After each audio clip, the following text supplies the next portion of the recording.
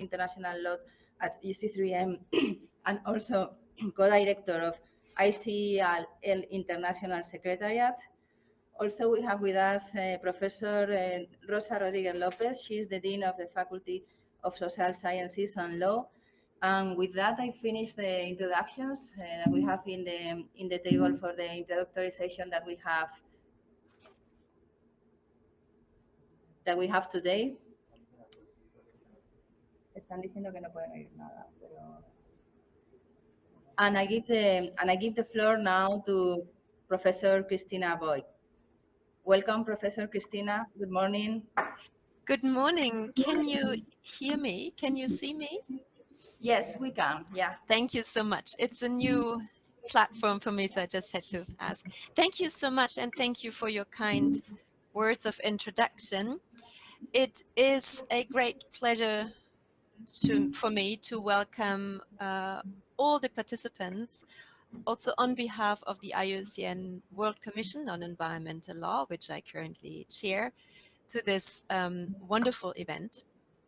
And I would like to congratulate Dr. Montserrat Zabal Castello and her team for the tireless effort in planning and also organizing and, of course, now carrying out this wonderful seminar.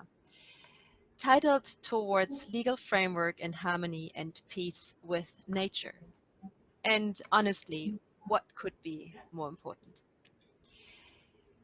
The interlinked crises of climate change, biodiversity decline, nature loss tell us that something is terribly wrong in how we value nature, how we treat and understand our natural environment, and honestly, the very basis of life. Both the IPCC and the IPBES reports call for a global transition or a transformative change, which they also define. They define transformative change as a fundamental system-wide reorganization across technological, economic, and social factors, including legal factors, including paradigms, goals, and values. And this transformative change ahead of us is unprecedented. It's unprecedented in scope and in scale, not in speed though. Humans have been ingenious and they have been able to act quickly before, but the sheer magnitude of what needs to be done to address these crises is mind-boggling. And we need to get to grips with it. And here, in my view, law plays a significant role. Law as a governance tool to translate science into real action on the ground, and of course consequences of non-action. Law is important, and so are lawyers. The recently finished COP26 in Glasgow talked about the critical decade in which we already are, the critical decade until 2030. And it is this critical decade where these transformative changes have to happen, otherwise it will be too late. And in my view, it is also a critical decade of law and lawyers in this transformation. It is therefore wonderful to see so many colleagues, friends gathered at the symposium. Just looking at the agenda, looking at the program is fantastic. It is set to explore so many different legal questions and pathways for how we can establish or maybe re-establish a peaceful relationship with nature and our planet. And as I said, what could be more important? I thank the organizers and wish everyone a very successful conference. Thank you very much.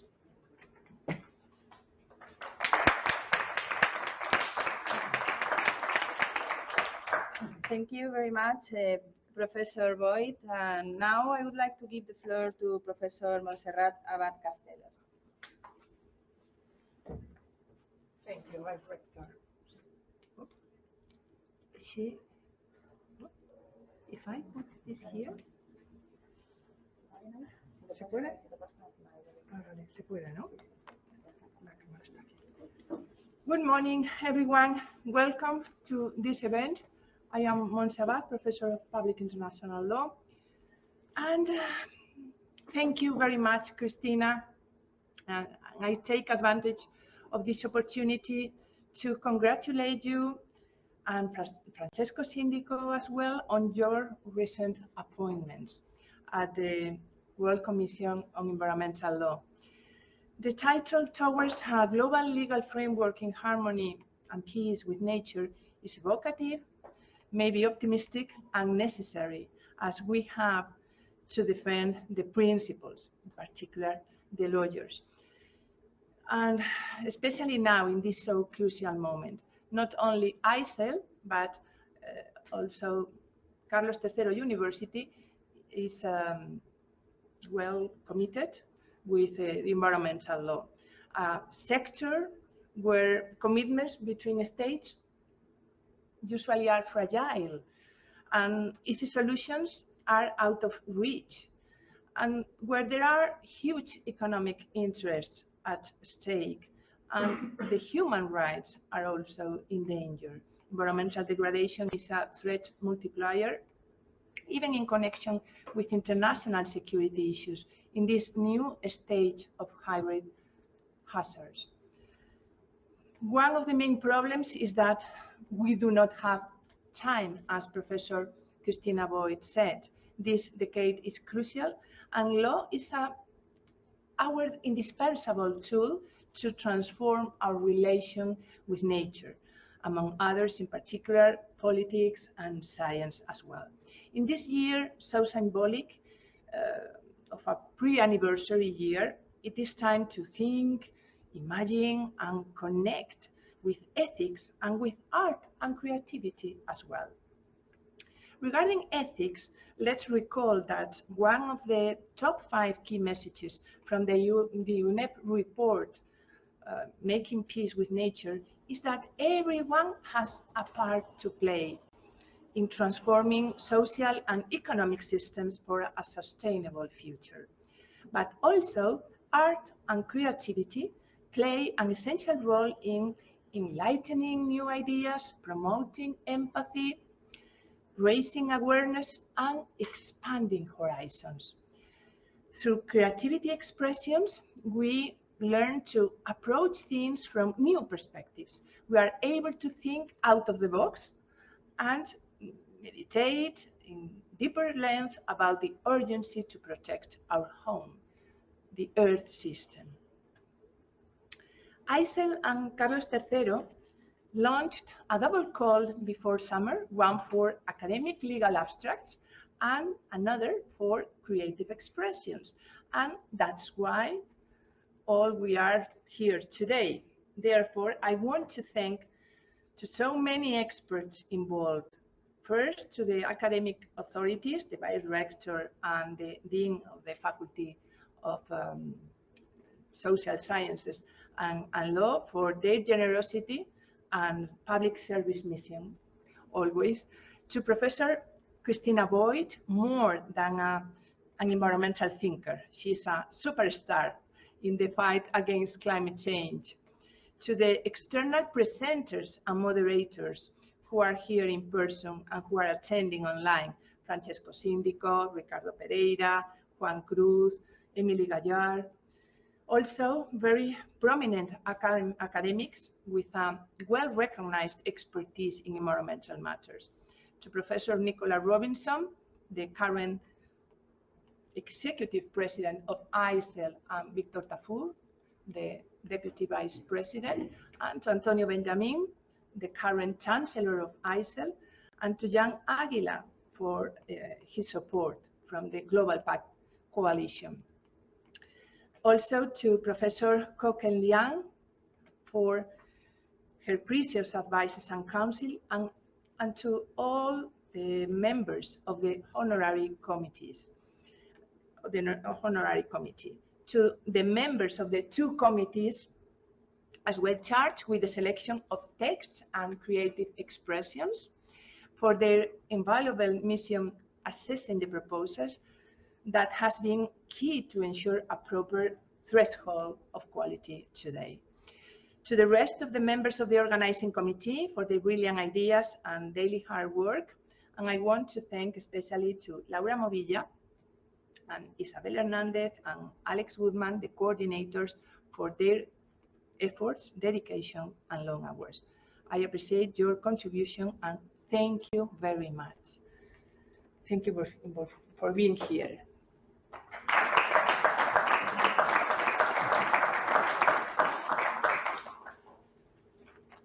Thank you, Professor Abad.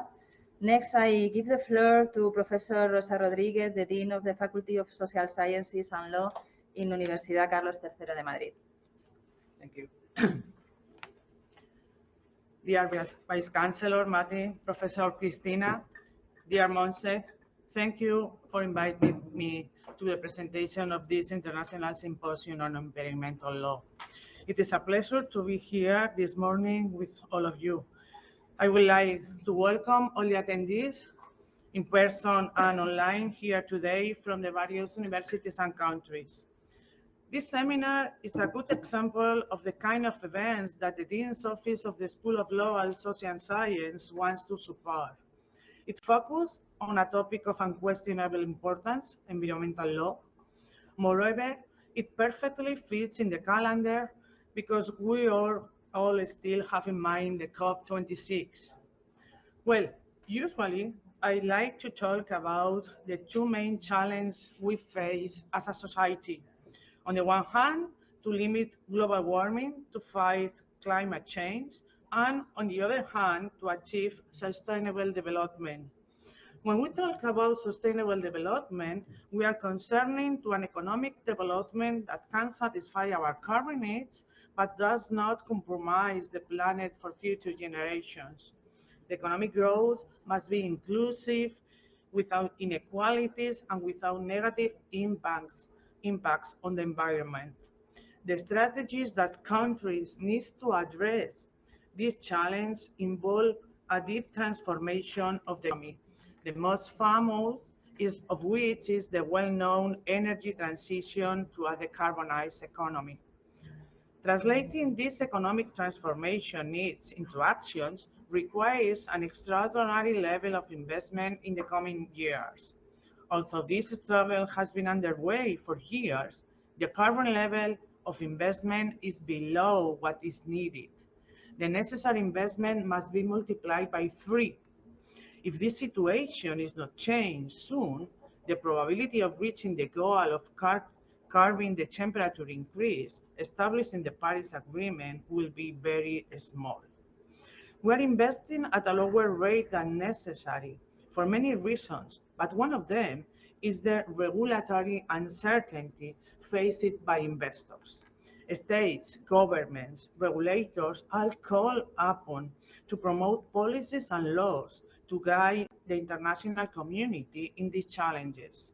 I think that one of the best places to reflect on the legal framework that we need if in this process for transformation is the academic world, the universities, with events like this conference.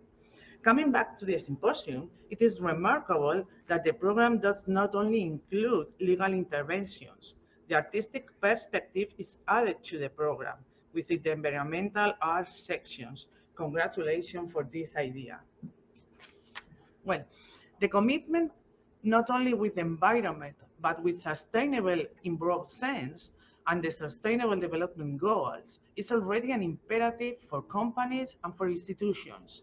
University Carlos III of Madrid is aware of this and is committed to integrating the SDG agenda in the different areas of actions of the university in order to contribute to achieve the goals and targets agreed in the United Nations.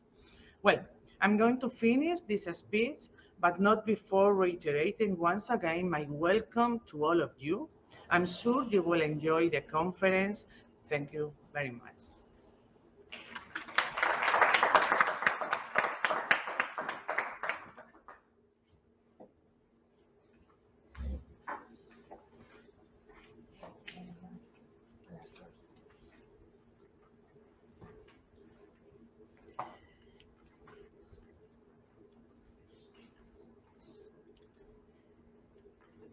Okay, hello again. For the university, it's a great pleasure to host the International Symposium on Environmental Law with a very challenging theme, which is towards a global legal framework in harmony and peace with nature. Universidad Carlos III de Madrid is a young university. It was founded in 1989. It has a strong commitment to teaching of high quality and research. It is involved very much into society, and we, excuse me, and committed to environment, sorry. The university has the compromise through several initiatives to do research and apply techniques to fight climate change, promoting new solutions in the area of climate. It has been already mentioned, climate change, biodiversity loss, rising the sea levels, population growth are just to mention a few of the challenges that Earth jurisprudence needs to face at this moment and in the very near future. As an university, we must be prepared to train in skills that allow a committed response to environmental problems. As jurists and lawyers, you should be taking responsibilities also in climate change, as you are doing today. You have another challenge, which is to apply your knowledge to offer solutions that satisfy our planet needs. During today, you will be covering relevant research topics, which include environmental governance, finance and sustainable development, right of nature and earth jurisprudence, protecting ecosystem, and also you have a very, already Rosa mentioned that, present creative and artistic expression that has raised awareness on the environmental needs. I wish you a very fruitful discussions, and I aim that the conclusions of the conference will help us move forward in protecting our planet. Thank you very much.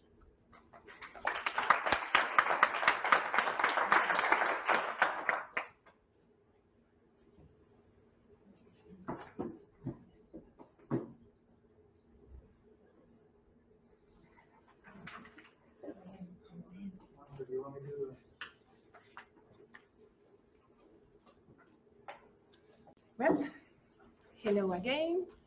Now let's move to the first panel, which is going to be presented and moderated by Dr. Francesco Sindico.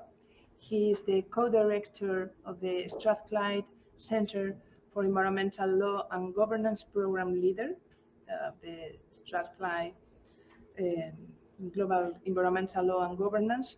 He's reader in international environmental law, and he is the new chair of the IUCN World Commission on Environmental Laws, a specialist group on climate change. So congratulations for your recent appointment.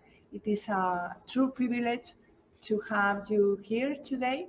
We all know about your well-recognized expertise and your academic authority in all these issues.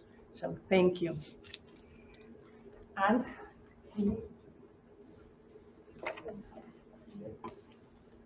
thank you very much, Montse. And before I begin, a huge thanks to everybody here at the Universidad Carlos III de Madrid, at ICEL. And I will start immediately because we have, obviously, being hybrid, it's impossible not to start on time. So we will dig into this first plenary. Just one thing that I know Christina will also be happy. The specialist group that I have been recently appointed to is not just about climate change, but it's climate change law specialist group. And that is actually something that we're very keen to emphasize. As Christina said in her opening remarks, there really is a role for law in this bigger picture of climate change. And climate law is very much what brings together the first four presentations that we'll have this morning. Format-wise, we'll have 8 minutes per presentation. I am afraid that both for you here in the room and for our two speakers online, I will be diplomatic but brutal. I will stop you at 8 minutes, so we do have time at the end for some Q&A and some interesting debate and discussion. The presentations touch a number of aspects. There's going to be discussions about climate change litigation, an area that I'm very interested in myself. climate change governance, climate change justice, but also, interestingly, the link between climate change and peace. The presentations will take us around different parts of the world. There will be focus on countries like Chile, Colombia, but also aspects from the European Union. So, without further ado, I present our first speaker. Our first speaker is a dear colleague and a dear friend, which I haven't met and seen since pre-COVID times. She is with us online, so I kindly ask Susanna to put her video on. Susana Borràs Pentinat is an associate professor in international law, international relations at the Universitat Rovira i Virgili in Tarragona, and she will be talking about ecological justice and climate litigation, the ecocentric interpretation of climate justice.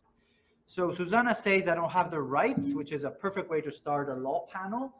So can somebody from the Carlos III give her the rights?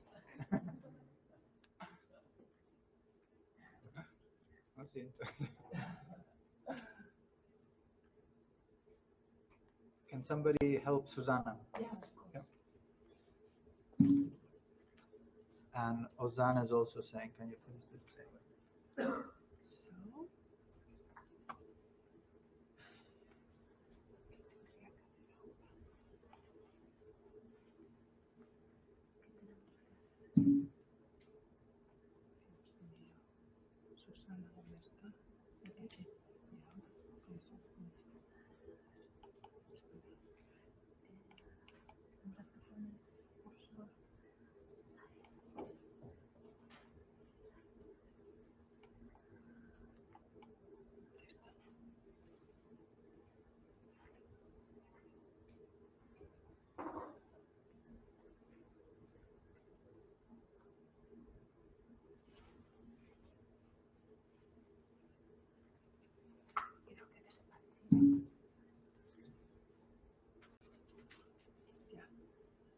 Es que ha desaparecido, Susana.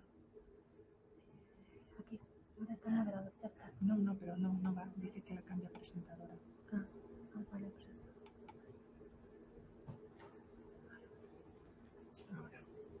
hello to everyone. Yeah, now I have the rights. Thank you. And I will try to share.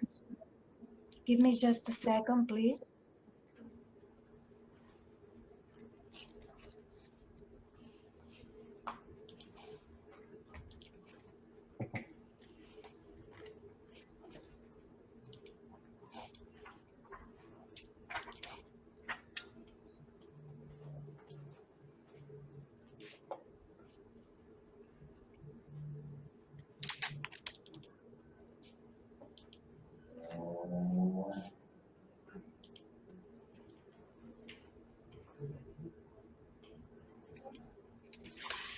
Thank you very much. I'm sorry for the technical problems. I would like to thank to the organizers to give me the opportunity to participate in this symposium, and especially allow me to do it online. Unfortunately, it was impossible for me being in Madrid in person. I apologize. I have some classes this afternoon, but I'm really happy to share with all of you, in particular with some of my dear friends, as Francisco and Montserrat. It's a great pleasure to see you again, at least online. The topic of my presentation is ecological justice in climate litigation, and how the ecocentric reinterpretation of legal frameworks by climate change law are taking place in many jurisdictions around the world. As you may know, following the Paris Agreement on climate change, there has been an increase in climate litigation cases, rising from 834 cases between 1986 and 2014 to 1,841 cases between 2014 to 2021. The majority of these cases are identified in the global north, but there is a growing tendency of climate litigation cases in the global south. In a way to increase the assistance to judges identifying good practices in climate change litigation, the ICEL World Commission on Environmental Law, through its climate change law specialist group, started a project to elaborate a guide collecting the best practices for judges and courts. The methodology consisted with an initial empirical basis, followed by an analysis of the different elements of these cases that could consider it as a good practice to be replicated in other jurisdictions. As a member of the project, I was committed to analyze those cases in which nature is a core or collateral element towards to consideration of the ecocentric approach of judicial decisions. From the case law, it was possible to recognize common arguments in judicial decisions to confront climate crisis from an ecocentric perspective. First of all, the recognition of ecocentric approach when a certain activity has proven to be unacceptably impactful to living beings, recognizing their intrinsic values, applying a kind of eco-justice in benefit of an essential balance of climate and biodiversity.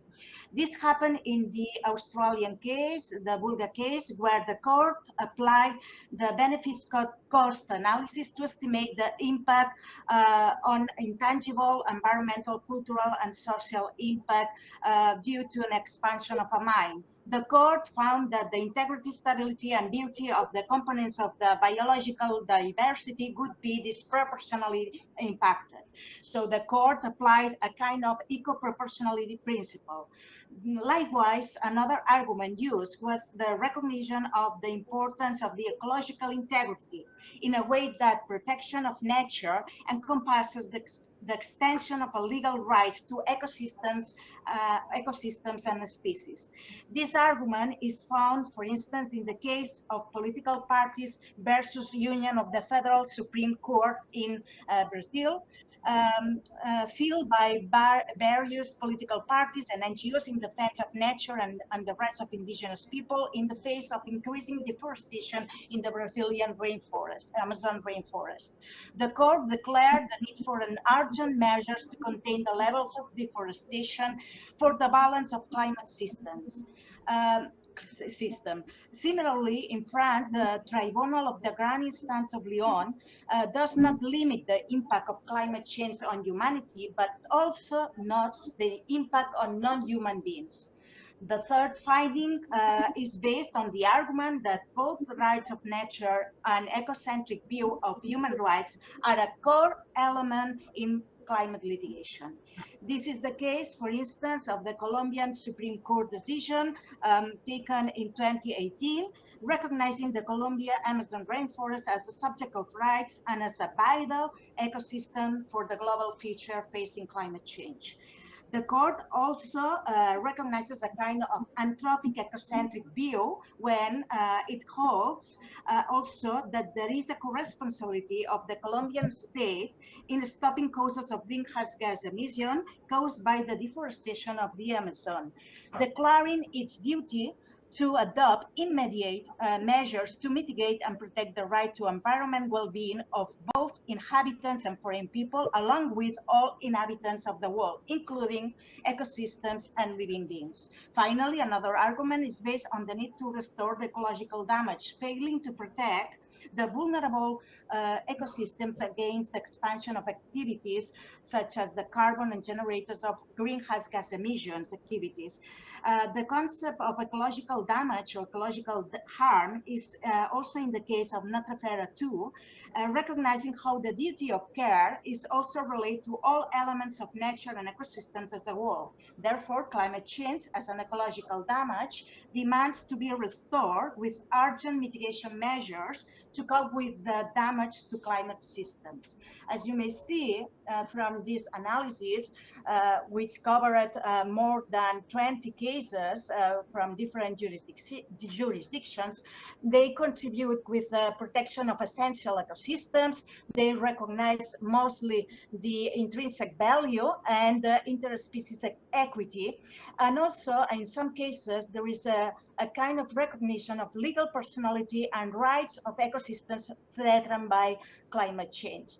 though all these cases promoted the effectiveness or contribute to the effectiveness of standards are greater and provide a greater ambition on climate and protection standards of the ecological integrity of ecosystems. As a conclusions, we may see that through these cases, with case law, through climate litigation case law, some courts have legally made visible nature.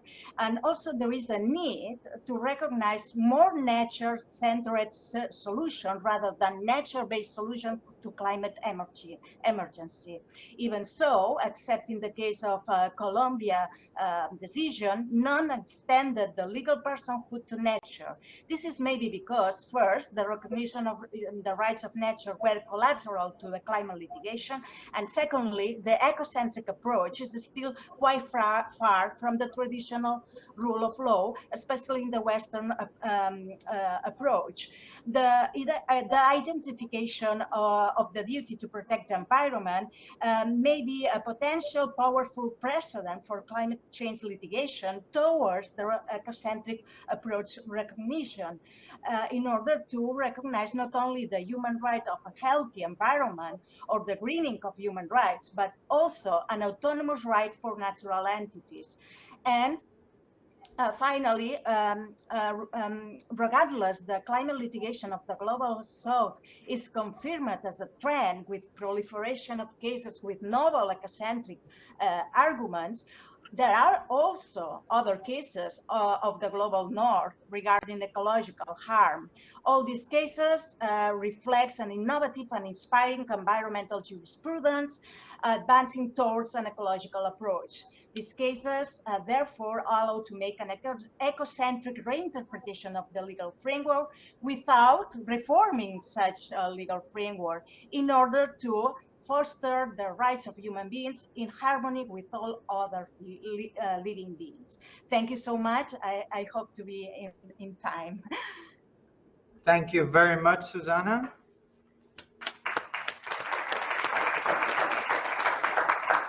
You were spot on with the time, so thank you very much for that.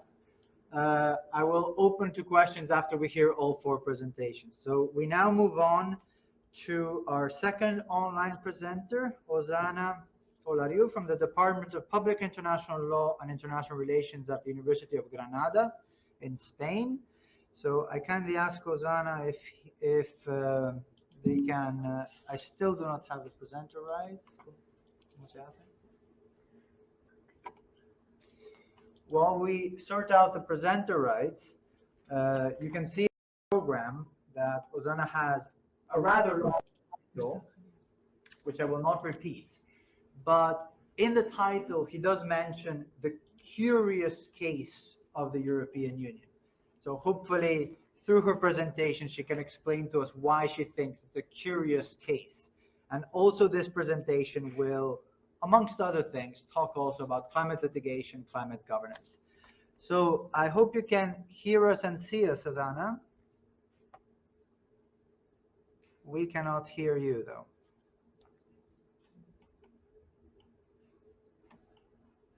Good morning, everyone. Yes, we can hear you perfectly now. All right, thank you. Thank you very much. Or are you just going to talk? I am going to share my slides, but there seems to be a slight hiccup here because I can't seem to actually share them. Is Felipe Jardín. Can you see them now?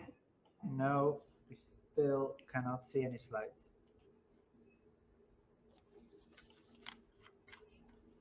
Although it does say está compartiendo contenido. Yes, all right. I apologize for this. I don't understand why it's not working.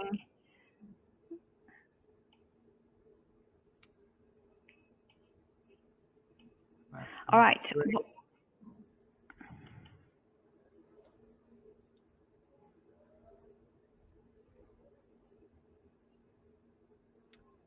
If it doesn't work, I'm afraid we may have to challenge you to just talk about your presentation. All right, that's fine. As you can see from the actual program, the title of my presentation is "The Dream of a Kylie Civis Europaeus: From the Active Citizenship Tools to Global Climate Litigation Before International Courts and Tribunals. Can the curious case of the European Union pave the way towards effective climate mitigation and integrated climate governance?" Well, I'm not going to commit to spoiler at the moment and actually answer the question before seeing the slides, which I believe you can see at the moment, right? No, we still cannot see anything. I'm sorry. All right. Good. I'll structure my presentation in three main parts. Sorry, first of all, one last thing. We can try this. If you want to send your slides, but now to Monse or Laura Movilla, and maybe we can try to put them up like that. Sure.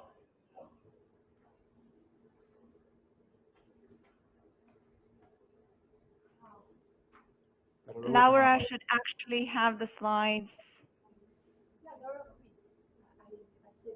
as we speak. Pero ¿cómo la ponemos aquí? Las slides.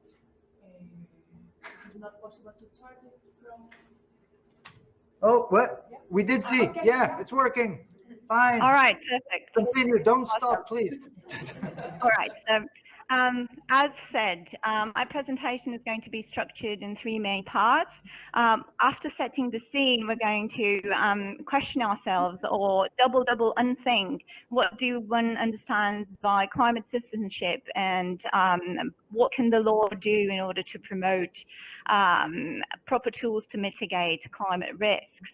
Then we're going to address the issue of climate litigation before ICTAs. And briefly look into the multi-level climate governance models in a digital post-COVID-19 age. Climate change is a global problem requiring the participation of a broad range of both state and non-state actors in the framing of a solution. And the role of the individual and its transformative journey from mere consumer to climate citizen is key to reducing the impact of climate risks, obviously through active engagement in the decision-making process at all levels, and the application of climate policies of international, regional, and national level. Science, politics, and law here have to work hand in hand. However, the most advanced form of citizenship, the European Union citizenship, is not fully equipped to tackle climate change, nor promote climate governance and mitigate climate risks, primarily because although the European Commission has told us that you control climate change, you can address climate change, the you and the responsibilities, the duties that the you implies are quite blurry. Whilst the European Union citizenship is problematic in itself, it may act, as we will see, as a laboratory for achieving some sort of cosmopolitan climate citizenship, primarily by means of litigation. Whilst the EU is deeply committed to drastically reducing gas emissions by 2035 and 2050, EU citizens, despite the democratic tools available to them, such as democratic participation, the European Citizen Initiative, the participation in elections in the European Parliament, along with a continued bet on active civic education, are relegated primarily to secondary players, and their role within the decision-making system is quite low. Whilst their voice can be moderately heard, again, through democratic participation at local, national, and EU levels, the impact it is quite minor, and we're going to see it in the continued slides. Well, as you can see here, the European Union citizenship, in the light of the action the European takes to mitigate climate change in the light of Articles 11 and 191 of the Treaty on the Function of the European Union and Article 3 of the Treaty on the European Union, the European citizenship has been endowed with a set of rights, basically.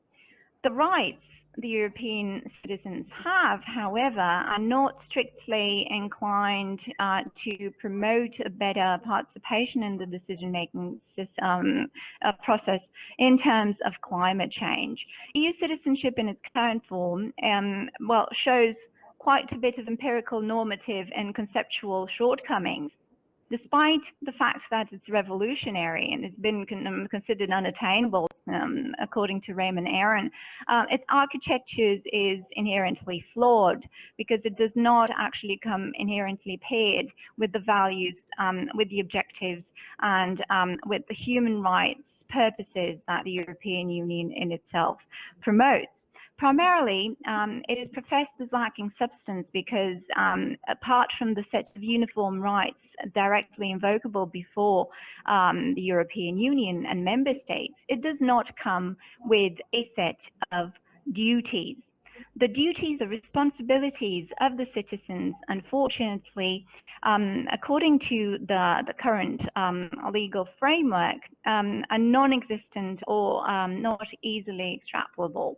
However, climate change is indeed a global problem that has been seen as interest for many of the world's citizens as well as the European Union. 93% of the Europeans see climate change as a serious problem. However, not many of them have taken substantive, effective measures in order to mitigate climate risks or participate actively in the decision-making process.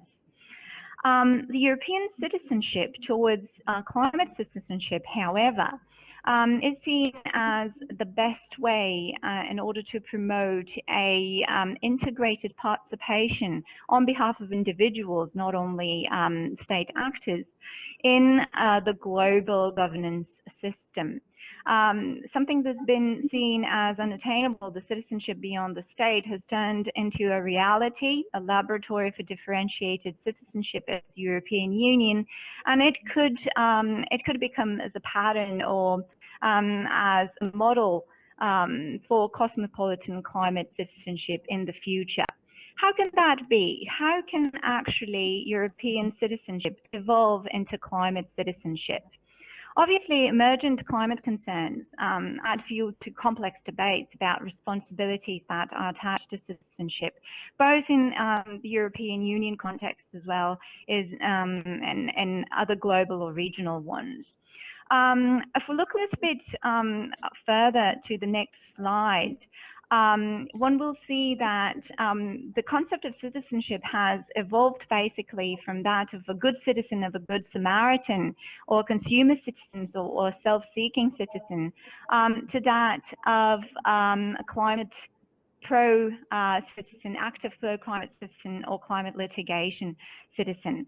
That can only be achieved if we recognize obligations and responsibilities rather than just rights and freedoms, and focus not only on public intervention, but as well as on private acts that have implications such as contributing to greenhouse gas emissions. We've seen already that climate change, without any doubt, constitutes a global problem because it's caused by and its effects are, well, sensed throughout the world, and it cannot be mediated without the participation of a multitude of global actors, especially individuals, and those individuals have to be actively involved in the system. The roadmap to a more engaged European citizenship, better equipped to mitigate climate risks, however, is quite complex. European citizenship must be linked not only to those rights provided for in the treaties as well as in the Charter, but also to the pillars upon which the European Union has actually been built, to the European Union values, objectives, and in clear connection with the human rights and sustainability dimension of the European Union. Obviously, the European Union institutions need to be more active in adopting climate laws and policies, and by doing so, they should also find the way to activate citizenship education and boost citizenship participation in all decision-making processes. This can be definitely achieved by making the right to vote and stand for election the centerpiece of climate citizenship, as well as, well, pave the way to climate litigation as a means to hold governments accountable and push for climate action to mitigate climate change. Let's look briefly. Can you hear me? I'm very sorry. I know you have a lot to tell us, but if you can draw to some conclusion, because we do need to move on to the next, and the time has somewhat passed. Thank you very much. Sorry to interrupt. I apologize for that. Well, very briefly, the key to achieving indeed a Caeli Civis Europaeus would be linking citizenship rights with human rights, and indeed make European Union citizenship a true citizenship carrying with it a uniform set of rights and obligations. Whereas the EU agenda has definitely been seen to be quite active in the past years. You can briefly see here the agenda on 2021, empowering citizens and engaging them into a greener Europe by means of tools such as the European Climate Pact, or by means of active citizenship education, is definitely one way to go. Very briefly, I would like to refer to what I called tsunami of climate litigation cases, where unfortunately the question of standing and proof basically blocks, obstaculizes citizens from truly attaining a climate litigation glimpse within their participation in the international arena. And obviously, you can see here the three levels: national, ECJ, and European Court of Human Rights, that there's many more cases where individuals or groups of individuals, vulnerable character, well, address this issue, primarily the infringement of their right to life and their right to private life in the light of the international commitments on climate change and environmental law achieved by the states. And with that, I would definitely like to conclude by making a reference to the initial introductory remarks. We've seen in COP26 in Glasgow that, again, this period at the moment is very important in order to properly address climate change. UN Secretary General Ban Ki-moon said that the first generation to end poverty and the last generation to address climate change before it is too late is ours, a few years back, and maybe it is the time to work together, science, law, and citizenship, in order to unthink, to double unthink the legal framework and achieve a better synergy between local, regional, and international governance levels in order to create or reimagine the perfect scenario in which European citizenship and cosmopolitan citizenship can definitely be the driving transformative force in order to mitigate climate risks. Thank you very much, and I apologize for the technical difficulties and for basically springing through the presentation. Thank you very much, Rosanna. Can I kindly ask the next speaker to join me in person, not online? So we move to the second part. We have the pleasure of having Camilo Andrés Cornejo Martinez. He's a lawyer and lecturer at the law school at the University of Chile.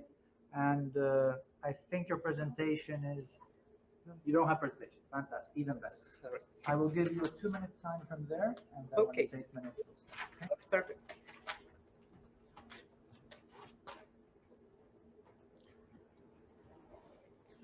Sorry for my presentation. My PC doesn't work, but we're okay. Thank you, Professor Francesco, and many thanks to all of those who have been working very hard to make this Congress possible. I am a part of a team from the Center for Climate and Resilience Research, CR2, from University of Chile.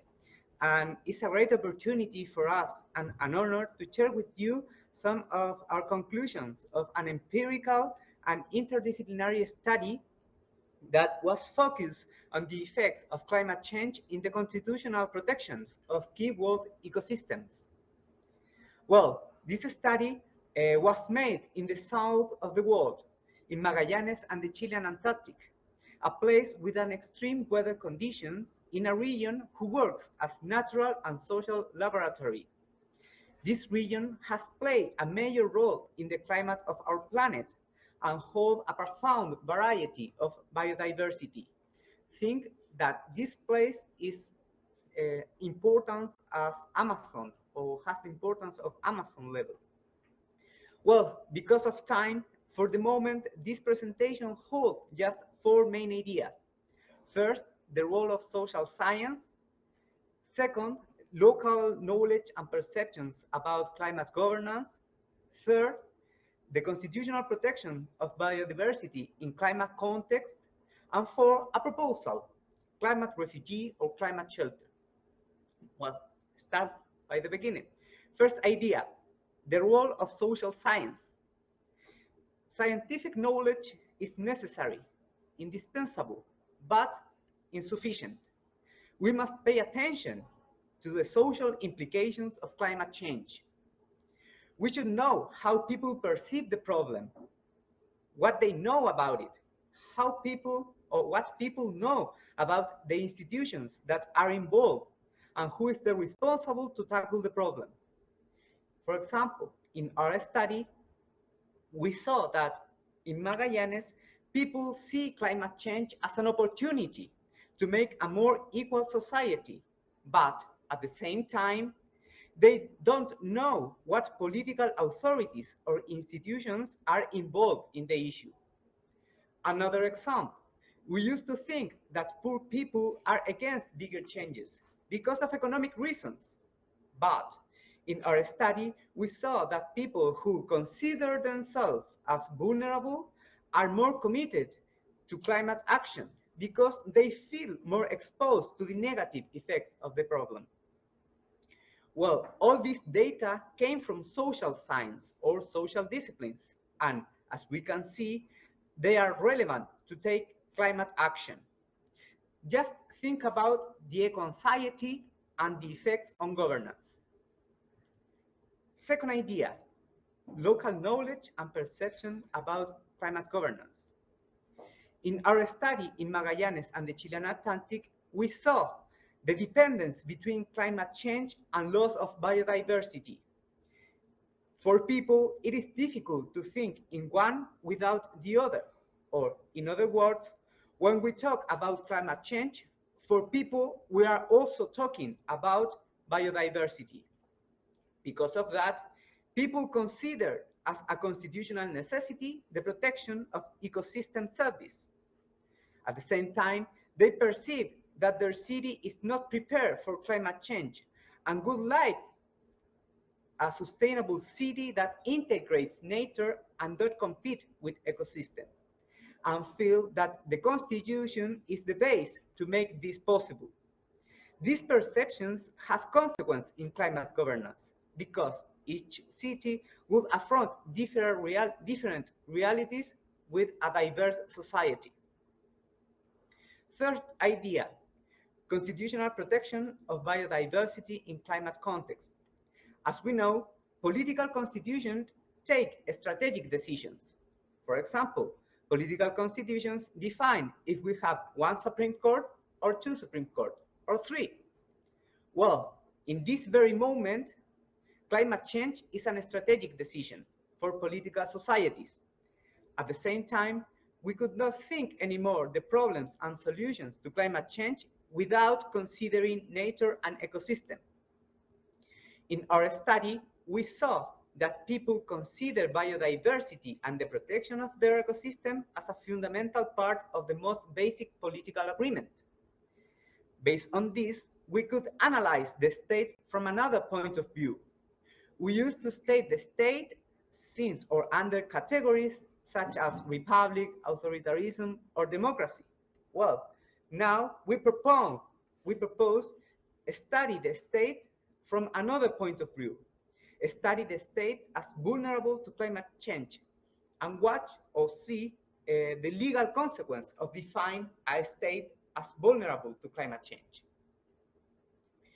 The last idea, and as a conclusion, in our study we have a proposal, or we are studying a proposal that is considered climate refugee or climate shelter. Our studies propose this new kind of institution called climate refugee or climate shelter, and this institution is found in a scientific concept that was included in the draft of the Chilean Act for Climate Change. This Chilean Act is right now in discussion in the Congress.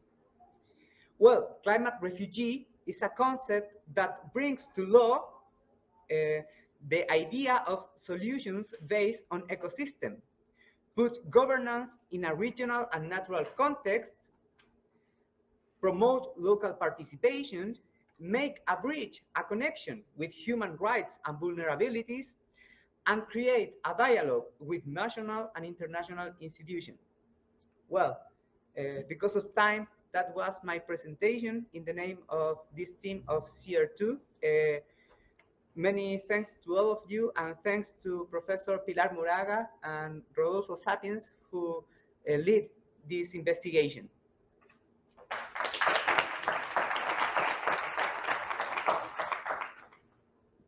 Thank you very much, Camilo, and a huge thanks also to your wider team and to Professor Pilar Moraga in particular. So we have our last presentation, and I have the pleasure to introduce you Natalia Urzola Gutierrez. Natalia has an LLM at Berkeley School of Law, and she's a membership coordinator of the Global Network for the Study of Human Rights and Environment. And she will take us to Colombia with a very interesting presentation on environmental peace building and rethinking the human-nature relationship.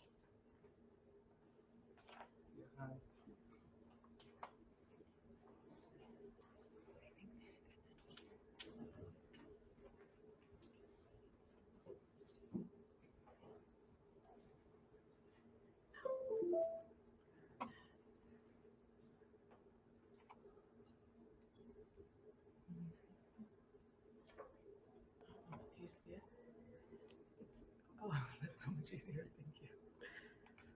I'm a Mac person too, so let's see if this works. This one, I think I see it. I don't know. It's like no name. I think it's cool. Which one? No name. Yeah, right? What is it?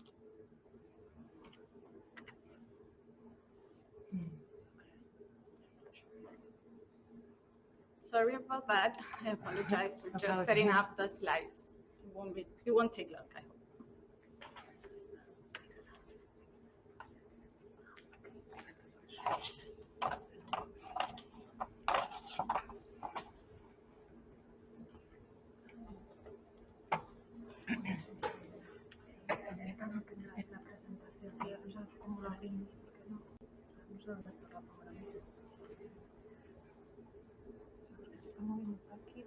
Que venga por correo electrónico, soluciona las cosas, no porque es lo mismo.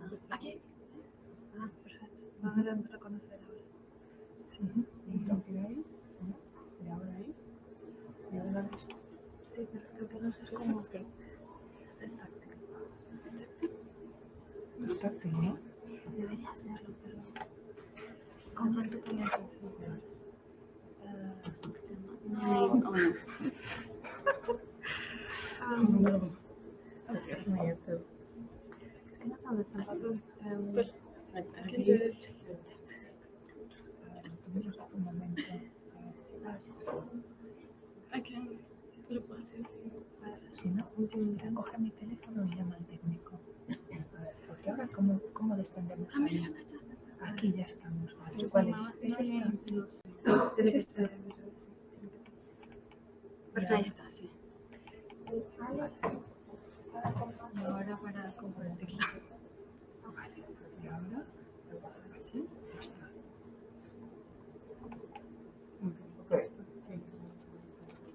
Ok. ¿Para más arriba? Sí. Can the people see us though online? Can people see us online? I don't see them anymore. Okay. No, yo creo que simplemente así. Ah, sí. Vale. Are the people able to see on link? I don't know. Yes, sir.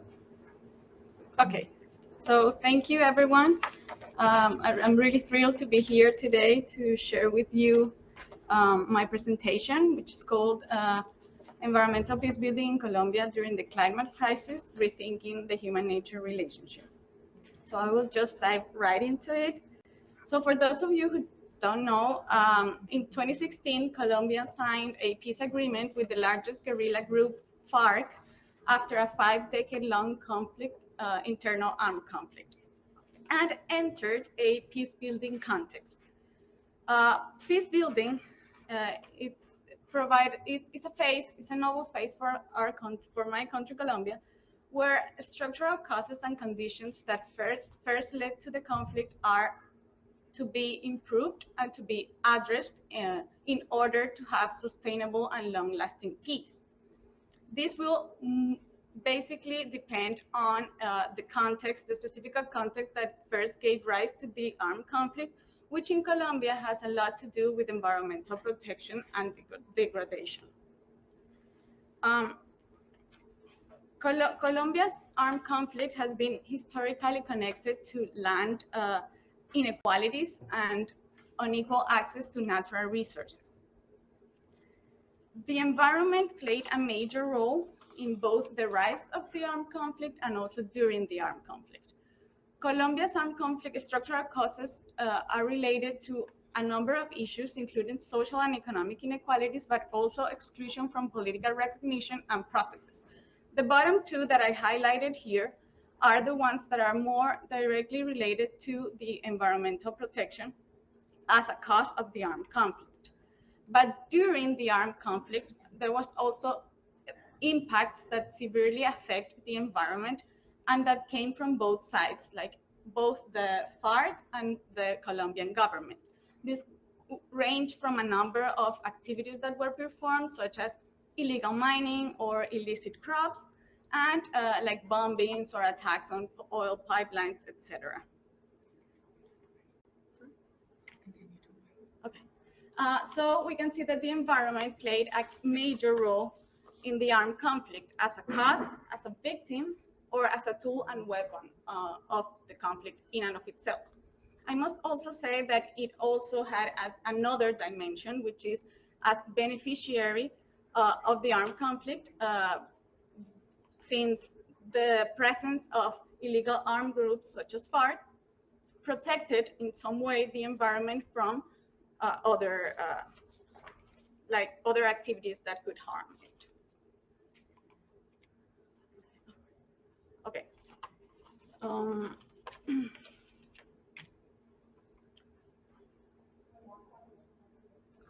So bottom line, in this first part of my presentation, the Colombian peace building process, which is the phase that we are now and that we so long wanted to achieve, requires two main things related to the environment, which is addressing inequalities, such as access to land and natural resources, and to strengthen environmental protection as a way to prevent new conflicts to arise or relapsing into the same conflict. So in other words, we need to rethink our historical relationship with land and nature.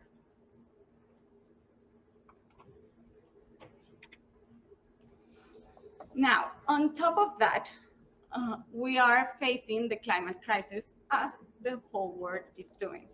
The recent IPCC report showed us what many of us already feared, which was that the main contributor to climate change are anthropogenic activities, which in the case of Colombia, as I already mentioned, is also impacting the peace building context. These are some of the impacts that I just wanted to highlight that I believe are particularly important for Colombia and our current stage. But I wanted to show you today a way to understand this connection through the case of deforestation in Colombia. Should I just continue? Okay. So deforestation in Colombia.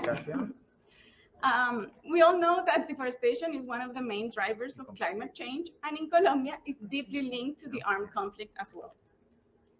Climate change affects land productivity, which will become important in this peace-building context as we try to achieve and to comply with the commitments that were that we made in the peace agreement, like our government with the FARC.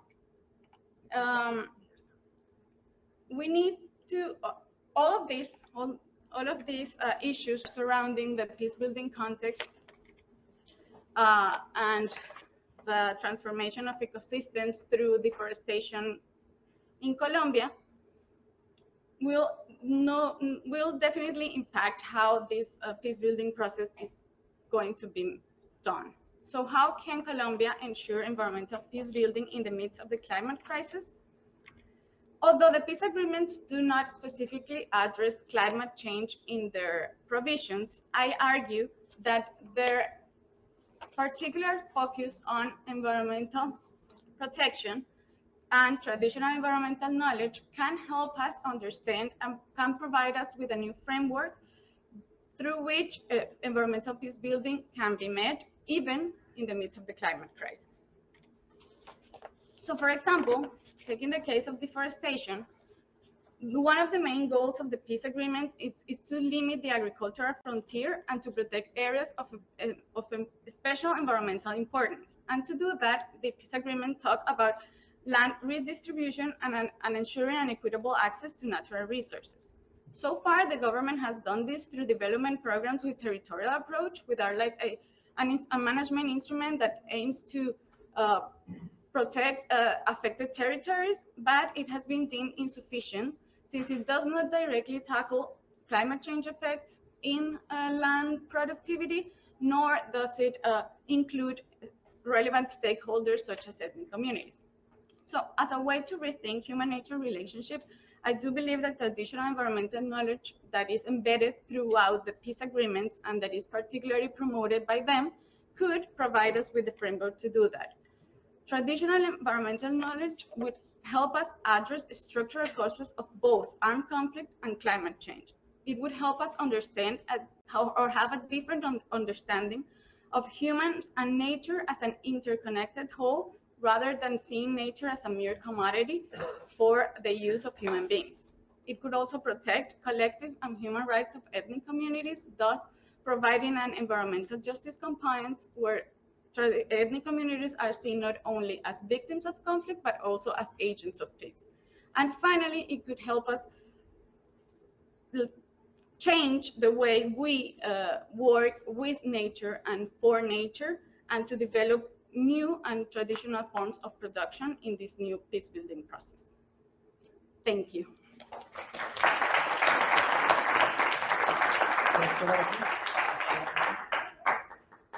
Thank you very much. We have a colleague who is going to ask you a question. Hi, Susana. Hi, Giada. I am Giada Giacomini from Euroc Research, Bolzano. I have a question for you. How do you see the relationship between the rights of nature and environmental human rights?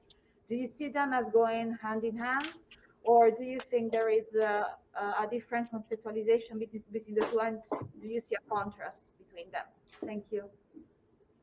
Should I answer right now, Francesco? Yes, please, Susanna. Okay. Yes, Thank you, Giada. It was nice to see you again. Thank you for your question. Yeah, was the main issue in most of the cases in which courts are trying to balance the anthropocentric approach and the ecocentric approach.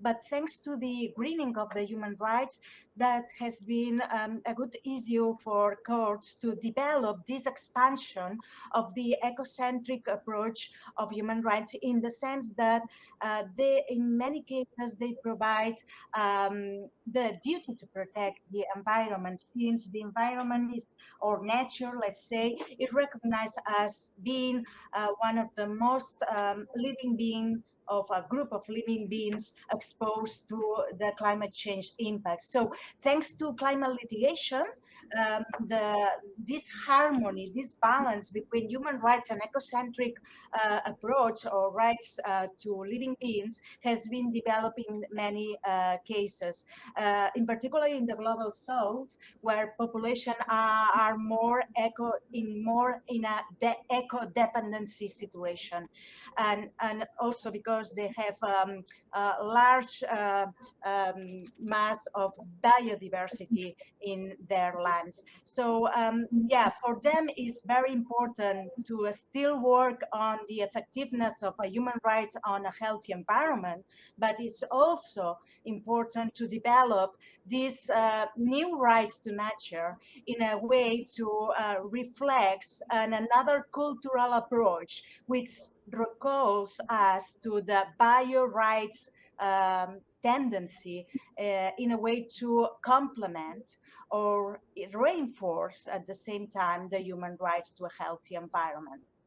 It's a difficult and complex to answer in a simple way, but I think it's according to my view, and after analyzing some cases, this is the most approach used in many cases. Thank you very much, Susanna. I will bring this to a close, but before I do so, just give me 30 seconds to wrap up. The session was incredibly interesting. Huge thanks to all 4 speakers. The 2 points I would like to highlight. One is that whatever we may think of climate change litigation, it clearly is on the rise. And it's not just the cases we were seeing 5, maybe 10 years ago. You have really an interesting plethora of cases coming out. I share with you that at COP26, an initiative called the Climate Change Litigation Initiative, of which I'm the director together with Jolene Lin in Singapore and Makana Moise Bengue in Geneva, has been launched. Our colleague Camilo is one of our research assistants. So throughout the day, if you want to know more about it, please reach out to me or Camilo. COP26, Glasgow, I was lucky enough to be there at least on the last day. And it is a mixed picture. I do think some things have gone forward.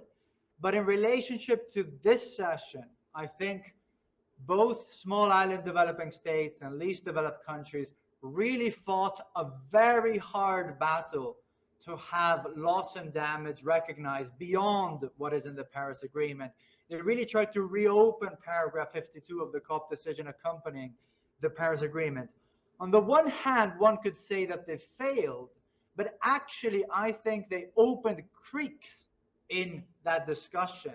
The question is whether these creeks of negotiation can be opened even more in Sharm el-Sheikh, Dubai, and going forward. Because if you think about it, what else are they going to negotiate from now on? The negotiations are somewhat finished. It's all about implementation now. And that is going to be a new phase of COPs and of the international climate change governance, where all the aspects we saw today will play a role. So thanks again for everybody. I will give the floor to Laura. I know there are more things we could discuss, but we need to move on to the next session. So thank you very much to all of you. Oh, yeah, and I'm back.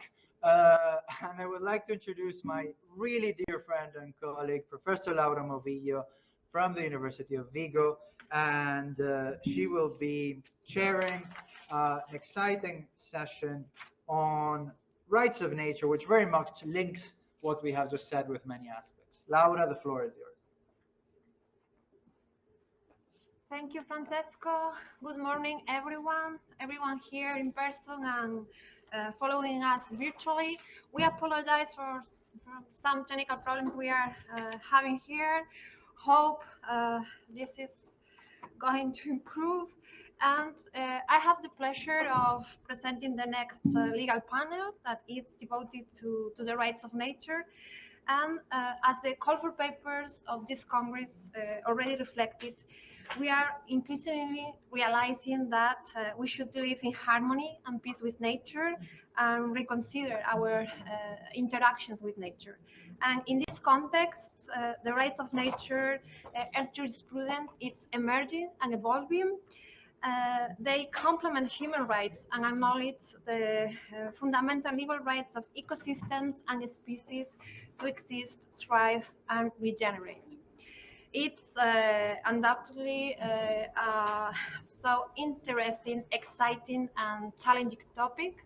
And we have the pleasure of welcoming four speakers that are going to talk about these issues. And the first speaker is going to be Dr. Felipe Gómez Isa, professor at the University of Deusto in Spain, and vice president of the Global Campus of Human Rights here also in Spain. He's going to talk about the rights of nature towards a more harmonic relationship between human beings and nature. Okay, good morning. How are you? Please, I know you are in a hurry, so I apologize for the delay, and please, the floor is yours. Don't worry, don't worry. Yeah. I'm going to share my screen, sorry.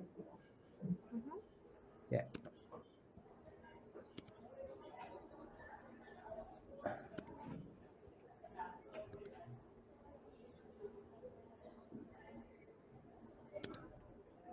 Can you see the presentation now?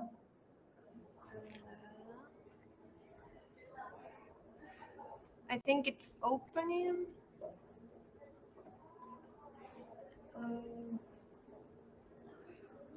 We are just seeing a black screen. I don't know if you are showing us any slides or not. We cannot see them. You cannot see them? No. No.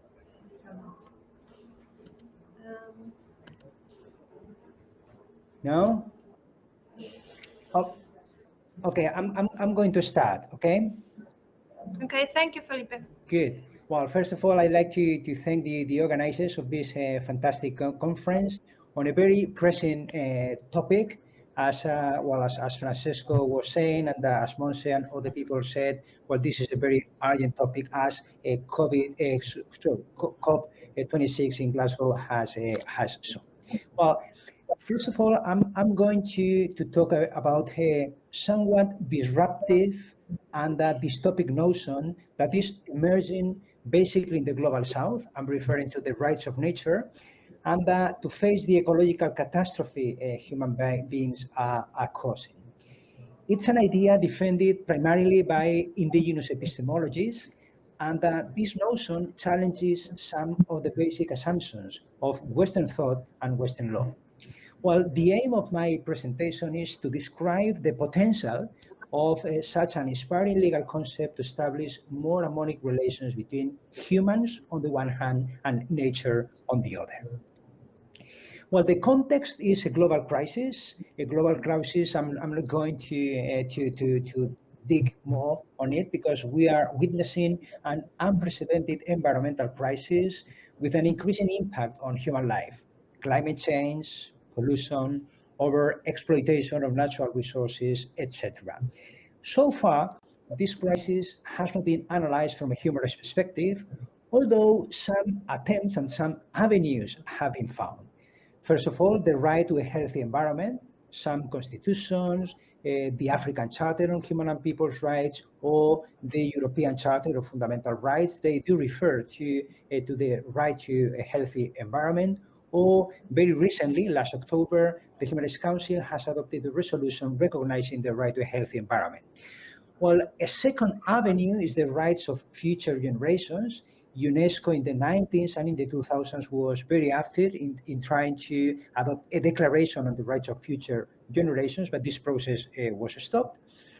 Then the third avenue is the attributing responsibilities to present generations toward vis-a-vis future generations. And the last avenue has to do with this emerging concept of rights of nature. I'm going to refer to the very last avenue. Well, the conceptual foundations for the rights of nature are, first of all, the expansion of the concept of justice. Now we refer to environmental justice. Environmental justice with, first, an intra-generational dimension because of the impact of the ecological crisis in vulnerable groups. Our Colombian colleague has referred to how the ecological crisis basically affected disproportionately to vulnerable groups in Colombia. But this environmental justice concept also has intergenerational dimensions. Okay, so this is the first conceptual foundation for the rights of nature.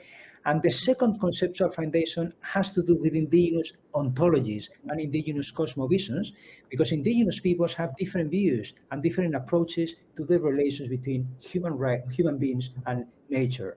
Nature is considered as a living entity and not simply as an object at our disposal. Well, the theory of rights of nature challenges some basic notions of Western legal thought. First of all, anthropocentrism, and Susanna Borràs has referred to it.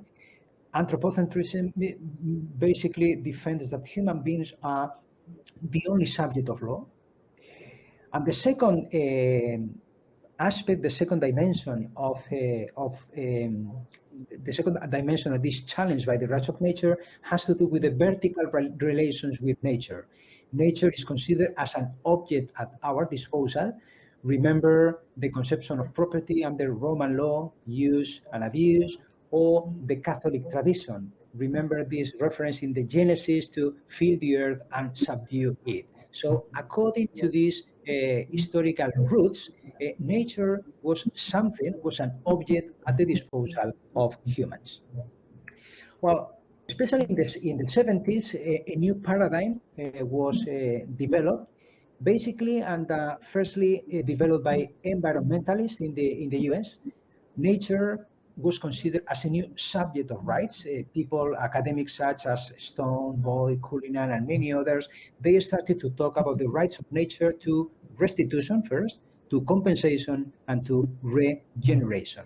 And they did some litigation in California trying to defend the rights of trees. They were not very successful from a legal point of view, but in practice they got some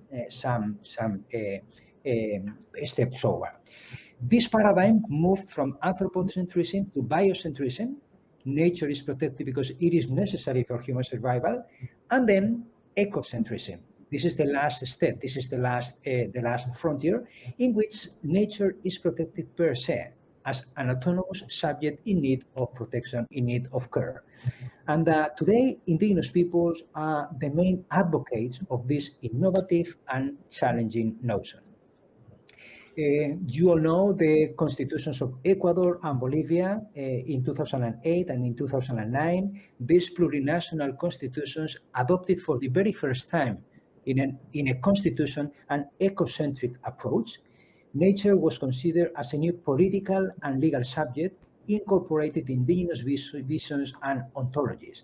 Pachamama, Mother Earth, was considered as another living being, at the same level as human beings and others. Article 71 of the Constitution of Ecuador, there's a specific law in Bolivia adopted in 2011 on the rights of Mother Earth, and it created a specific position of the guardian of Mother Earth. So this is a new paradigm, a new frontier in which nature was considered at the very same level as other living entities. In this sense, holism is a conceptual pillar of indigenous epistemologies.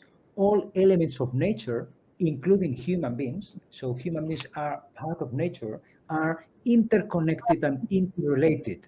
The principles, the key principles in these indigenous epistemologies are complementarity, equilibrium, and reciprocity. So the consequence of this new approach and of the application of these new principles is that the relations between human rights and nature are horizontal rather than vertical.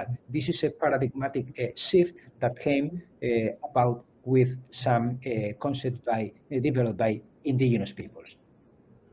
This approach has political, legal, and epistemological consequences because this process of elaboration of new constitutions counted on the participation of indigenous peoples. Indigenous peoples were the drivers of this process. Indigenous peoples contributed to the expansion and enrichment of law and relevant categories of human rights, legal pluralism. The knowledge generation from below. In this sense, I like to refer to Boaventura de Sousa and his epistemologies of the South.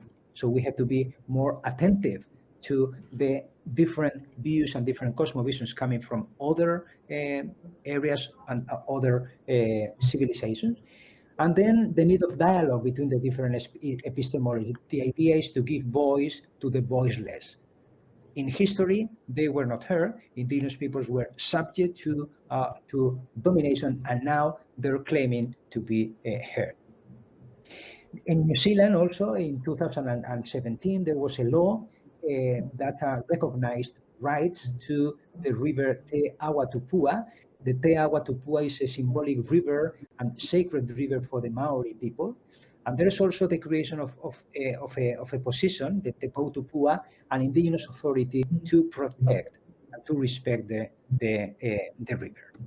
In Colombia, I'm not going to refer to it in detail because I don't have time, but in 2016, the Constitutional Court recognized the Atrato River as a right holder, rights that have to be protected both by the states and by citizens. There are other initiatives in Peru, in Spain. There's also an initiative to recognize a legal personality to Del Mar Menor in Murcia, in the south of Spain. So there are initiatives in different parts of the world. So to conclude, first of all, we are witnessing an interesting process of participative production of knowledge from below. In this sense, the Global South and indigenous peoples in particular are the main drivers and the main proponents of this new category, with a number of actors involved: indigenous peoples, transnational advocacy networks, committee academics. Today we are all academics discussing about these issues, activist courts like the Colombian Constitutional Court, the European Court of Human Rights, some states. So this is the first conclusion. The second conclusion has to do with the process of localization of generation of legal knowledge. There's an intersection and mutual influence between global norms and institutions on the one hand, and local ways of framing human dignity and human rights. Third, the rights of nature have to be conceived as an epistemological battle where different visions and interests are at play. In the end, these debates challenge basic notions of Western law and a model of development based on extractivism and intensive exploitation of natural resources. We also have to be aware of the difficulties, both conceptual and practical, of the very notion of the rights of nature. Anthropocentrism is still the dominant paradigm as far as law and relations between human beings and nature are concerned. So it is a hurdle that has to be overcome. But it is a debate that we need to take seriously. Attribution of rights to non-human, including animals, is a promising avenue for more respectful and harmonic relations between human beings and nature. Our common future is at stake. Thank you very much. Thank you so much, Felipe. We were not seeing you. Could you please just open your camera just 1 minute so we can say hi and see you, or it's not possible? Okay, hello. We were not seeing you during the presentation. Thank you so much for that informative presentation. It was an excellent overview on the evolution and main features of Earth jurisprudence. Thank you so much. So we are a bit delayed, so we are going to continue with the program. And now we have with us Yara Giacomini. She's a postdoctoral researcher in the framework of URAC in the Institute for Comparative Federalism in Italy. And she's going to talk about rights of nature, indigenous knowledge for a paradigmatic shift in environmental governance. So Yara, please, the floor is yours. And try to connect.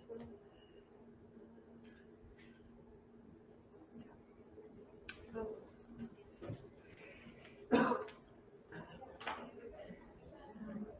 Yes, it's on the other side.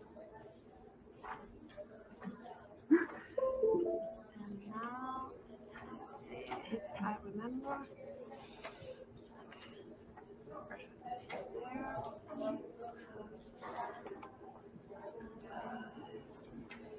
Again, I don't know. Yeah. Yeah, I know, but you know, the mouse is there. I'm not here. Ah, okay. Um, Now you should go yeah. there in the folder, Yeah. and then Yeah. You can't bring it down. And the stylus doesn't work. It's that's right. It should be there. Okay.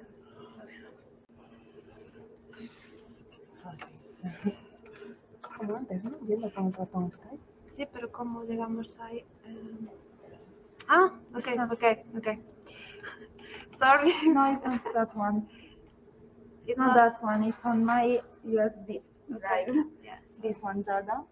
Okay, so Easy. Oh, yeah. easy. Now we just need to go down here. Now scroll down. Jada. Yeah. See? Yeah. And then Congress Harmony with Nature. Perfect. Okay. And now we need to share the screen. Yeah, but we need to share this Yeah. screen. So I think we need to go up again to the other. No, I think it's projected already. Do you think so? Yeah, it's there. No, but the problem is for For a table online. It's people at home seeing this presentation.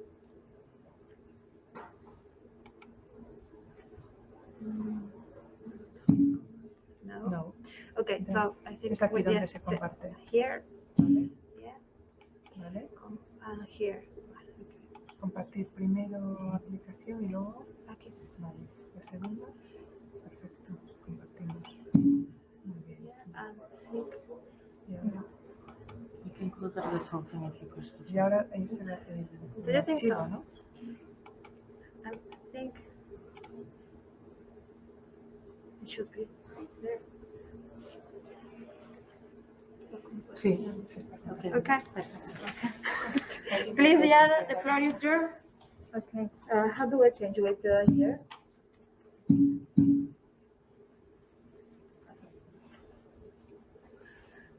Okay, good.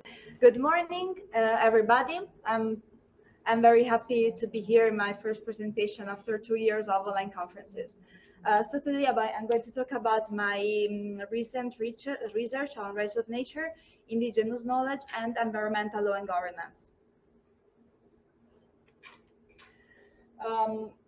Okay, people working in environmental law know that indigenous knowledge has been recognized for its role in sustainability and environmental governance in several international instruments, which are very important. So there is an important interlink between indigenous knowledge, preservation of the environment, climate change adaptation, and mitigation. Such importance of indigenous knowledge is recognized in the Paris Agreement, in the Convention on Biological Diversity, and in the Nagoya Protocol on access and benefit sharing concerning genetic resources. However, in recent academic literature, authors have been advancing this close interconnection between rights of nature and indigenous knowledge. So, indigenous ecological cosmovision, which also includes their beliefs, their ancestral wisdoms, and is also very much connected to their territory and to their ancestral places for their ancestral beliefs. Basically, this knowledge is closely interrelated into the land.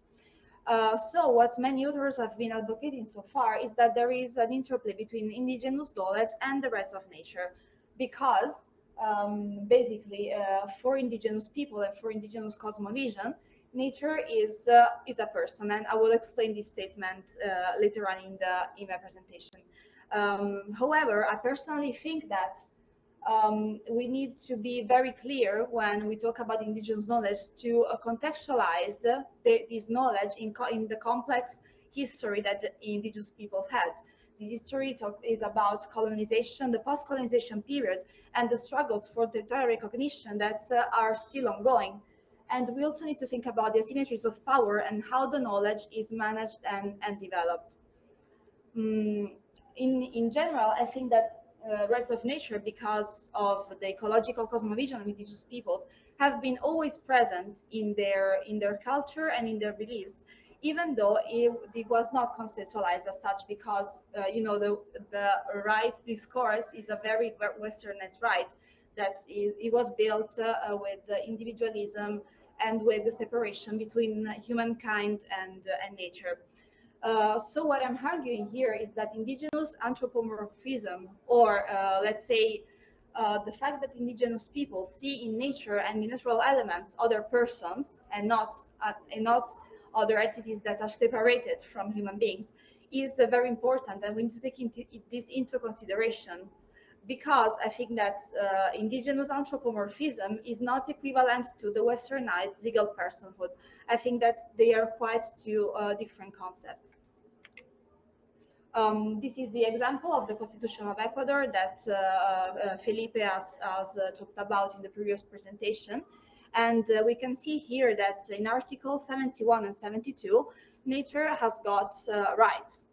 This constitution talks about an abstract nature, and it's different from, for example, New Zealand legislation, for example, the Tuerevera Act, where it's about just one particular entity. So the Constitution of Ecuador, and I'm making this example here, but we have many more, as Felipe has underlined in the previous presentation, is very particular, and I think it's well, one of the best examples to understand what we're talking about when we talk about rights of nature. So the Constitution of Ecuador says that the nature has the right to integral respect for existence and for the maintenance and regeneration of its life cycles. It also says that the severe or permanent environmental impact, including those caused by exploitation of non-renewable natural resources, should be taken care of by the state. In this whole climate change and conservation realm, we also have very valid examples of indigenous-led environmental protection initiatives. And I think that in this initiative, we can see the rights of nature in practice, not of course from a litigation point of view, but from an actual protection and respect of the environment.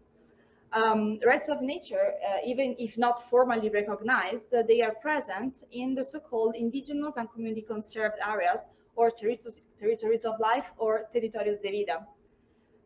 This type of conservation, I think it's a very important contrast to the so-called fortress conservation, the green grabbing and evictions from protected areas in order to conserve biodiversity and carbon stocks.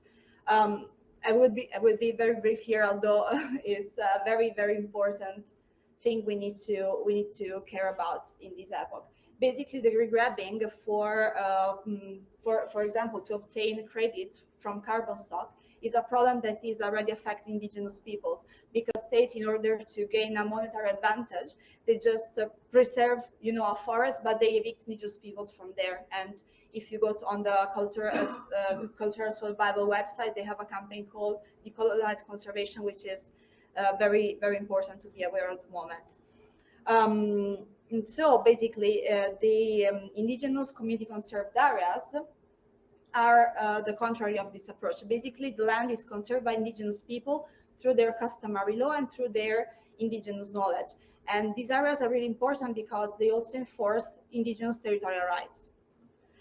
Here we have the definition of the ICAS by the IUCN. So so basically they are areas voluntarily conserved by indigenous peoples in local communities, both sedentary and mobile, through customary laws or other effective means. Here we have some example. The first one is the Bosque de Protección San Carlos and Matias, which is a place where I actually worked back in 2018, where I did my field work in the Peruvian Amazon. This territory is conserved by the Yanesha people, which are an ancestral people of Peru. And basically they have this amazing system for cultivation, where the cultivation is embedded into the environment. So they have what they call chakra crops, but they are not crops as we imagine, but they are really inside the forest, so you won't see a difference. Then we have the Nación Vampis Peru, which is an autonomous government of indigenous people of Peru, and they also adopted a climate strategy. And then we have as another example the Quichua de Sarayaku, the Causa Sacha living forest, a living and conscious being, the subject of rights. So these are indigenous conserved areas.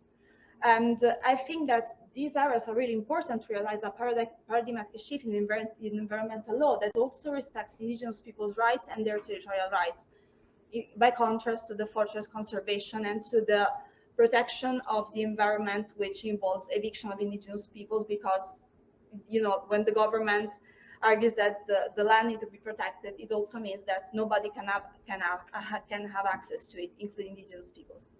Thank you.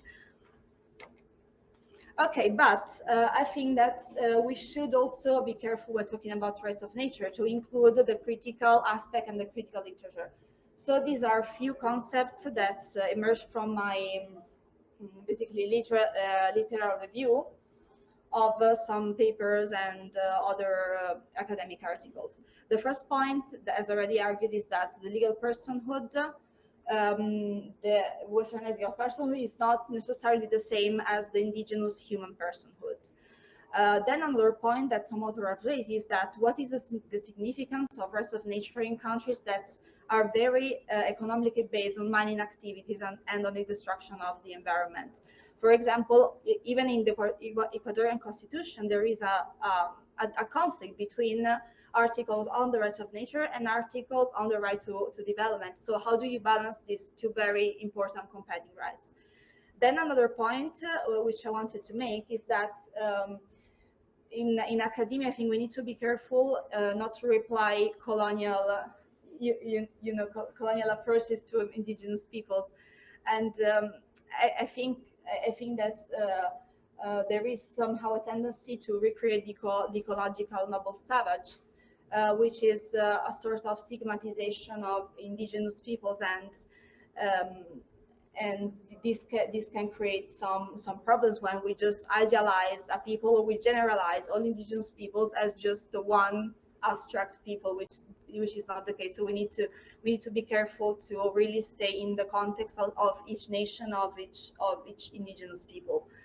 And then the last point, which is very long, so I'm trying just to be brief here, is that the point is not necessarily to have the one centeredness theory like the anthropocentric theory and another centeredness theory like the ecocentric theory.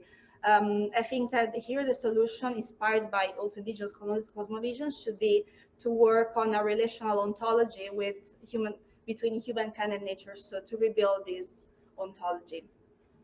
And finally, we'll leave you with a quote from Viveros de Castro, which states that an equivocation is not just a failure to understand, but a failure to understand that understandings are necessarily not the same, and that they are not related to imaginary ways of seeing the world, but to the real worlds that are being seen.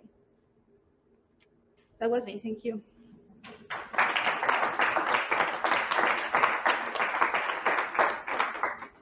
Thank you so much, Diana, for such an informative and interesting presentation. We are going to continue now with our third speaker on this session. Okay. So our next speaker is going to be Angelina Isabel Valenzuela Rendon. She's professor at the Law Department of the University of Monterrey in Mexico, and she's going to make her presentation in Spanish. She's going to talk about el caso Laguna del Carpintero como posible antecedente para reconocer derechos a la naturaleza en México, una contribución a la defensa del ambiente.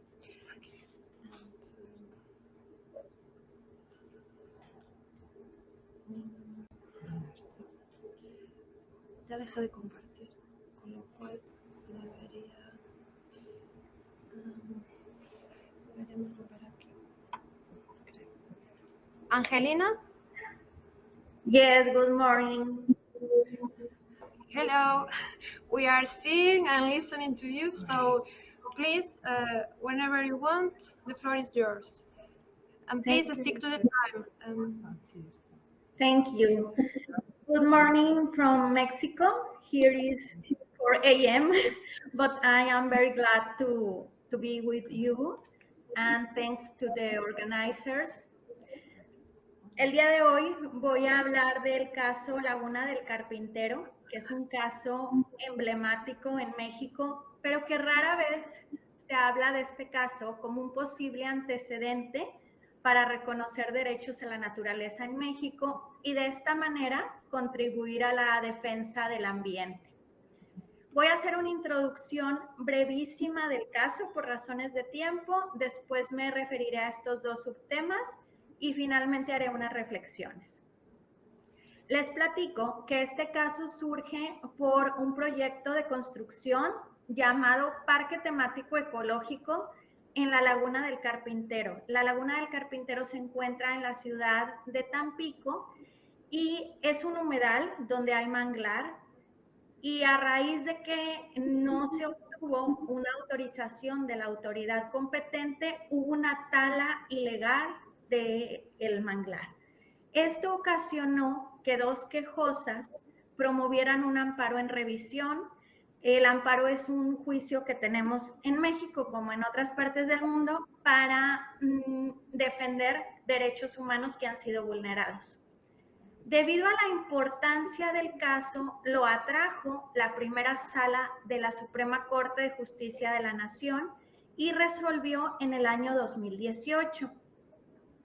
Esta sentencia, como les decía, pues se ha considerado progresiva porque aunque solo es vinculante para las partes y para demás autoridades involucradas en esto, pero no constituye un antecedente que sea obligatorio para todos los tribunales, sin embargo, se hace un estudio muy robusto sobre ciertos temas, particularmente, pues este es el que interesa para considerarla como un posible antecedente de derechos de la naturaleza a esta sentencia. Y es que entre muchas conclusiones que formuló la Suprema Corte, particularmente la primera sala, hubo una que es la que interesa aquí, que es la dualidad del medio ambiente. En esta sentencia se reconoce que el medio ambiente tiene dos dimensiones.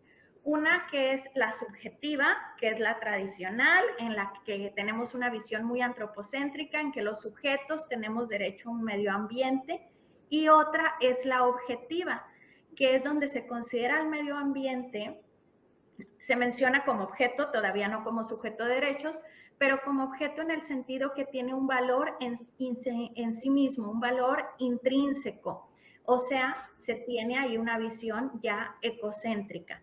De hecho, aquí les pongo una cita de la sentencia donde se dice: se protege al medio ambiente como un bien jurídico fundamental en sí mismo que atiende a la defensa y restauración de la naturaleza y sus recursos con independencia de sus repercusiones en el ser humano. Es así que esta sentencia, bueno, pues puede ser inspiradora para que otros juzgadores en algún momento se animen y sí reconozcan derechos a la naturaleza. No quiero decir que no haya nada en el derecho mexicano al respecto. Ya tenemos la Constitución de Ciudad de México, la de Oaxaca, la de Guerrero, que ha reconocido derechos a la naturaleza, pero este podría ser un antecedente nacional y también a partir de los jueces, porque empezamos a tener mayor dinamismo en el Poder Judicial en temas ambientales en México. Por supuesto que muchos han dicho que no, muchos están en contra de que se les reconozcan derechos a la naturaleza. En México no ha habido mucho debate, pero si volteamos a ver incluso países como Colombia, donde tenemos el reconocimiento al río Atrato, hay muchos juristas colombianos que están en contra de esto, porque pues rompe con paradigmas y teorías tradicionales, como ya lo sabemos.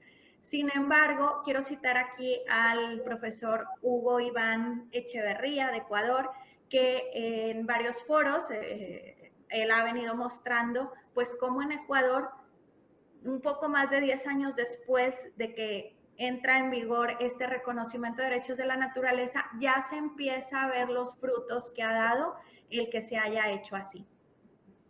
Esto pues nos lleva a pensar que si tuviéramos los derechos de la naturaleza reconocidos en México a nivel constitucional en la Constitución mexicana, no en las locales solamente, tendríamos una contribución a la defensa del medio ambiente. Y para ello les pido que nos pongamos en los pies de otra persona, no de nosotros mismos. Como por ejemplo esta mujer, que es una mujer a quien no conozco, pero por poner un ejemplo, y pensar cómo sería si fuéramos una mujer indígena, probablemente de una clase social baja, que tiene un hijo bebé y que tiene un sinfín de problemas, ¿verdad? Entonces, ¿cómo sería si hubiera un reconocimiento de derechos de la naturaleza? Probablemente veríamos que habría, se romperían los obstáculos de acceso a la justicia, porque probablemente esta mujer para acceder a la justicia tendría un sinfín de obstáculos, pero al reconocer los derechos de la naturaleza, entonces ya se abriría el panorama. La asimetría procesal que ella enfrenta, pues también tendría que tener un paliativo con esto. Y algo muy importante, en México tenemos un juicio de responsabilidad ambiental, o sea, para reclamar los daños al medio ambiente, no solo una indemnización por daños personales. Entonces, eso pues ha sido, o sea, es muy bueno que esté ahí, pero es difícil acceder al juicio. Entonces, al ver estos desincentivos que se generan pues por todas las problemáticas que tiene una mujer como la que les presento, como si reclama la reparación de daños al medio ambiente, no va a obtener un ingreso para ella, o sea, la indemnización no va a ser para ella, le va a dedicar tiempo, va a estar sujeta a amenazas. Todo eso tendría un paliativo si se reconocieran los derechos a la naturaleza. Esto me lleva a dar mis reflexiones finales.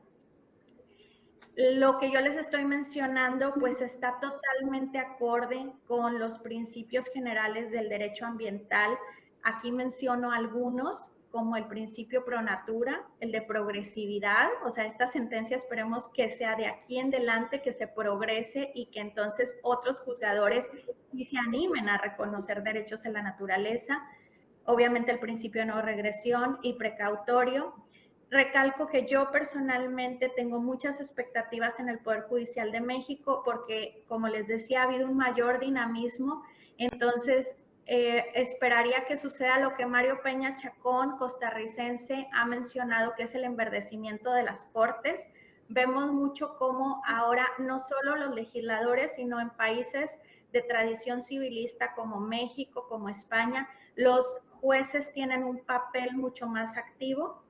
Y pues claro, recalcar que esta sentencia podría ser punta de lanza, podría ser como una pincelada de algo que podríamos ver muy pronto en México. Me despido dejándoles mis datos. Tenemos muy poco tiempo aquí para compartir ideas, pero si alguien quisiera continuar una conversación conmigo, sería muy agradable para mí y muy interesante. Muchas gracias.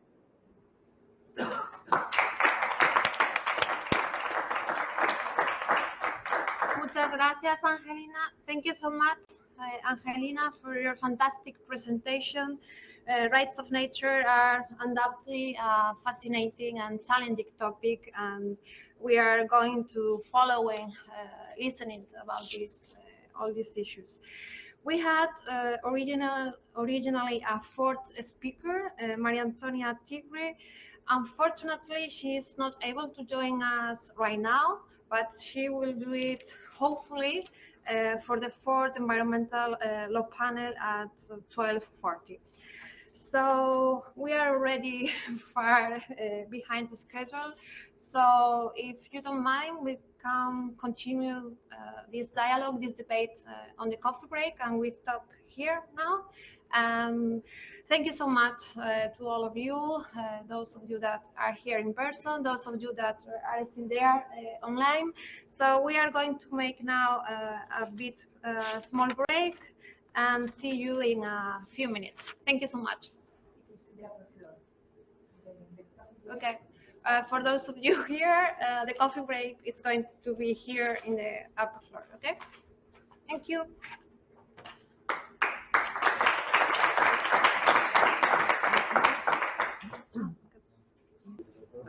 Claro. Buenos días a todo el mundo. Good morning, everybody. Welcome to the third environmental panel. It is about protecting ecosystem, but it's going to be far away from real particular ecosystems. I'm very pleased to introduce a thin group of researchers from several universities with a profound academic background. They are going to give us a very interesting perspectives of several ways to protect and save natural resources and ecosystems. We will review, with their help, sea protection, Antarctic as the natural biggest environmental area, marine diversity and management of water as our most important and basic resource, although for humans and for non-humans. If we see, all of this is about water. It's water as a resource, as ice and refrigerator of the whole world, and as house of biodiversity and the whole system of ecosystems. I will not lose some time in introducing one and every one of the members of this panel. Despite they deserve our respect because they have a deep understanding and very good basis for the topics they are going to review. So believe me that I was really impressed when I see their curriculum vitae, and for me it was important to see that a lot of young people are studying environmental law from a new perspective, much more integrative, much more deep than it was a few years ago. In order to be fair and have at least some time for a brief debate or just some questions and answers, I will ask all of them to stick with the time of 8 minutes. And well, our first panelist will be Adrián Gavín. He's from the University of Zaragoza, and also believe me that Gavín is a small, beautiful village in the Pyrenees at Spain. So welcome. He's going to speak us about the time for water, time of water.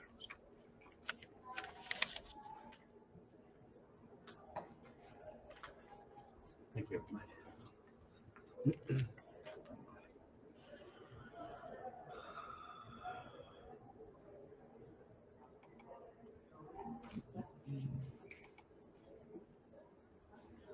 Era esta, la segunda, la pantalla 2. Ya la tengo abierta, que la he dejado antes abierta, preparada. Vale, perfecto, gracias.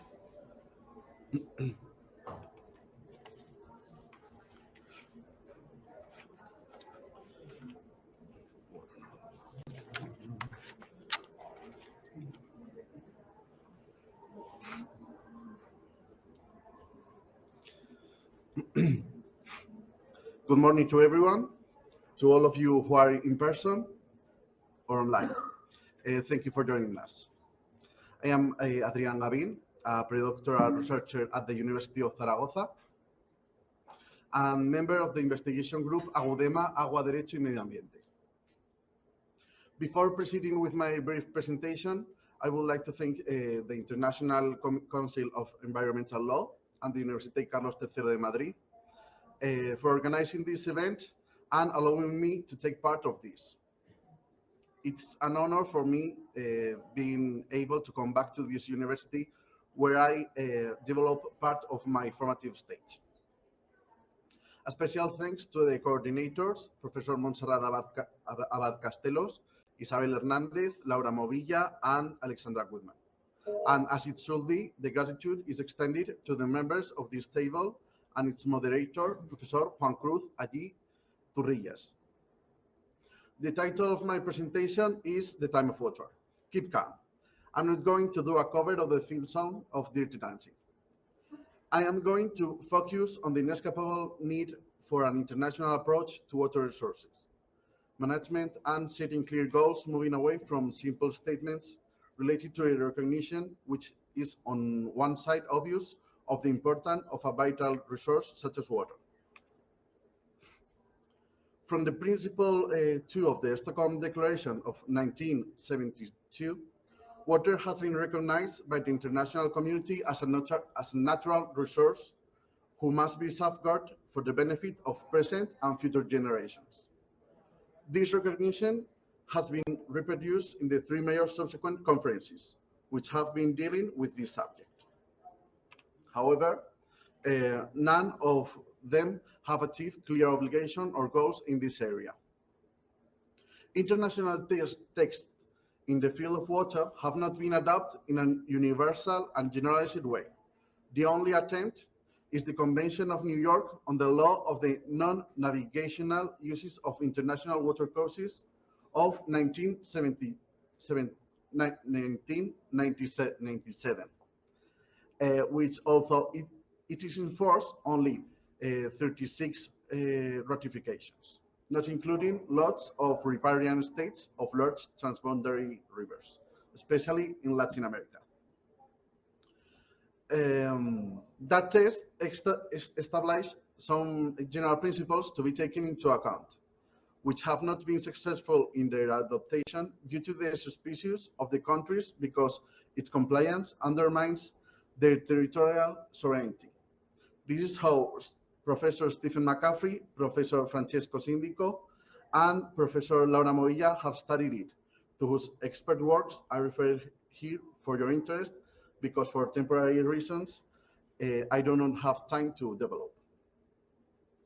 This lack of international ambition to be legally bound is even more surprising if we take into account the dramatic data that exists in relation to the access to water resources in the world. 2.2 billion people have no access to drinking water. More than a half of the world population do not have sanitation water services. Likewise, the COVID-19 pandemic has further highlighted the importance of having access to clean water, something that with a good sanitation system is crucial to slow the spread of the virus. Figures and data are not limited to the access to water for humans. It is also extended to the water reality in relation to ecosystems, an area in which the data are equally alarming.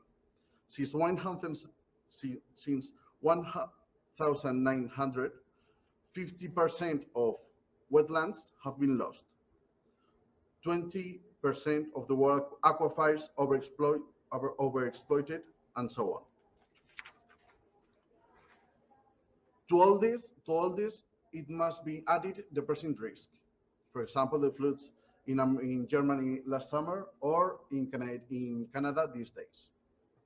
And future risks due to the increase of extreme phenomena caused by climate change. It is enough to go to the latest IPCC report to verify that they are going to be increased exponentially in the next few years. This lack of international regulation of water resources is due to the fact that the efforts of the international community in terms of environmental protection are related to the phenomenon of climate change, and the action is focused on trying to reduce global temperature and greenhouse gases. The famous Kyoto Protocol and Paris Agreement are examples of this line, and it is on those that a general consensus has materialized. Also, with its great limitations and lack of ambitions and obligation as the doctrine has been remarked. A note, in the last international agreement reached on the matter at the Glasgow COP26, the word water is not mentioned anywhere through the full text. On the contrary, international institutions and doctrine have been pointing out legal concepts as fundamental in the development of international water law through the so-called soft law. International water courses, basin organization, transboundary cooperation in water matter, integrated water resources management, or water security. It's precisely on these on these last two that, in my opinion, current and future efforts should be focused on reaching consensus.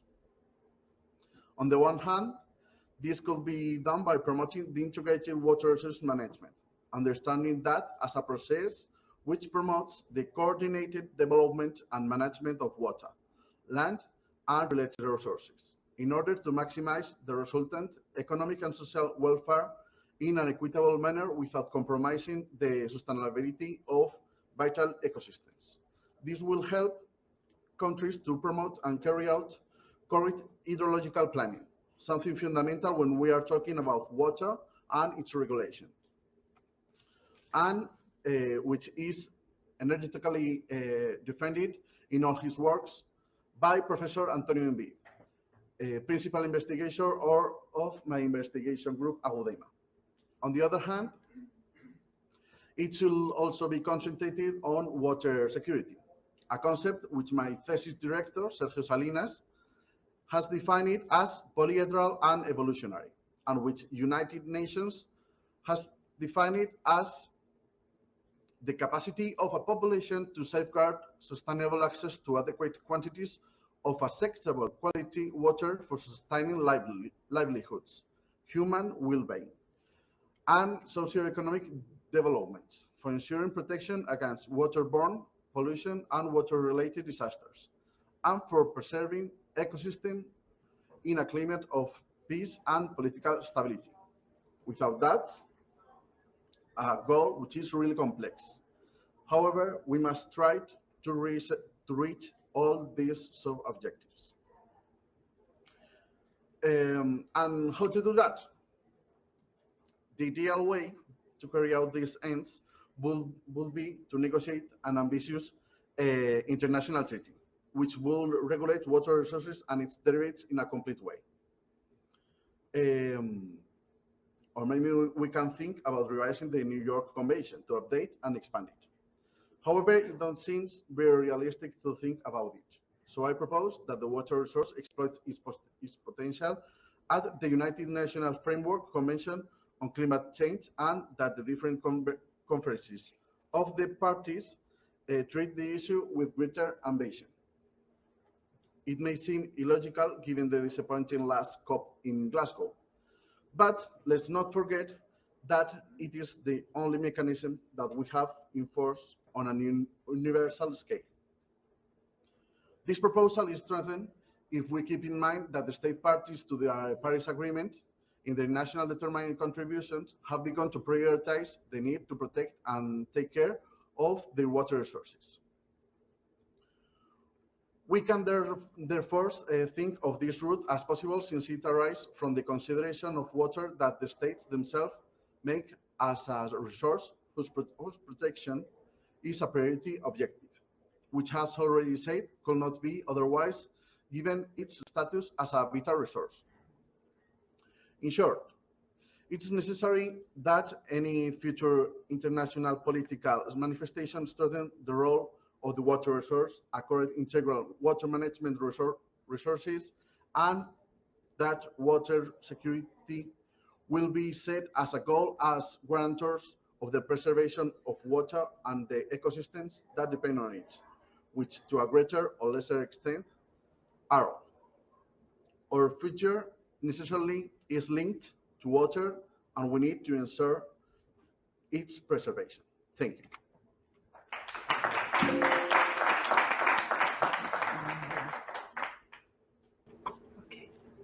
So here we are. Welcome, Professor speakers, and from Wuhan University, which is the very center of the world at this very moment. Welcome.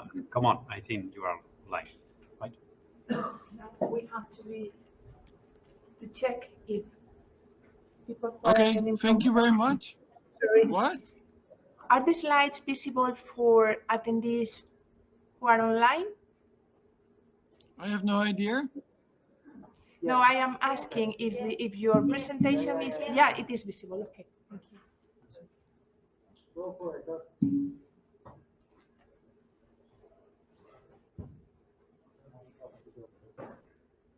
Whenever you want, Otto, please. Oh, okay. Yeah, okay. So, yeah, okay, thanks very much. So my name is Otto Spijkers. I'm a professor at Wuhan University in China, but I'm actually now in Haikou, that's in Hainan, in a bit to the south of China. So I'm in my hotel room now. So I wanted to tell you a little bit about global solidarity and the conservation and sustainable use of marine biological diversity in areas beyond any state's national jurisdiction. So the world is currently reaching the final stages of decade-long negotiations, leading hopefully to a new agreement under the United Nations Convention on the Law of the Sea, exactly on this issue, the conservation and sustainable use of marine biological diversity of areas beyond national jurisdiction. So in my brief remarks, I will stick within the 8 minutes. I propose to analyze the actual and potential role of global solidarity as a general principle applicable to the conservation and sustainable use of these resources and of this biodiversity. So I will first say a few words about this concept of global solidarity and then give an overview of the drafting process that will hopefully lead to a new agreement on BBNJ. Yeah. So first some words about global solidarity and the role of the United Nations in promoting it. So the United Nations organization was basically established in 1945 to avoid a new world war. It was based on solidarity of United Nations, as they were then called, already at the time of its founding. So of lasting global solidarity is laying the foundations for the long-term success of this organization. And in 1945, of course, the most formidable challenge was to avoid a new world war. But many delegates already expressed the wish that the same global solidarity should guide the world also in times of peace in a common fight against new emerging evils. For example, the Minister for Foreign Affairs of Belgium, Henry Spaak, he spoke to the conference as follows, and now I quote, "Everybody stresses the necessary solidarity that ought to manifest itself in times of war, and one is right in doing so. But this solidarity would probably become useless if the peoples of the world understood more clearly that they must help one another also in times of peace." End of quote.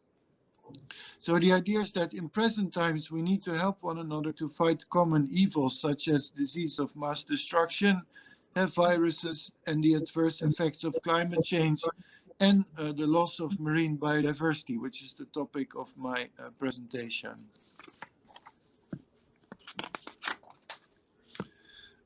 So measures to conserve marine biodiversity as agreed upon the new treaty, I argue need to be as drastic, ambitious and comprehensive as those presently taken to beat the coronavirus and to combat climate change.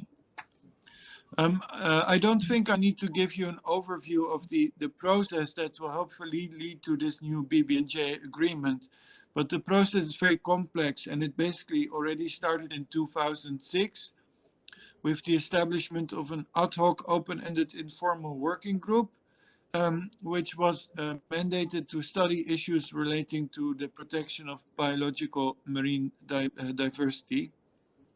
And this group met 4 times between 2006 and 2011. And then a preparatory committee was established by the United Nations General Assembly. And this preparatory committee, it met 4 times between 2016 and 2017. And then we are now in the final stages. And that is the convening of an intergovernmental conference on the conservation of biodiversity. And they started to meet in 2018, and they were supposed to have 4 sessions, with the last one in last year. but this kept being postponed due to the virus, and it's now scheduled to occur somewhere in early 2022. But we already have a draft agreement of this new treaty, and that is a draft text that was prepared by Rena Lee. She's the president of the Intergovernmental Conference, but she was also the ambassador of her country, Singapore, to The Hague. So I met her a couple of times when I was still in the Netherlands. And on 18 November 2019, Rena Lee published a revised draft text of an agreement. So I wanted to look at this revised draft text, which is sort of used as the basis for the discussions that are now going on, and then go with you through some relevant provisions. So I have to admit that there's no direct reference to global solidarity anywhere in this treaty, but there are some provisions that are sort of implicitly referring to it. So Article 2 states the general objective, and that does include international cooperation and coordination. And then Article 6 further elaborates on this duty of international cooperation, as you can see on the slide. And then there are these institutional arrangements in Part 6, and Article 48 is maybe the most relevant. It urges the states parties to promote cooperation and coordination with and among relevant legal instruments and frameworks, and relevant global, regional, sub-regional, and sectoral bodies. So, as I mentioned before, the draft text does not really mention solidarity explicitly. It only refers many times to international cooperation. So why is that unfortunate? That is because global solidarity and international cooperation, in my view, are not synonymous. Solidarity encourages the world to pay particular attention to the most vulnerable members within our community. And that aspect is now missing in the draft text. So let me elaborate. I have 2 minutes. The difference between cooperation and solidarity is that only the latter refers to vulnerable within the international community. And one finds that the term solidarity is most often invoked by the UN General Assembly to underline our common responsibility to protect those most vulnerable or most affected.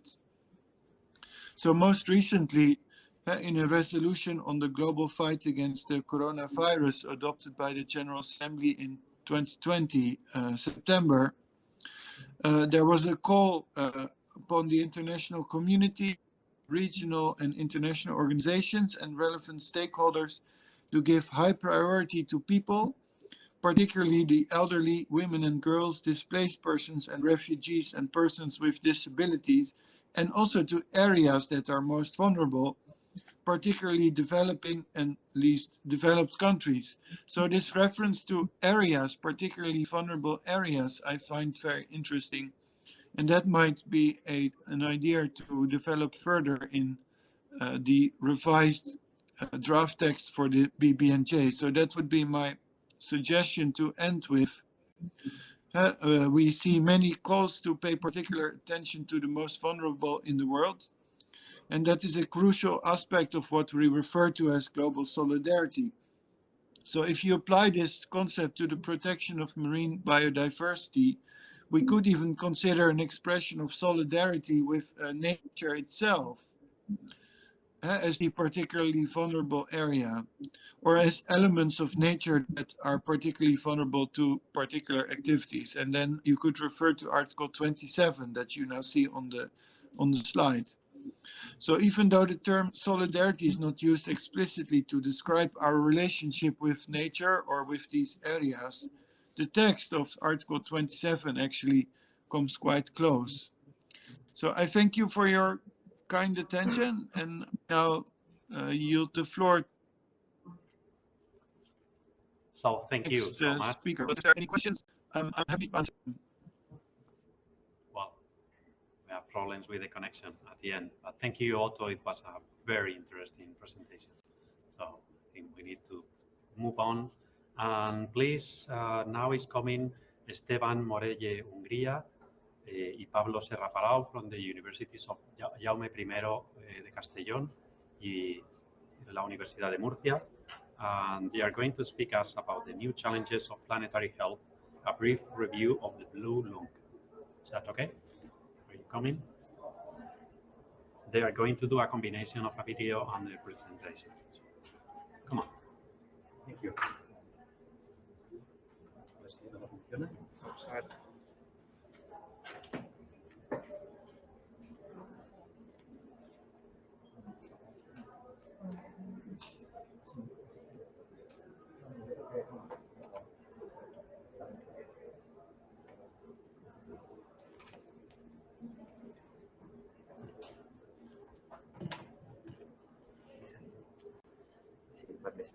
Sí, genial.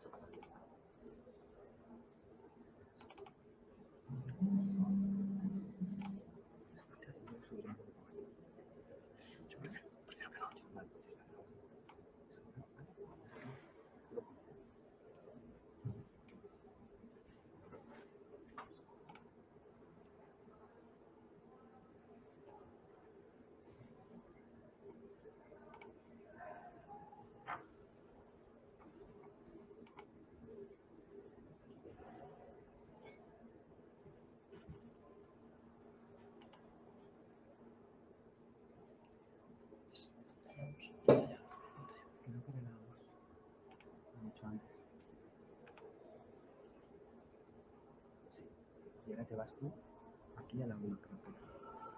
¿Dónde estás tú? Maravilla. No se ve. ¿Por qué no se ve aquí? ¿Verdad?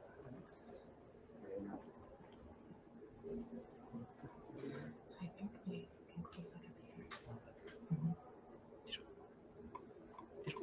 Yeah. And then it should be right here. Compartir habitación. Just make sure, yeah. Yeah. I hope that works. Keep sharing the screen. Okay. Let's try this one again.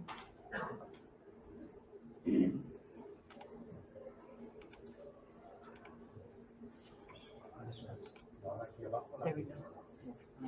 And now it should be there, I think.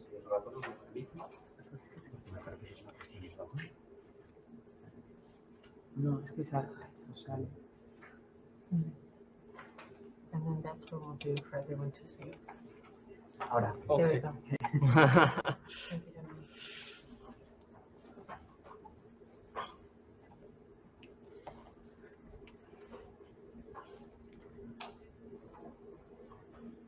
So, good morning, everyone. Apologies for these technical issues.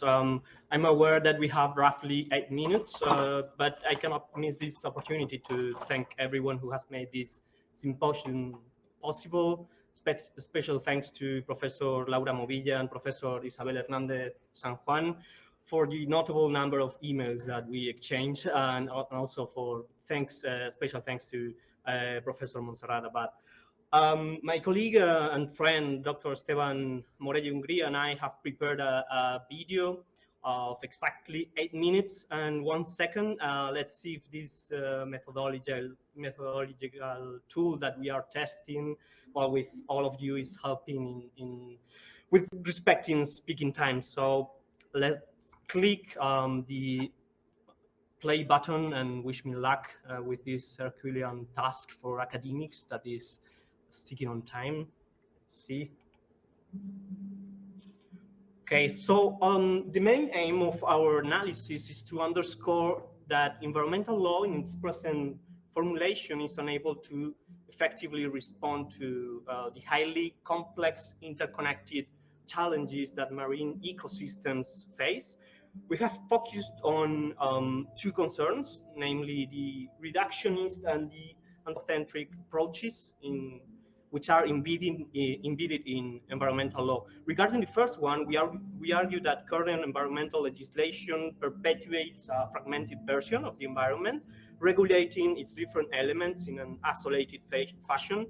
And regarding the anthropocentric approach, many scholars have pointed out that environmental protection has been mainly concerned with human interests, leaving the interest of sentient animals and the intrinsic value of other species and ecosystems out of the equation. So to support our aim, we drew upon inductive reasoning. Apologies, I'm going to just okay, thanks. Inductive reasoning, analyzing a specific case, how environmental impacts on a specific plant species, Posidonia oceanica, are currently regulated. Of course, I'd like to highlight that we use the planetary health notion just as a planetary escalation of ecosystem health. So the conceptual framework within which our analysis departs from is the planetary boundaries framework. At this point, you may all be familiar with this framework, so I'll just give a very brief recap on it. In 2009, as you may see on the screen, Johan Rockström and other 28 scientists identified 9 Earth system processes which are fundamental for Earth system functioning. For each process, a boundary was set defining a safe operating space in which humanity can live and thrive. In 2015, as you may see in the second picture, an updated research was published. Will Stephen and colleagues found out that 4 of 9 planetary boundaries had been crossed. They provided other insights, but well, I'd like to highlight here that even the authors of this updated research caution that there is still a lot to understand about the functioning of these Earth system processes, how this functioning affects the interactions of between boundaries, and how they operate at a subglobal scale. They also identified, well, an assessment into regional perspective of how these boundaries operate. And finally, in 2020, Stephen Lade and colleagues focused on the interactions between boundaries. That was a handicap highlighted in previous works, and how these interactions amplify, well, the human impacts on Earth system processes at the same time. So, and just to continue, before leaving the floor to Esteban, who will be focusing on that specific case of analyzing the regulation of Posidonia oceanica, just a very quick comment about how this framework is being approached from environmental law literature in the broader sense. There's a growing number of authors, mostly working on international environmental law and governance, that have focused their research on the potential challenges that this framework might have when transposing it into law. Even if what this framework actually means for law is still under theorized, in our opinion, and in a very early stage of development, we may find relevant insights from this literature so far. In this respect, as you may see in the screen, Professor Kim and Professor Kotze wrote a very instructive and revealing paper published this year, where they review more than 80 publications in social science research, analyzing how scholars are exploring the issue of governance and law within the conceptual framework of planetary boundaries. Well, in our opinion, and of course I would like to highlight that this is a work in progress, it's in a preliminary stage. What we can agree on is that this framework actually improves the process of firstly identifying and then overcoming some of the deficiencies that environmental law in its present formulation has. But what is Posidonia oceanica and why is it important for the planet? Posidonia or sea-glass meadows is a species in the Mediterranean Sea that is not found anywhere else in the world. It can be found at depths of to 30 and 40 meters, depending on how clear is the water. Posidonia oceanica is a higher plant species, and it differs from alga because it has leaves, stalks, and roots, as well as flowers and fruits. Its flowers indicate that this plant was a land plant that adapted to living under the sea. One of most important functions of this about it is important role in sedimentary dynamics by holding the sediment in place with their roots. It helps maintain the balance these sediments by forming barrier reefs, maintaining the coastline and protecting beaches from erosion. There are also important areas in terms of oxygen production and improving breeding grounds and shelter for many animal species. On the other hand, the meadows work as large filters, helping to keep the seawater clean and clear. The plant is seriously affected by the level of transparency of the water, and this means that increased turbidity and weather caused by resuspension of sedimentary spillage affects natural development meadows. The preliminary conclusions of our project is environmental law and its regulatory instruments need to accommodate the value of the more than human goals beyond and the instrumental value. The process of translating a system perspective with our health system or ecosystem into environmental law needs to be further explored and improved. And while there is lack to be developed, this system's perspective gives us sufficient empirical knowledge to understand that the environmental law needs to break out of a reductionist approach. We have come to this conclusion by analyzing how the protection of Posidonia oceanica is regulated.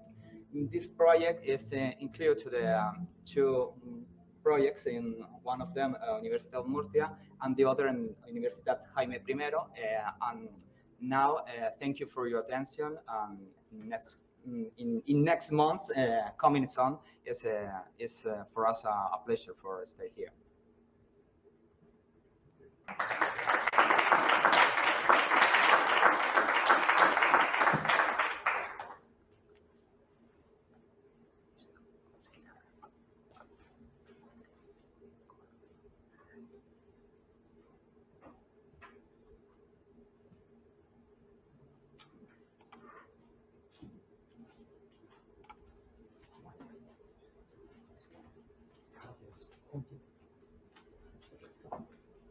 So thank you, Pablo and Esteban, for sharing your research.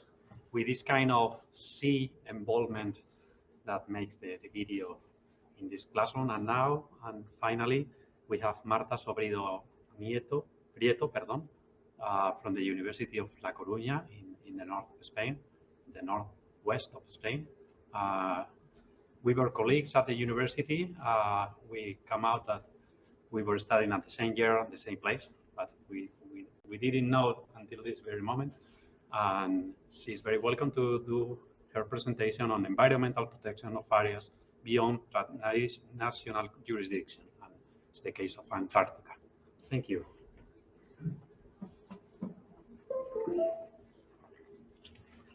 Creo que funcionará.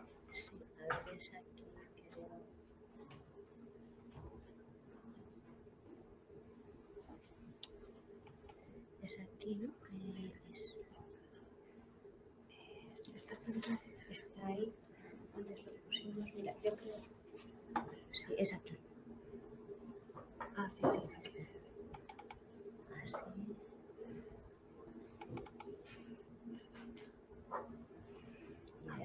Vamos a compartir esta aquí. Ah, vale. Y ahora que ya sabemos. Sí, está compartida ya. Compartir la marcación de pantalla. Voy a dar a pantalla 2. Compartir. Y ahora ya podemos abrirla. Ay, mira, hay completamente. Aquí va a ser lo más fácil aquí. Sí, creo que va a ser lo más fácil. Vale, perfecto. Well, thank you. Good morning. I'm Marta Sobrido from the University of La Coruña. And first of all, my congratulations and gratitude to all the organizers of the symposium, all of them, but especially Professor Montserrat Abad and Laura Movilla. The moderator, Professor Juan Cruz Hagi, asked us to make a general and attractive presentation in 7-8 minutes, and it must be in English.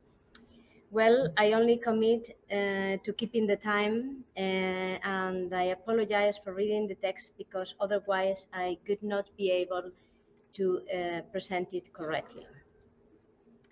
The starting point is the geographic identification of Antarctica. We take as reference the Antarctic Treaty Area, so the boundary is the 60 degrees south latitude. The Camera Convention area is more extensive than the Antarctic Treaty Area.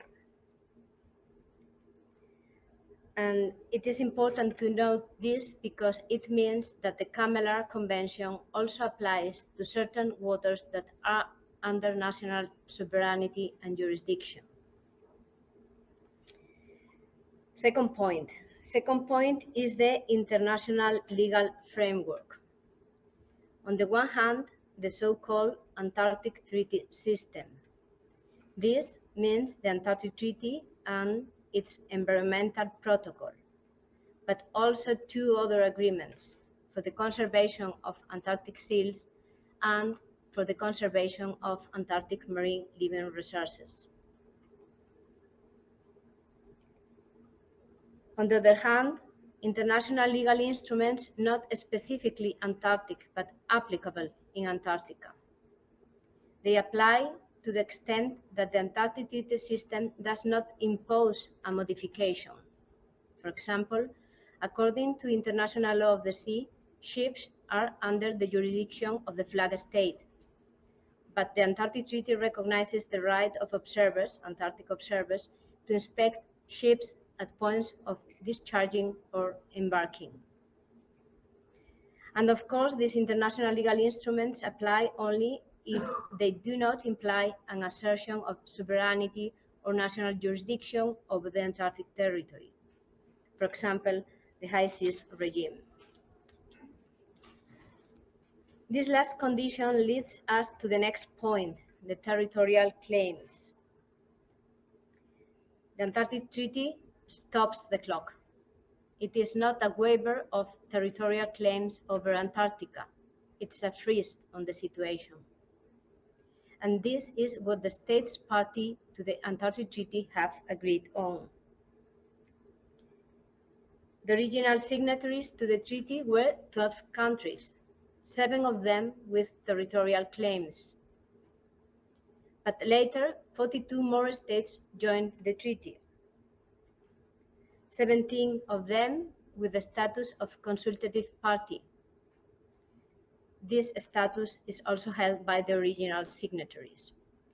And what does it mean to be a consultative party?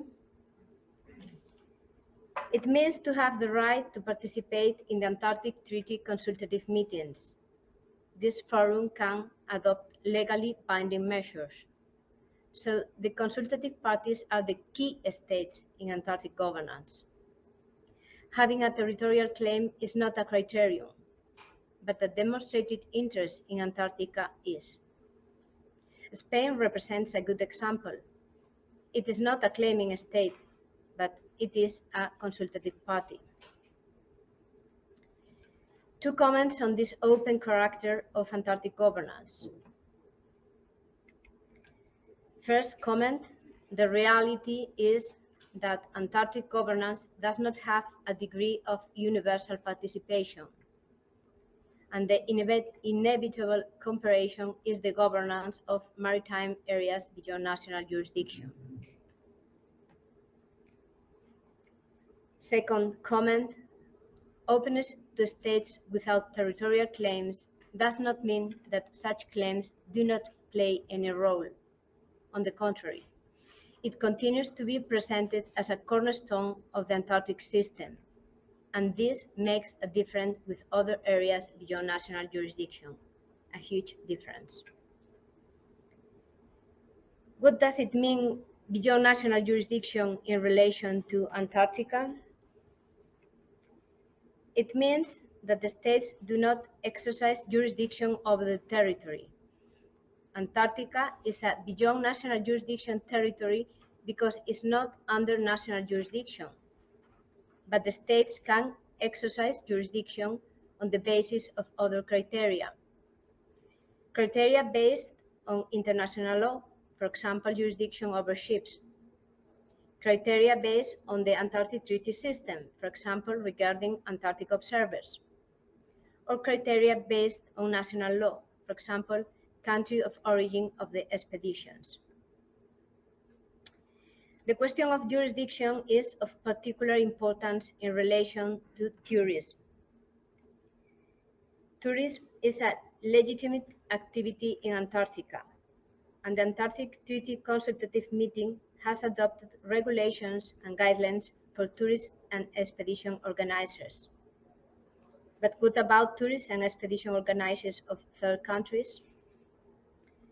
So far, most tourist operators active in the Antarctic belong to the International Association of Antarctica Tour Operators, IATO, which also participates in the Antarctic Treaty Consultative Meeting as an invited expert organization.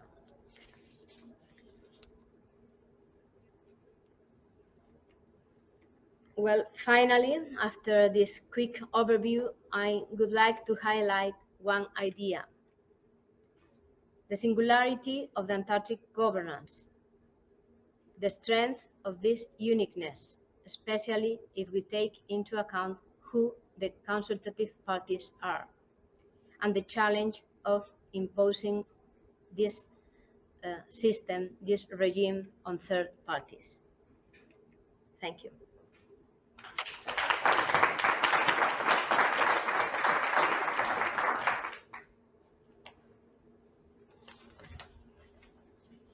Thank you, Marta. Well, thank you all the panelists for sticking with the time. And I guess we don't have time for questions and answers. Well, just for one. Just, is there any question? Any particular question for any of the panelists? Yes, there is one question right there. A question for everyone who's dealing with sort of transboundary legal context. One of the challenges that we've seen with the Antarctic Treaty, UNCLOS, and international law around space is that it's consensus-based. And as far as I understand it, that our problem is, in part, it's very difficult to change things. Sorry, you'll have to If repeat not, your I think question. people at home is not going to listen to you. Oh, yeah, Sorry. no worries. Yes. Cheers. Yeah, my question is just for everyone who's working on transboundary law, whether it's Antarctica, UNCLOS, or international space law. The challenge is that these are very consensus-based, and as more and more parties have shown up to the treaty over time, they become very unwieldy and hard to make progress to respond to the sort of critical moments that we're in. The stakes are higher now than they were when these systems were created in many ways. How do we break that deadlock and help take these legal infrastructures into this context today? Who has answers? Do you have, Marta, one answer? Interesting question. Laura also is working on outer space, which is also involved. So, yes, please. Well, it is a very interesting question and very difficult to answer because if you have a lot of countries and they agree, you have a legitimate agreement, but it's very difficult to achieve the consensus. On the contrary, if you have fewer states, you have consensus in a better way, but the challenge is to impose this agreement to third parties. And this is very clear, I think, with Antarctica, because even if they are very strong countries, you could see they are a not very large group of countries. I don't know if I have answered your question. Gracias, Marta. Any other answers to this question related with the other topics you want to share? Okay. Okay, so I'm gonna do a short remark. Thank you all of you for your presentation, and I will blend Spanish and English because Spanish is also a working language in ICEL. So, hemos llegado a un punto en el que, y digo, utilizo el verbo llegado a este punto, o conseguido llegar a un punto en el que con gran preocupación nos encontramos en un momento muy peligroso, un momento en el que ya no nos situamos en el lugar de proteger solo ecosistemas o áreas protegidas o especies protegidas, como áreas especialmente vinculadas al mantenimiento de la biodiversidad y de la protección del medio ambiente, ni incluso como recursos para nuestra propia subsistencia, sino que hemos llegado a un punto quizás más difícil, más problemático. ¿Y cuál es ese punto? Y now I change to English. We are reaching a very dangerous point. And I would like to point out that we are facing the moment to respect and protect the most basic and first elements of the earth, of the whole system, which is earth, and I mean earth like land, or like what edaphology studies. And maybe we can speak also about fire. So earth, water, and air, and I say air as atmosphere. So we are in this very particular moment in which the most primitive elements, the basic elements for everything are on danger. I listened once that when we do bad deeds, God forgives us always. Men sometimes, but nature never forgives us. So I hope this meeting will help us to improve our way to understand everything and to face the challenges we are facing, which are really at this very point. So thank you everybody, and thank you all the panelists and the organization for organizing this meeting. Thank you.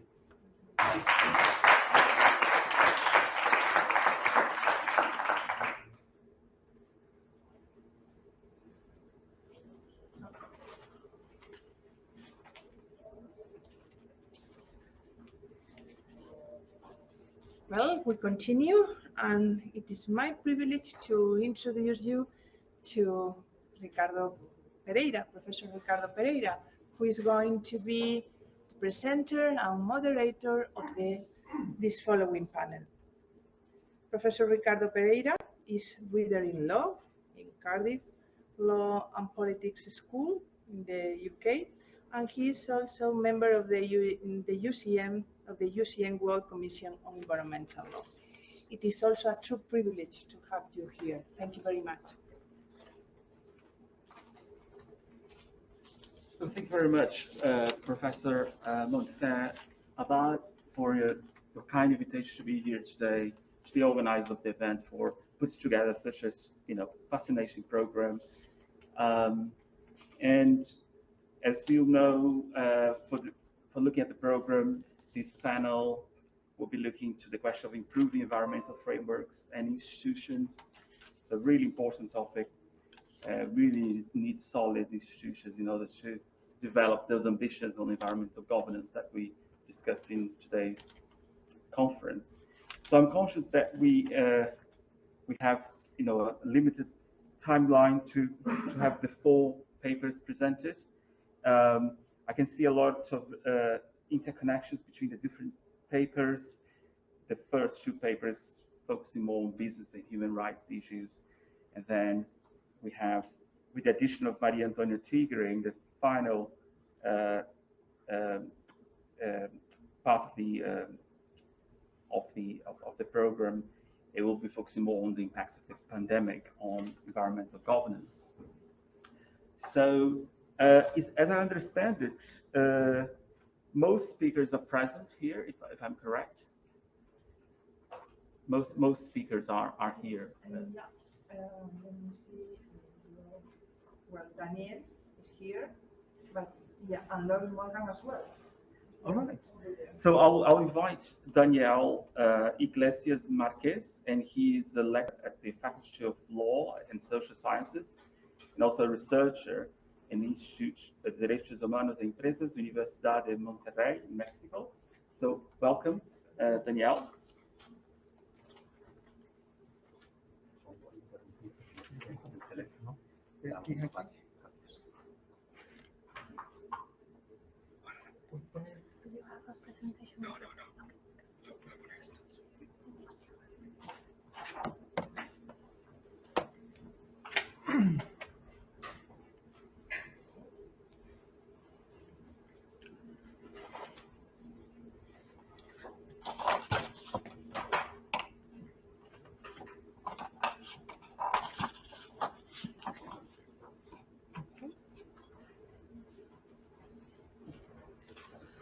Good morning, everyone. Can you hear me? Yes, perfect. So first of all, thank you very much for the invitation and for having me here today. I will also want to congratulate Professor Montserrat, Professor Laura, Professor Isabel, and the rest of the team for the organization of this wonderful Congress. So my presentation addresses the question on what is the contribution of a treaty on business and human rights to protect the environment and the fight against the climate change. I must remark that this treaty is currently being negotiated in the UN Human Rights Council. So in my presentation, I analyzed the draft treaty published in the last August. So I will analyze this draft treaty from an environmental perspective. In this draft treaty, I find some provisions that create a new framework to protect the environment and climate in the context of business activities. In this sense, I would like to address 4 points. The first one is what I call the extended corporate responsibility to respect human rights and the environment.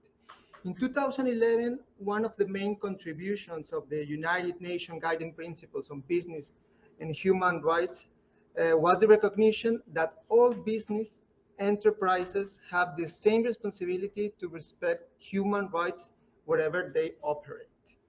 According to the guiding principles, this corporate responsibility is different from the state's obligations, and it is also a provisional answer to the debate on direct obligations to corporations in the international law. The guiding principles on business and human rights explain us that this corporate responsibility implies do not harm internationally recognized human rights in the International Bill of Human Rights and in the ILO Core Convention. However, the guiding principles does not expressly mention the corporate responsibility to respect international environmental standards or treaties. In this regard, one of the positive aspects of the draft treaty is that make reference, at least in the preamble, to the corporate responsibility to protect the environment and climate in accordance with international environmental standards. The relevance of this extended corporate responsibility to respect human rights and environment is that it exists independently of the state's ability of willingness to fulfill their own human rights or environmental obligations. This means that corporations can go beyond lax national environmental laws or beyond the national climate targets, especially when there are insufficient to achieve the Paris Agreement. So this takes me to my second point regarding the due diligence process. According to the guiding principles, businesses discharge their corporate responsibility to respect human rights and the environment through the due diligence processes. These due diligence processes help to corporations to identify, prevent, mitigate, and account for how businesses address their impacts on human rights and the environment. Through the Treaty on Business and Human Rights, it is expected that states adopt mandatory due diligence laws like that one in France, the French duty of vigilance law, which has been useful in climate litigation. Some climate cases against corporations in France are based in this duty of vigilance law. Another example of this kind of law would be the EU proposal for mandatory due diligence directive. This proposal is quite interesting because it includes some provisions that address the environmental and climate impact of business activities. In this regard, the draft treaty adds some new elements to the due diligence process of the guiding principles. Article 6.4 state that parties shall ensure that human rights due diligence measures undertaken by business enterprises should include undertaking and publishing regular environmental and climate change impact assessments throughout their operations. At least from the climate change perspective, this is a novel provision.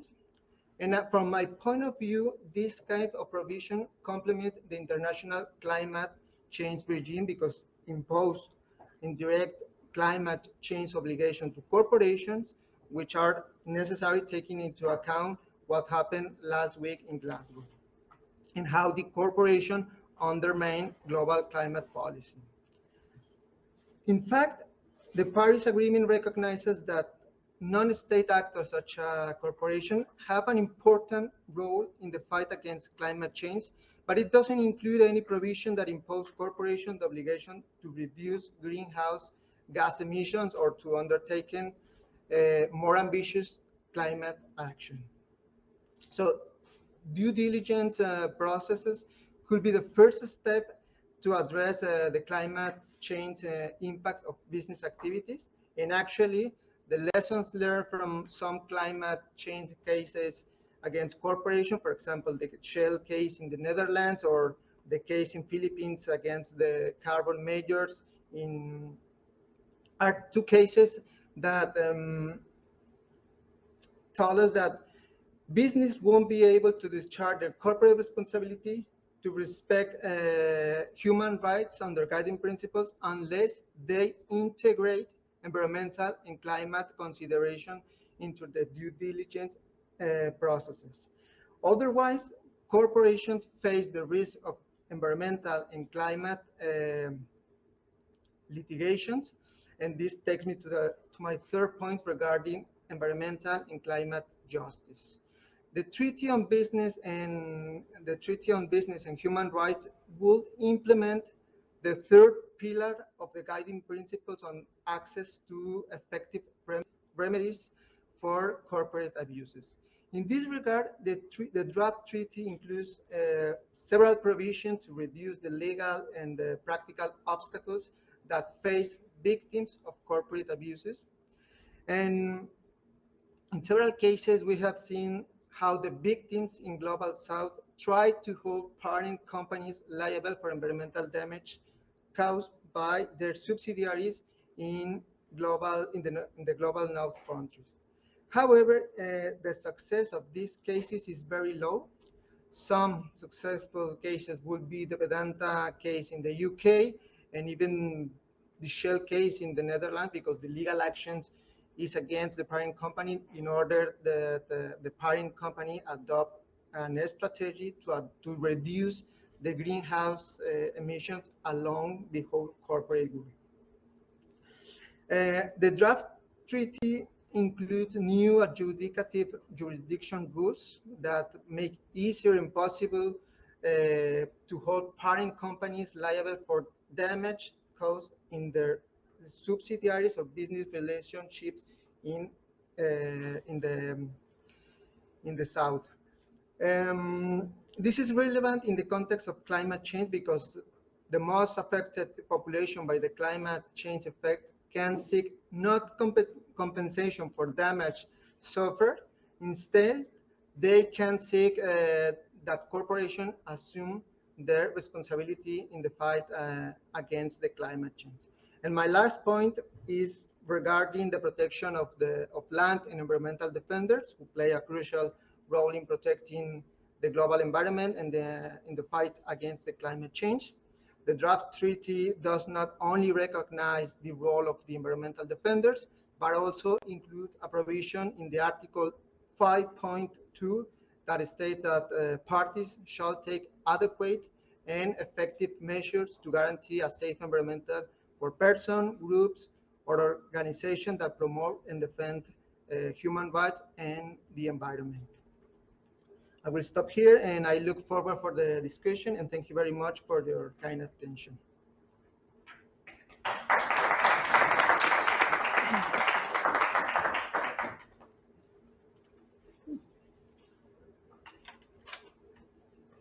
Thank you very much, Daniel Marquez, for this very insightful and important presentation on this very important topic. Now, I'd like to introduce you to the next set of speakers. We'll have Vanessa Ratamal, and she's affiliated to the University of Chile. She's an adjunct investigator. Okay, so Carolina Serrano will be speaking on behalf of the team, right? She's a lawyer and affiliated to the University of Chile,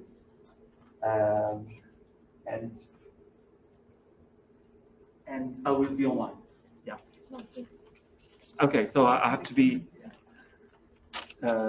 right. So I think we can all now see each other.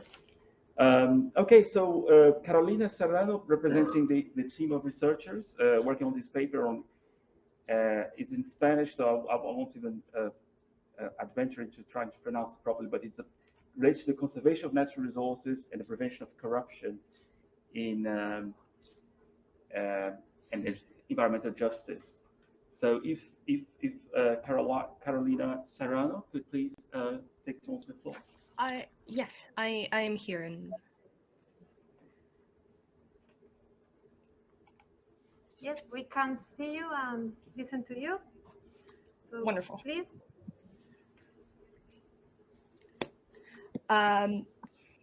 Yes, thank you everyone for this wonderful opportunity to be able to share this research with you. Our research mainly focuses on corruption and how it can impact environmental law and environmental development in different countries. I'm going to do a little bit of the first part of my presentation will be in English and a little bit of Spanish in the end, just so everyone gets a chance to understand everything. Corruption, of course, is not a new problem around the world. It's one of the biggest problems that governments are trying to eradicate right now. And of course, corruption has an impact on multiple different areas, but it is especially damaging for environmental laws and environmental policy. Corruption is present in all stages of government, whether those are the higher ups that dictate laws and policies and rules that people must follow, as well as in the lower ends of government and administration, on street level bureaucrats and people who are in constant contact with the citizenship. Local government is especially prone to fall prey of corruption, and this has a huge impact on environmental conservation and resources and climate change. The obvious way in which corruption impacts this is, of course, in the enforcement of the policies and the laws that are meant to protect the environment. Of course, the protection is not easy usually, and sometimes countries just don't have the resources to actually protect the environment and their natural resources. However, most of the time we see that there is this phenomenon of corruption that just completely shatters all efforts from the government to try to stop climate change. For example, we have companies who will just outright not fulfill their duties on the environmental side. There are other cases in which they will forge reports on their impact. There are cases in which public servants will have a vested interest on some project that will directly impact the environment. So it is very, very difficult on the enforcement side of things. Another phenomenon that happens besides the enforcement, in which corruption is very present, is that the citizens lose motivation to actually try and change climate change. We've seen throughout the years the appearance of different activism groups in which they're trying to raise awareness, they're trying to get governments to actually try and stop climate change, for example. However, when the perception of corruption is very high in a country, you have the phenomenon that happens in which the citizens just lose motivation to actually work on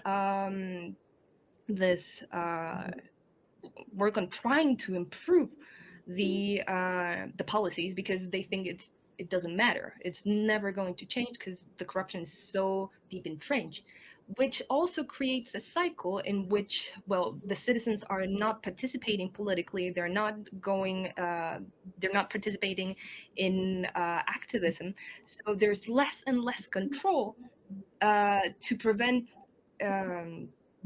public servants from falling into corruption, which in turn leads to another very interesting phenomenon that we've seen that is called the corporate activism, in which corporations co-opt spaces of activism, and they use them as with a facade of trying to change policies for the better, but in reality they're just lobbying for those policies and laws that either do actively benefit them, or that they're just indifferent to their own interests. So activisms and citizen control of public servants is less and less effective, even when you need it the most in corrupt spaces.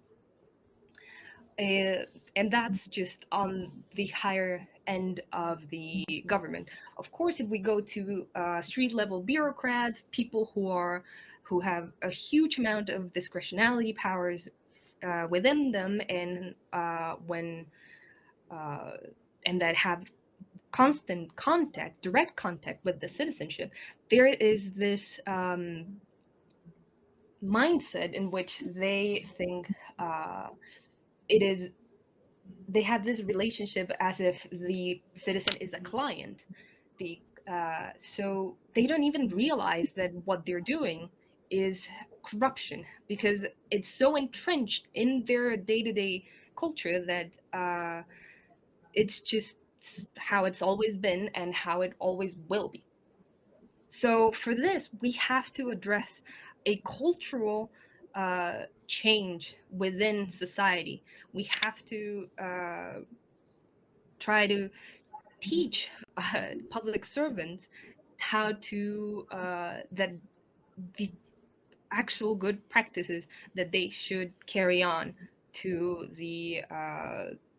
to avoid these pockets of corruption in different levels. Of course, cases on this abund. Recently in Chile, not even a few weeks ago, our current president, was put through an impeachment trial because of the so-called Dominga case, which happened in which there was a mining project called the Dominga Mining Company that was going to extract minerals from the natural habitat of the Humboldt penguin, and was approved during his government. And later on, thanks to the Pandora Papers, we found out that we had vested interest in that mining project. So we have to take decisive action to stop the corruption if we want to go on with protecting the environment. Thank you very much.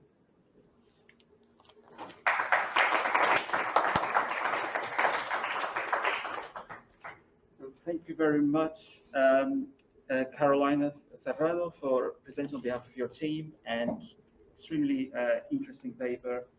Now we move on to the next speaker, Laurie Morgan, and she's an associate at Freshfields Buckers Deringer in New York, in USA. So thank you very much, and we'd like to have you here today as well to present live.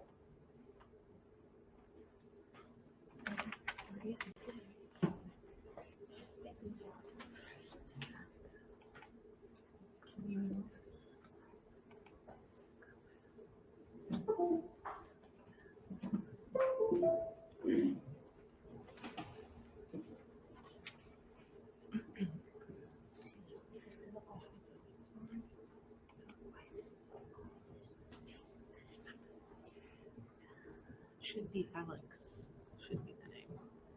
But we can try to try again. I'll try again. Oh,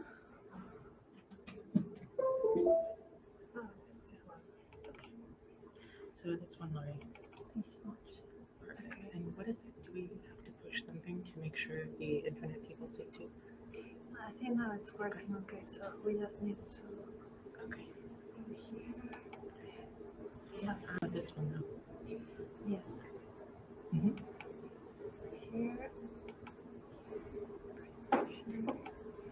And is this one? Mm-hmm. Thank you. Thank you.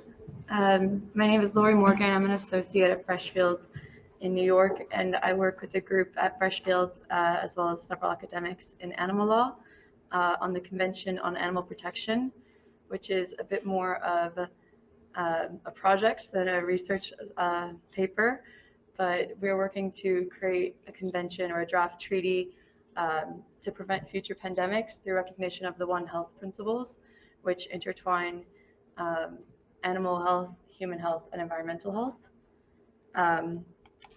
This project, oops.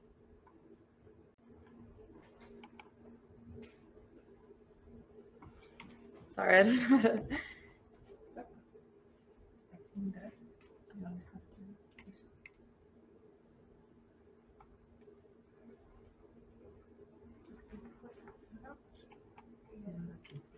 Okay, perfect. So we started this project in March of 2020. A lot of us, probably like you, are sitting at home wondering what can we do about the pandemic, especially given that it seems like we should have seen it coming. And so we thought that the best way to do this would be trying to advocate to prevent it from happening again. And so we started off drafting this resolution for the American Bar Association, which is the world's largest voluntary lawyer organization. And this resolution, which was passed by not only animal law lawyers or environmental law lawyers, but lawyers in every area of law, including domestic law, to urge all nations to negotiate an international convention, and particularly given that it was the American Bar Association, the US State Department. And after that, we started working with different government officials and academics to advocate for this idea, but pretty quickly learned that this idea would be best suited with a more formal draft, a website, a stronger presence, before just selling an idea. So over this summer, we've been working to draft a draft treaty, which includes all of the content that we need, as well as all of the boring things that are usually in a treaty, the signature pages, the dispute resolution mechanism. So it's kind of a full package. That said, right now it's currently evolving, and we are opening it up for comments until February 28th. So I invite all of you watching to join us at the convention on animalprotection.org and submit comments if you're interested. So more on this One Health subject, we started this project by learning about how novel viruses occur, and the overwhelming majority of viruses come from animals, particularly wild animals, and these can be transmitted to humans through domesticated animals or directly, and even recently it seems through other things like fruit, for example. If the saliva of a bat is on fruit, a human eating that fruit could later get a zoonotic disease, which can then spread to other humans. And as we've seen with COVID, these can spread very quickly. And COVID was a pretty sneaky disease because it can go undetected for a long time, and people can spread it quite easily in comparison to other things like Ebola, where usually the death rate is so high that people don't have the opportunity to spread it very far.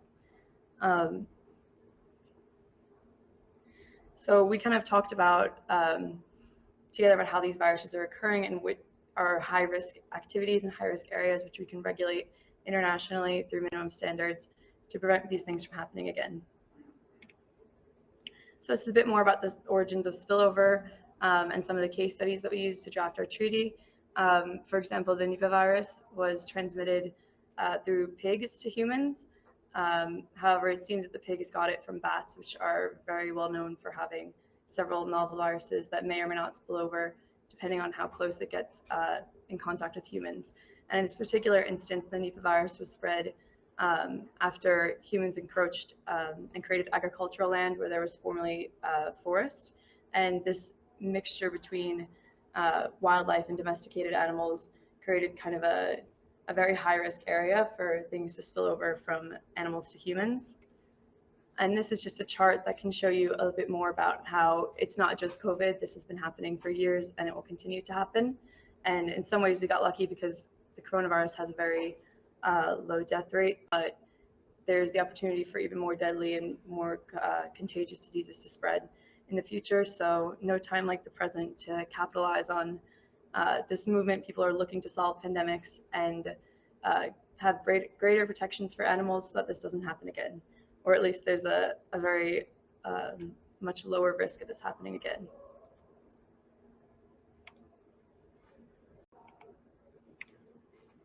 So these are a few of the areas that we looked at that are a bit more high risk. This includes wildlife markets, which is widely known to be the origin of SARS and COVID-19. Laboratories are often a place where diseases spread. For example, the Marburg virus was spread after monkeys that were taken from the Central African Republic to Germany were later found to have this disease that may have been transported between the monkeys in transport, and then when operating and studying the tissue of the monkeys, some scientists were infected with the virus. But it's also found in the wild and in Central African Republic today. We also have livestock practices and markets.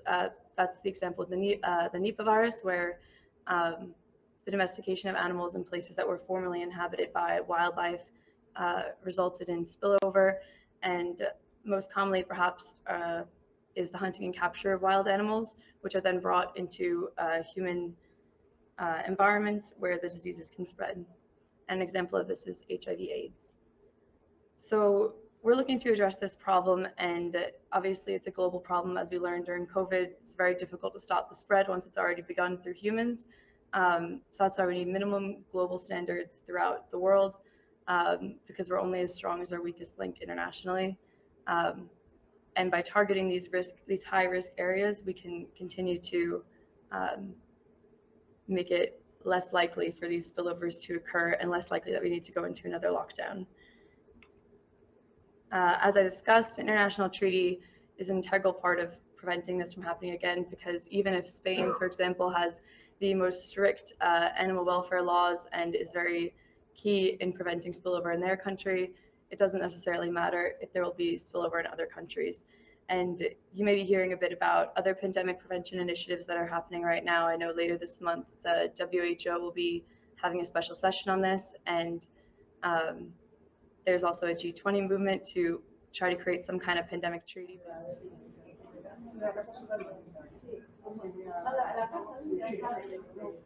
Ah, me lo quito. Sí.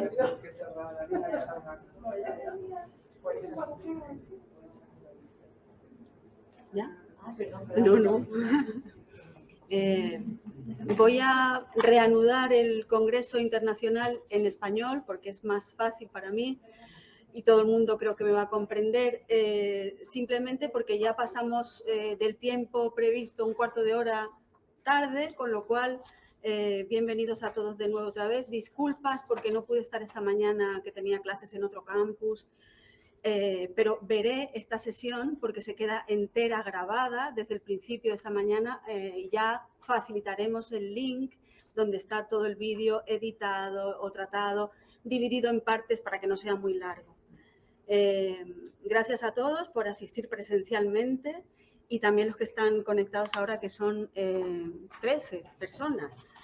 Gracias a todos. Soy Isabel Hernández, soy profesora de Derecho en esta universidad, pero también soy coordinadora de este evento internacional y miembro activo de la difusión Spread the Word All Around the World de las actividades de ICEL, International Council of Environmental Law.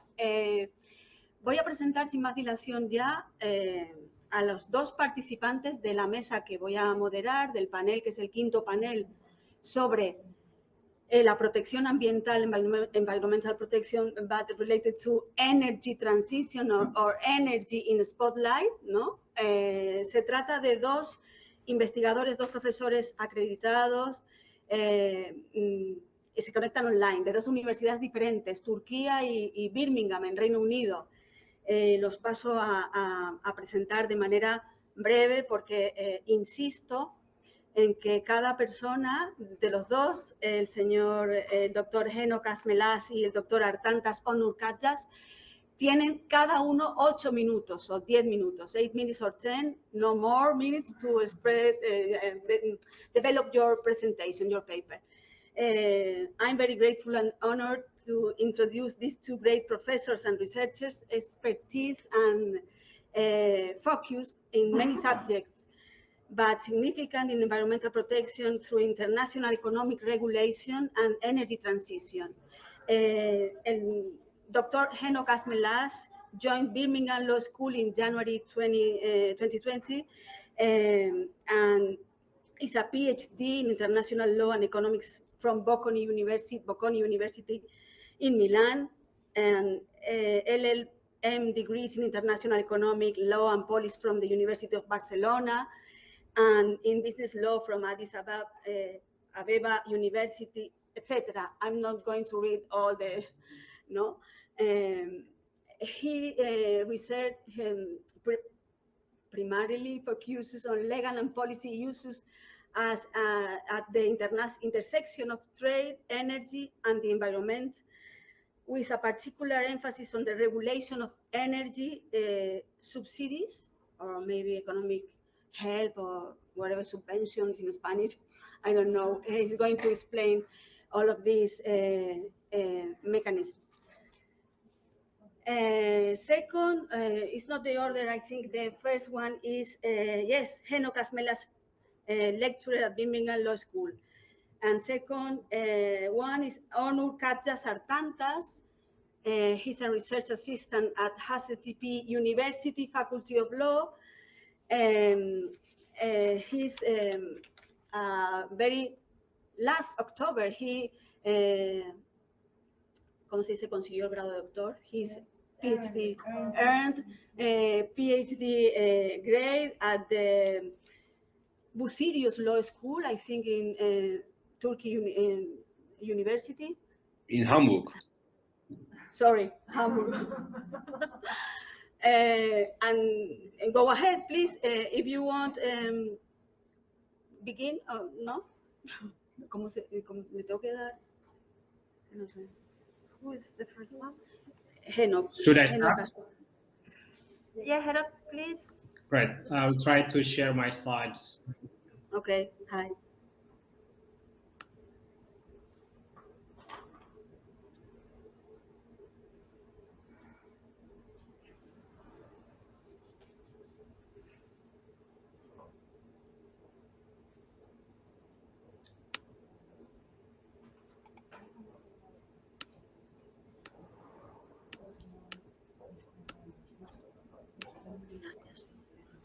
Can you see my slides? Not yet.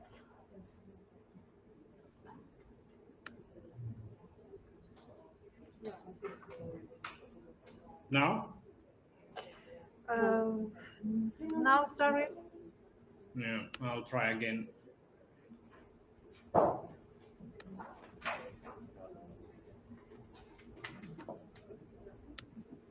Is he using Chrome?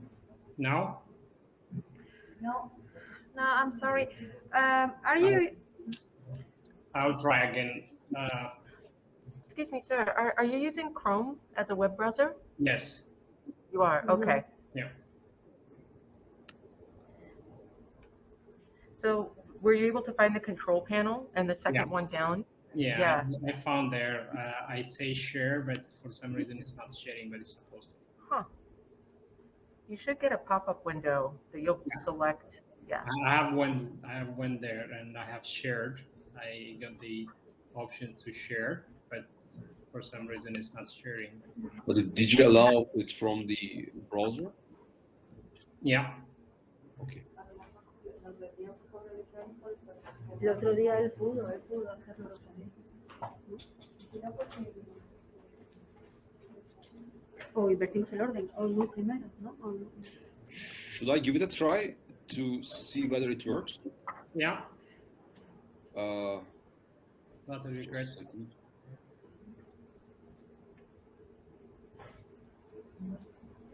Just a second.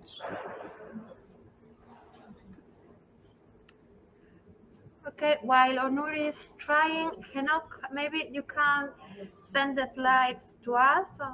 Sure, I can do that. And we can share them from here. Perfect. So, Onur, can you try, please, if you are able to share your presentation, and we start with you. Okay, I'm trying, but just a second. I have sent my slides to Laura.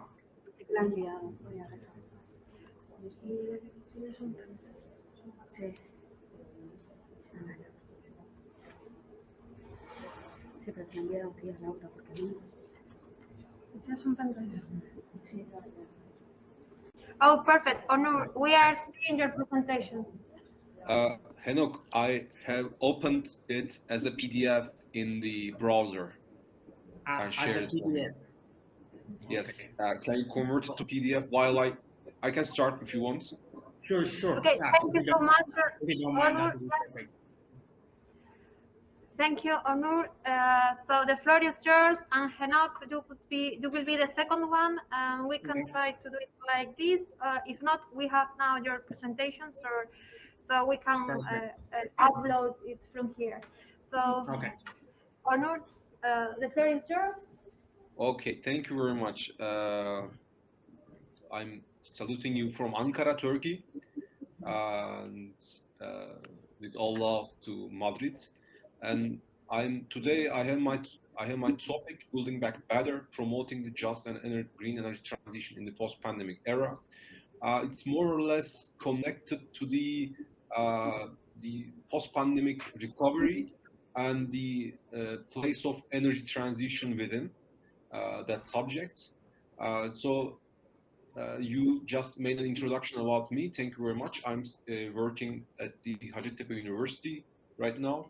I just finalized my PhD, and I'm still working on the green energy, green economy matters. So I think I have 8 minutes, so I will try to use that efficiently.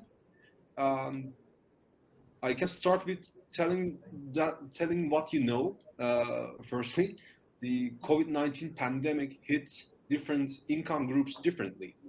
We know that it was not a very equitable process, even with the supports, subsidies, and waivers. Women, disabled, elderly, or unemployed were economically hit harder than the rest during the pandemic, because they were working in the physical jobs, and their income was affected, and so on. During that time, energy poverty also became more prevalent. Energy poverty is a sort of poverty which is connected to the energy consumption directly. Our nowadays the trend is to curb the emissions, and for doing so, to reduce demand for energy. However, we shouldn't be achieving that goal uh, pro by providing less energy to the households. We should aiming for efficiency and also equitable use of energy in our society. Um, we shouldn't aim for cold and dark households. The current I think we are now getting through a post-pandemic inflation wave, which will only deteriorate this situation, energy poverty and the poverty in general. The post-pandemic rebuilding will need to be green and fair. At the same time, governments will need to cohabitate these two concepts in their economic interventions. I'm claiming that I should argue that the being just green or just fair wouldn't suffice in nowadays the requirements of our recent economy. We should both be green and fair in our economic development. One essential pillar of the just and green economy will be the energy transition. Governments will need to remodel their energy sectors to mitigate greenhouse gas emissions and expand renewable energy capacities. Um, this is an ongoing process for perhaps 20 years, and is more important than ever to catch our Paris Agreement goals. To achieve them, we should be actually get more momentum in the process of mitigating emissions, and one way of doing so is the energy transition, and renewable energies sit at the center of it. Meanwhile, this transition cannot afford to overlook the social welfare aspect of the post-pandemic world. The parts of societies most adversely affected by the pandemic should be included in the new green economy. However, the current renewable energy promotion schemes relay the actual cost of the energy transition to the poor and vulnerable. Of course, it's not aimed at the beginning. However, it's the result, as FIT schemes, for example, are relaying the actual cost of energy transition to the end consumer.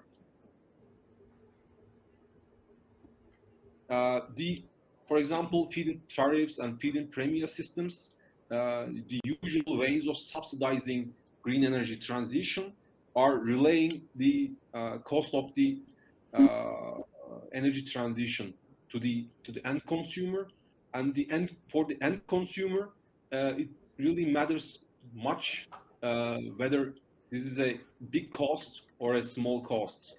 For the wealthier, the energy bills constitute a small percentage of the annual income. However, lower income groups almost always have trouble affording the energy bills. This situation produces two critical effects. First, energy poverty appears as a byproduct of green energy transition, even after individual energy efficiency investments. Secondly, through increased energy bills, the public support for the green energy transition deteriorates. This is a societal risk. This is a risk in all democracies. Therefore, the energy transition must adhere to both environmental and welfare aims. So we shouldn't be overlooking welfare aims in energy transition. I have two central suggestions for enhancing the energy policies in the post-pandemic era. First is that energy transition surcharge waivers, for example, the prices you pay in your electricity bills should be provided to lower income groups. these waivers should be income-based or cover the surcharge partially. This way, the burden of the energy transition will be more equitably handled, while the energy efficiency is incentivized in lower income groups. Secondly, household energy efficiency investments should be promoted via direct grants and soft loans. This latter proposal will ensure emission mitigation while reducing energy poverty. I finally argue that these two policies should be integrated into the European Union law, such like the Renewable Energy Directive, the new Renewable Energy Directive. Thus, I have two main proposals here. One is surcharge waivers for poor households, and second is an increased investments in energy efficiency in actually around the poor households. For example, I will use the example of Germany here. In Germany, the surcharge waivers for industries are provided. So I don't view it as a equitable solution. It maybe curbs the risk of carbon leakage and also stops perhaps firms, companies to migrate to countries with lesser regulations. However, it also creates a non-equitable solution as poor people struggles to pay the bills while industry enjoys a cheaper bills. So I think there should be a balance. I think I argue that the investments should be focused on energy efficiency in European Union, which will also result in increased energy efficiency and reduce greenhouse gas emissions. I think this point of view is in line with our Paris Agreement's requirements, Paris Agreement goals, and also our environmental duties. More or less, this is the framework of my presentation. Thank you very much, and I will be happy to be talking about this in future with you. Thank you very much. I'm now stopping to share. Thank you. So, no Green Deal without social deal, no, Professor Ognur? We can discuss this thing later, no? Thank you very much. Okay.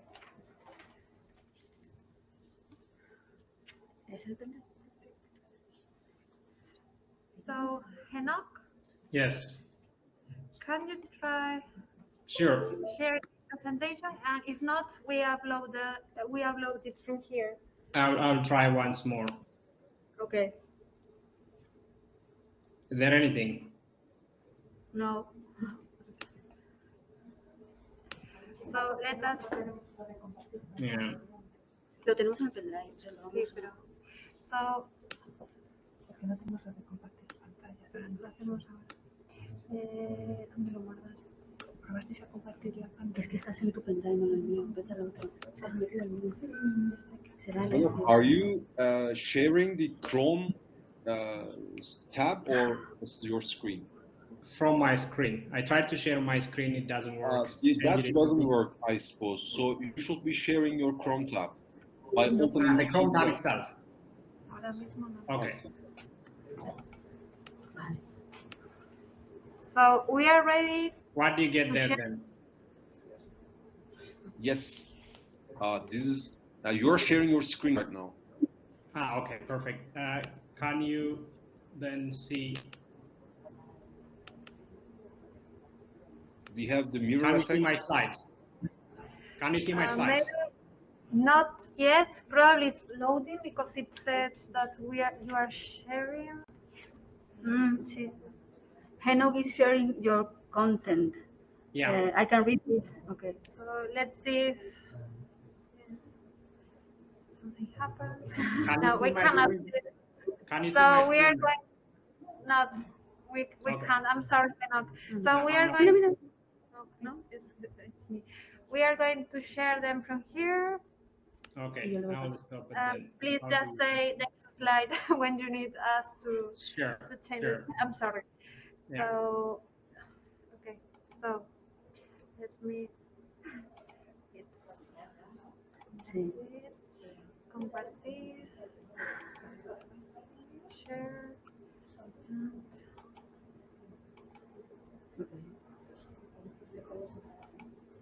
okay. So, Henok, Yeah, excellent. whenever you want, please. Perfect. Thank you so much. It is a great pleasure to participate in this exciting conference. Unfortunately, I cannot be there, but it's great to follow the discussions.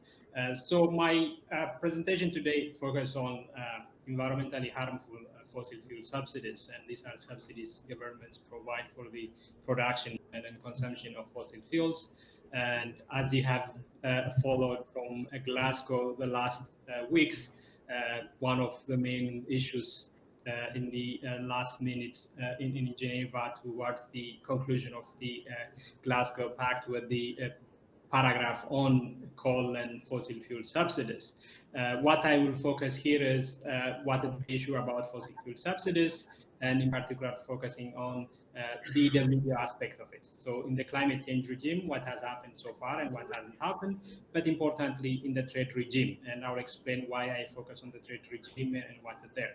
So first, few words on what subsidies are and the size and impact, especially in the fossil fuel sector, and looking at what governments have been doing so far to phase out fossil fuel subsidies, and looking at why the WTO has not been active in these efforts in the past. And recently there are some actions, and what has changed and what are these actions. And the most important question being that whether these actions are adequate to tackle environmentally harmful subsidies or not. If you move to the next slide.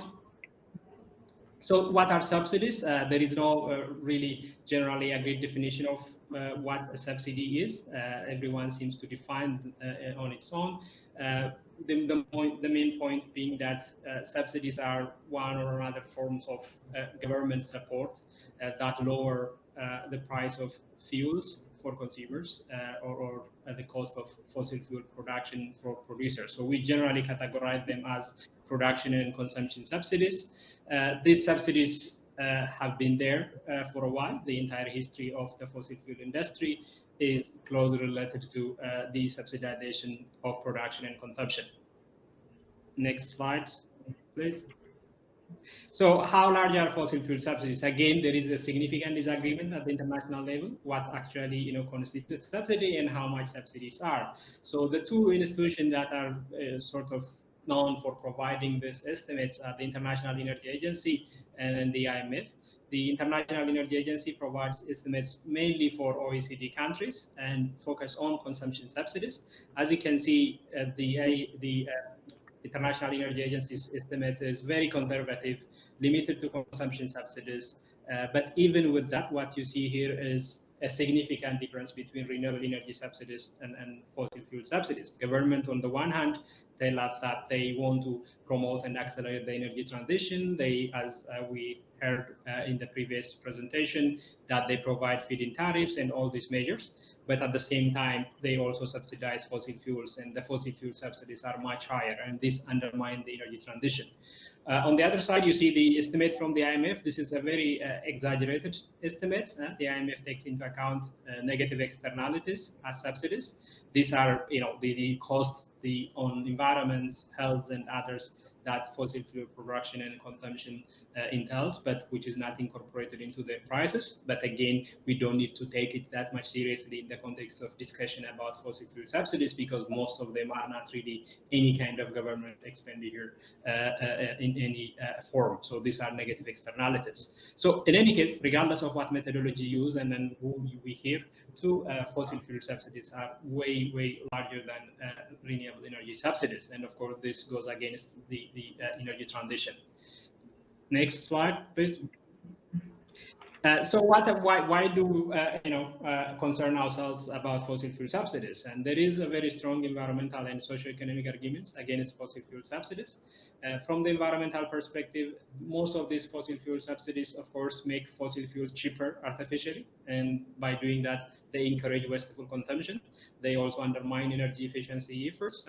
They also make renewable energy sources relatively expensive, right?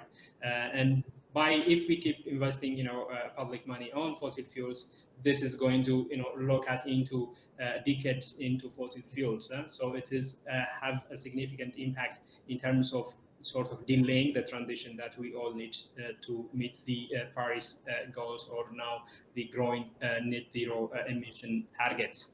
Socio-economical as well, I think this is related to what has been said in the previous discussion in relation to renewable energy subsidies. One, this subsidies actually drain public sources funds away from other pro-poor areas such as education and public health. And they also, even if most of them are given under the name of the poor, they usually benefit high and middle income households than low-income households, because those who consume more energy tends to get most of the benefits. And also, of course, in doing that, they perpetuate inequality. So fossil fuel subsidies have both environmental and socio-economical impacts. Of course, it doesn't mean that there is no need at all for the subsidization of, for example, poor households, but it is the way we subsidize at the moment in all jurisdictions. It seems that it is not targeted enough, and hence it is inefficient. Next slide. So where do we started in terms of tackling or addressing fossil fuel subsidies at the international level? So if you try to look at the start of discussion of fossil fuel subsidy reform in the context of environment, you have to go back to the end of 1980s and early 1990s. These were actually most of studies coming from the IMF and World Bank, so I don't think they were really that much concerned about environment, but it is part of those structural adjustment programs of these Bretton Woods institutions. But in any case, those studies highlighted that these subsidies actually contribute to emission, and phasing them out will significantly make a significant contribution to our effort to reduce emission. Then within the UNFCCC, you see discussions on fossil fuel subsidies emerging even in the early 1990s. Here you see a proposal from Thuden in terms of tackling fossil fuel subsidies, but nothing happened, right? If you read the UNFCCC itself, there is nothing in the convention either on fossil fuel subsidies or fossil fuels in general as well. Next slide, please. So then you have the Kyoto Protocol. If you read the draft text of this particular article in the Kyoto Protocol, there was a specific reference to fossil fuels, but this was eliminated. Of course, countries such as Saudi Arabia, Qatar, and others didn't really let it go. And so we have this a very general commitment to phase out emission in all greenhouse gas emitting sectors. Of course, this includes fossil fuels, but there is no specific reference. Also, you know that the Kyoto Protocol provisions apply to Annex 1 countries, so developed countries. This didn't include. But also, the inclusion of fossil fuel subsidy reform here was only as an option for countries to meet their emission reduction target. So nothing really happened as a result of the inclusion in the Kyoto Protocol, but this was the first concrete kind of inclusion. Next slide. So then the real momentum towards phasing out fossil fuel subsidies started in Petersburg in 2009, where the G20 countries came together and decided that they will phase out inefficient fossil fuel subsidies. Of course, they didn't put a deadline. They didn't really define what inefficient is, what fossil fuel subsidies is, but this started the international movement, if you want, against fossil fuel subsidies. And since the 2009, now the following slides, I don't think we need to spend time on them, just to see. You see that there are a lot of intergovernmental commitment using the G20 language without any precision, without any kind of additional input in terms of enforcement or anything. So the next slides, just to go through them without, yes, here you see the APEC, the Asia Pacific Economic Cooperation, making the same statement like the G20. Next. Here, the United General Assembly, again, using the same language of the G20, again, calling for the harmonization and the phasing out of fossil fuel subsidies.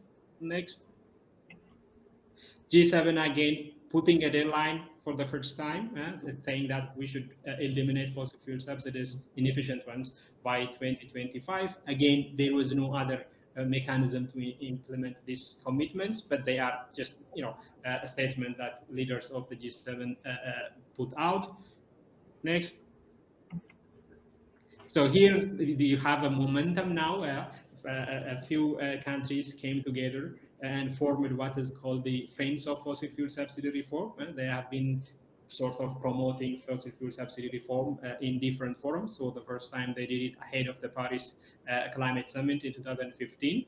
Again, more or less using the same language of the G20. Here, again, you see eliminating inefficient fossil fuel subsidies, no effort to define what fossil fuel subsidy is, no effort to define what efficient is, when to phase them out. But again, you see the momentum again growing.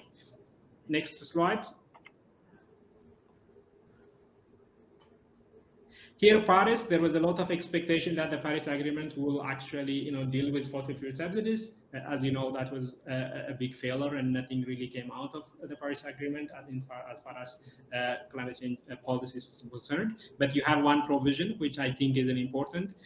This was 1C, which refers to making finance flow consistent with a pathway towards low greenhouse gas emission. I think this is important in my opinion. If countries have obligation to make sure that finance flows in a sustainable manner, this means not subsidizing fossil fuel. This is providing finance and support to renewables, as we heard in the previous presentation. But again, nothing really concrete from the Paris Agreement as well.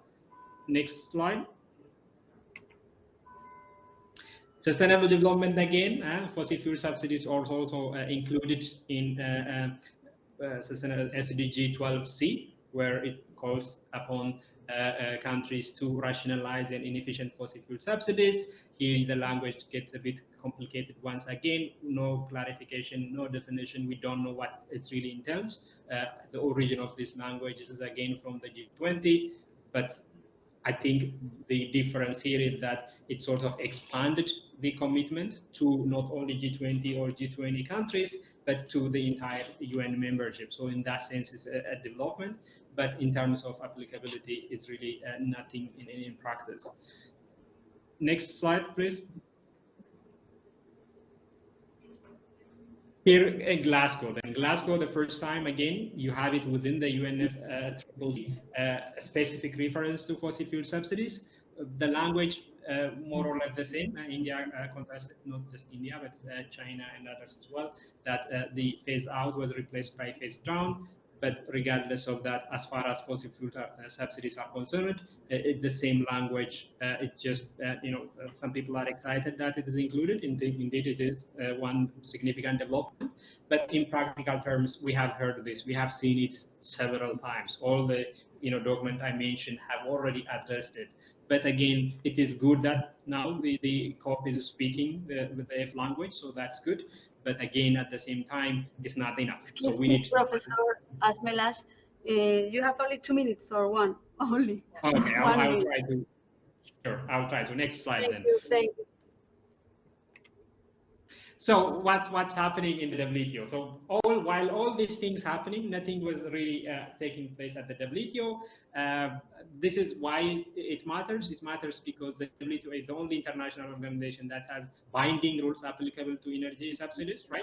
And also the WTO is a forum that has a dispute settlement system now in the crisis, but until recently a very strong dispute settlement system. So why is not the WTO really concerned? And if you look at other areas, for example, fishery subsidies, the WTO has been negotiating a new agreement for fishery subsidies since 2001.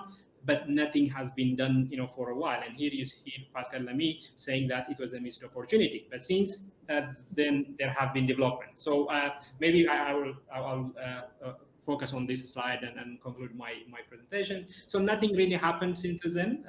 But before this, even if the WTO rules apply to fossil fuel subsidies, even if the WTO has one of its overarching objectives is to promote sustainable development that protects and promotes the environment. But the WTO has been silent about fossil fuel subsidies for a while. This changed, especially this speech by its former Director General was really influential. Since then, you see significant development that happened. I will not list all that has taken place in the WTO, but just to mention a few of them. Again, since 2014 in particular, the issue of fossil fuel subsidies now is sort of one of the main agenda items within the WTO Committee on Trade Environment. So this was an obscure issue that was ignored, but that has changed. Now it's one of the first items in the list. This is significant. Why this happened in the past, why there was nothing, I will not go into the details, but if there is a question, I'm happy to discuss why there was no action in the past. But now we have action. So there is a discussion within the Committee on Trade and Environment. There is a significant naming and shaming within the trade policy review mechanism, countries saying, why are you subsidizing fossil fuels, and could you explain? You see a lot of information exchange and dialogue within the subsidies and notification and surveillance mechanism. You see again, recently, 4 small countries, New Zealand and Denmark and Costa Rica, have and Fiji included, have sort of started an agreement, a negotiation for an agreement, and this agreement envisages to introduce binding rules on fossil fuel subsidies. This is an important development, I argue in this paper, but at the same time, it's not inclusive. The fossil fuel subsidies do not really affect only these countries. There is a major, a larger group of countries that are affected. They should be, party to this agreement. Without their involvement, it is unlikely to take into account the interest of developing countries. We have heard earlier about the impact of these policy measures on the poor. So unless you have in developing countries participating in this, the various kind of range of countries need to be in this. Without them, it's going to have an adverse effect for people who are, already suffering because of COVID and then other structural issues. So within that context, I'm discussing what the WTO can do. I argue that what the WTO has done so far is not enough, and a lot has to be done. But I will not go into the technicalities of this, but if there is any question, I would be happy to expand on. Just final word on this is fossil fuel subsidies are environmentally harmful, have adverse socioeconomic implications. And if we are serious about tackling climate change, accelerating the energy transition, there is a need to talk about them. Thank you so much. Thank you, Professor Malas. Thank you very much. If you debate ahora o no? Thank you very much, both of you. And if you want, the assistants here, if you want to ask for a question or the debate is open, and go ahead. No, someone interested in economic regulation or subsidies, no, or. I really like the last mention of the Professor Heno Casmelas, a specific mention to sustainable development goals of Agenda 2030, because it's an international commitment that in the normal path to the climate change is not always analyzed. No, you have to focus on. In this sense, I have a question for you, Professor Heno Casmelas. What do you think about the acuerdo sobre ACCTS, no? International agreement about trade, sustainability, and climate change. How is this treaty developed? No, you understand me? Sorry for my English. Yes, absolutely. Thank you so much. This is an important question. Yes, so the initiative, I agree that this is an important initiative. We need to move beyond informal mechanisms of regulating fossil fuel subsidies towards formal mechanisms, and it is important. You see it now with the COP as well. There is another, statement of phasing out subsidies, but nothing will come out of it. So the agreement is important, but my problem with the agreement that it is not inclusive, it is not representative. Those countries that are negotiating these rules are only few countries. They don't have much subsidies of their own. They have production subsidies, but not much of consumption subsidies. So we need countries that have the experience, the practice to involve. And the other thing as well is the danger of this kind of plurilateral, a friend of countries coming together and setting rules, it is really difficult to change these rules later on, right? So there has to be a room for civil societies, for poor countries to participate in the process and set the rules. Okay, thank you very much. Thank you. Professor Onur Kaddas, if you want to add anything, whatever. I can comment on Professor Asmela's presentation, actually. I really thank you very much for the inspiring presentation, and also I have read your work before and used them in my doctoral dissertation as well. And I was wondering if you view the WTO as an end goal here. So why providing a solution within the WTO, which provides not many tools to curb the fossil subsidies, because when it comes to the FITs or feed-in premium, such like the subsidies for green electricity, I think what matters is the trade of equipment, not trade of electricity. So I think I argue that the WTO will not act until the electricity trade will gain volume. Do you agree? Yeah, this is you are spot on. No, this is a very critical issue. When you look at the renewable energy side of it, you see you are absolutely right that it's not the electricity itself; it is rather the equipment that has been the focus, right? So in that sense, I think the logic is correct that the WTO will respond only to the extent that there is electricity trade that will be affected, right? That's good. But I think there are few ways where the WTO should be involved. That's my argument. One is really there is no need for it to have effect on trade for the WTO to involve it. And I use sort of the case of fishery subsidies, right? The WTO is targeting fishery subsidies because it says it is concerned about overcapacity and overfishing, right? Those are not really attached trade concerns, environmental concerns, right? So if you are Article 20 exception, or yeah, no, in general there is a negotiation going on fishery subsidies and new rules, right? So if the WTO says I'm concerned about the impact of fishery subsidies because they are environmentally dangerous, then why it cannot be concerned about fossil fuel subsidies, right? Fossil fuel subsidies are even larger and environmentally even more harmful than fishery subsidies. So there is a stronger case to argue, right? That's my point. Second is, I think there is a bit of cases, we don't say there are cases because they are not really about fossil fuel subsidies, but if you look at the WTO case law, you can find like two cases, for example, one China aluminum, where the US accuses of China for providing cheap electricity to aluminum production, right? So you can have sort of input subsidies, but of course we don't talk about them as fossil fuel subsidies because they are about aluminum. China had the same case against the US and steel, and China accused the US providing cheap electricity to steel and aluminum. Again, we don't talk about them as fossil fuel subsidy dispute, but you see that there is a trade concern. And my general argument is, to be honest, looking at the WTO, it says it's sustainable development, it's overarching objective, right? If you want to achieve sustainable development, it shouldn't be only about, as you said, about Article 20. Article 20 is an exception, and I think part of the problem with the trade and environment discourse is that it focuses on the exception, and the WTO should not address environment only through inaction. Exception for me is inaction. I don't do anything for environment, for trade. But in my opinion, the WTO should also say, I have to do something. Even if it's not as such affecting trade, the WTO has to act based on positive action. And you see as well, there are a lot to do and in your area as well, in renewable energy subsidies as well, to really use the WTO to achieve, equitable and fair transition as well. And I have, my work also touched upon this and how the WTO can be sort of molded into, and I'm happy to discuss this with you in the future. Thanks. I will be glad as well. Thank you. Perfect. Okay, thank you, both of you.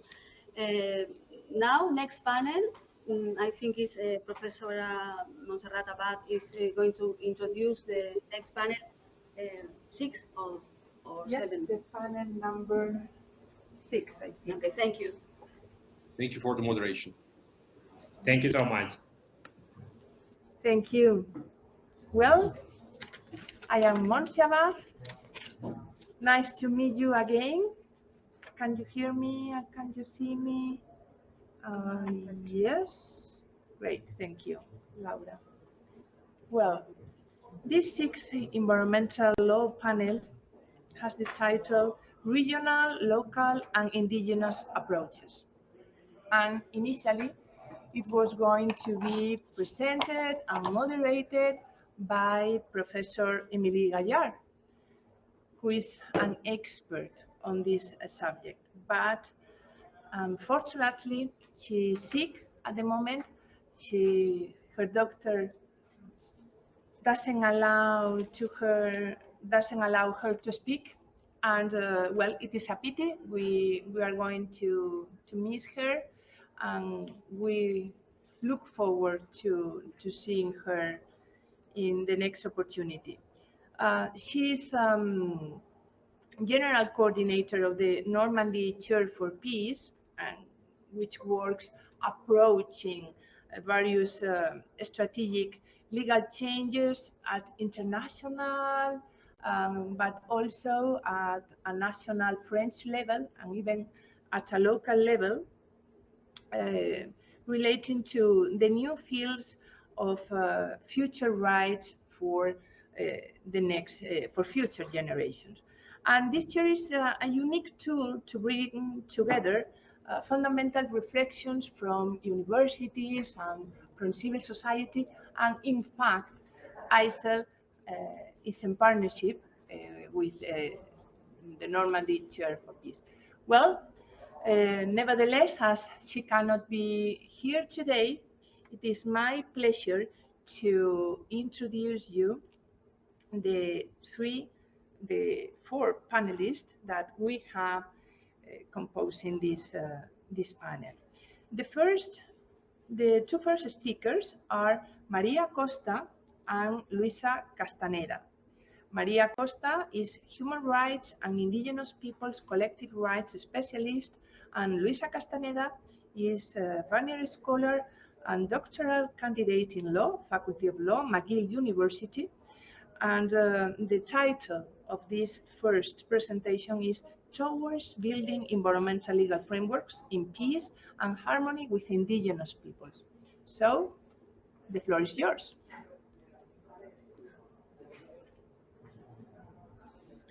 Let me know if you need any kind of assistance.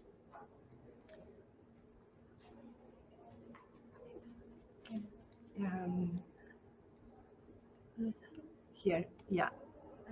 Okay, yeah. This is moderator in presenter. Okay. It should be working from now. Okay. Luis. Great. The floor is yours. Thank you so much. I was very concerned because I was not able to say anything since I was in the participant list. Thank you so much, Chair, for giving the floor.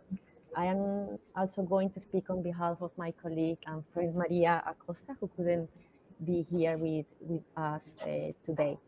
As you mentioned, our presentation is about indigenous peoples and their leadership in the conservation of natural resources and how the construction of an international framework on environmental law should have them at the center. This presentation will be structured in three parts. First, I will start by presenting some data about indigenous peoples. And in a second moment, I will touch upon how the individualistic perspective of the law has prevented the recognition of collective rights to indigenous peoples. And finally, I will address on actions to be taken. Please allow me to start with some data on indigenous peoples. Indigenous people represent 6% of the world population, which is like around 496 million people living in more than 90 countries in 7 sociocultural regions. But they also speak more than 4,000 out of the remaining 6,000 languages, which shows the vast amount of knowledge that are embedded within those languages. Their territories occupy 20% of the world's surface, And within that territory, they managed to preserve 80% of the remaining territorial biodiversity. An example of this great contribution of indigenous people to preserve natural resources is like 80% of the protected areas in Latin America are located nearby or inhabited territories by indigenous people. But almost half of the intact forests in the Amazon basins are indigenous people's territories. All this data to say that indigenous people's traditional knowledge, collective territorial practices, and the sustainability and resilience of their food systems make them fundamental alliance in climate change mitigation and the protection of biodiversity and natural resources. However, indigenous peoples continue being subject to forced displacements and change of habits due to the unprecedented pressure from extractive industries, logging, concessions, expensive livestock, and farming. It's very sad that 5 out of killings environmental and human rights defenders were indigenous persons in 2020, even during the pandemic. It is a contradiction that despite being the guardians of nature, indigenous peoples represent 19% of the world's extremely poor and are on the front line of those affected by climate change. Their voices are rarely heard when legislation on the environment, to the point that tenure rights over their territories often lack legal protection and conservation policies affect them negatively. For example, indigenous people have been displaced in many regions due to the creation of protected areas without obtaining the free, prior, and informed consent.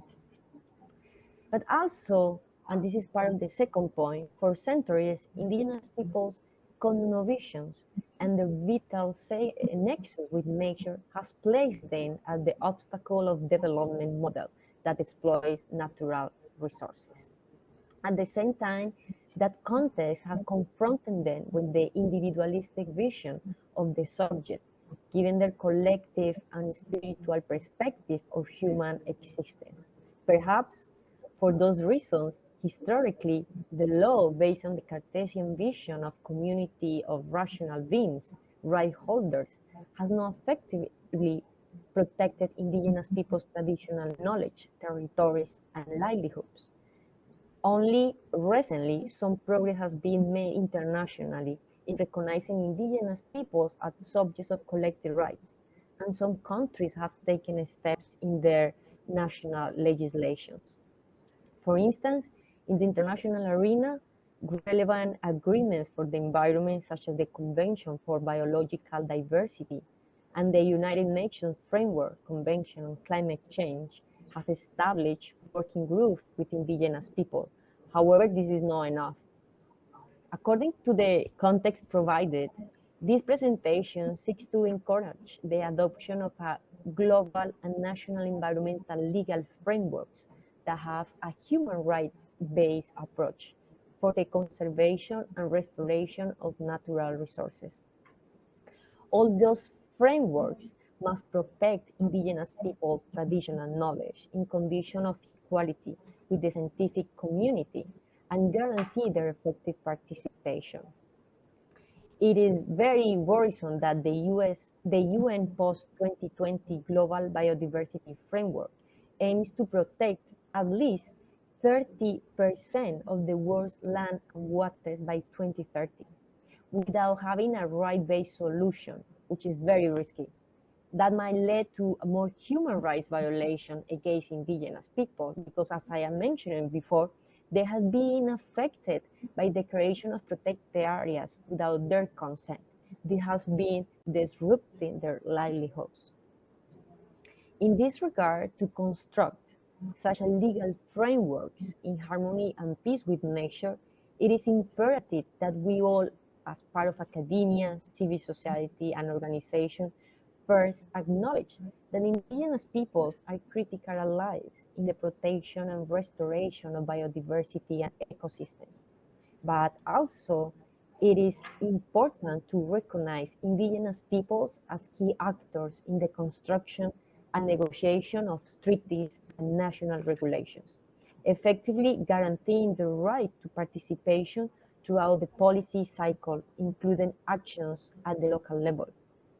I want to highlight that it is imperative that to respect the indigenous people-led governance in conservation and their governance mechanisms based on self-determination and their own vision of development in accordance with their cosmovision. In the frame of these discussions, some measures and strategies should be adopted to guarantee indigenous people rights over land, territories, and natural resources.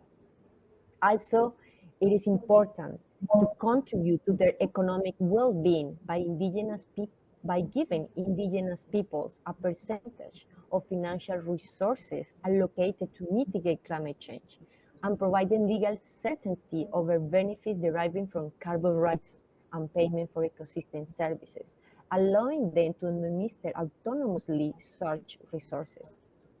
It was indeed a positive step forward taken during the COP26 in recognizing indigenous people's role in protecting forests and having the opportunity that government and so on organization pledged 1.7 billion to indigenous people to secure land tenure rights.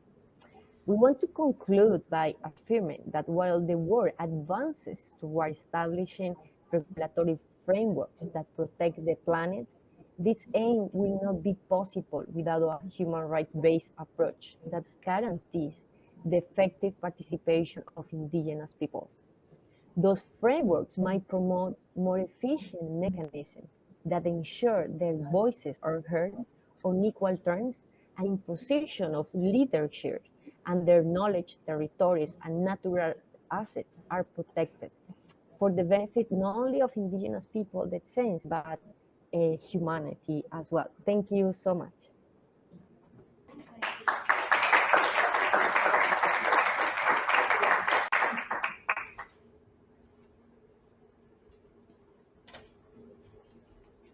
Thank you very much, Luisa, for your inspiring talk.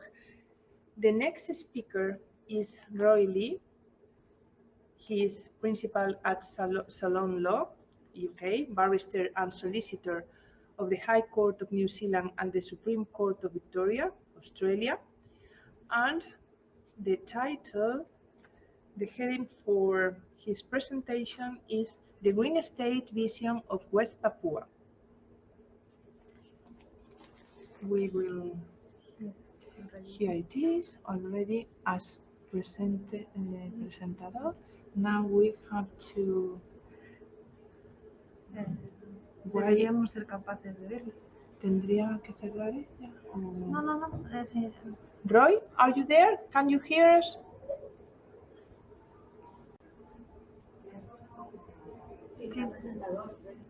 Yeah. Hello, can you hear me? No. Yes, perfect. Excellent. We are Thank not you. seeing you. Yeah, No, great. perfect. Thank you. Right, let me just share my Sorry, slides. 1 second, please.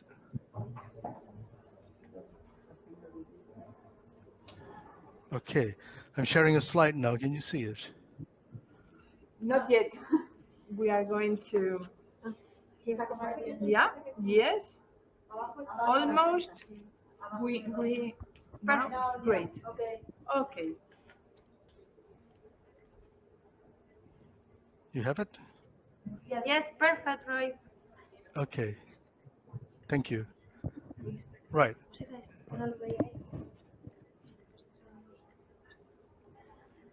Shall I start? Yes, please. Okay.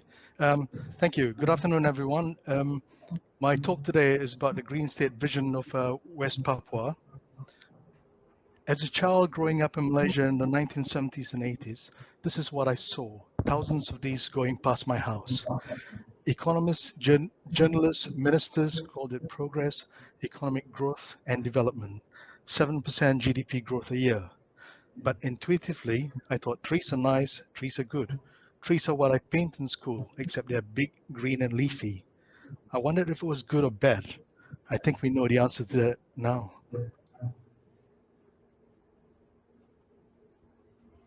So since then, I became a lawyer in New Zealand and Australia.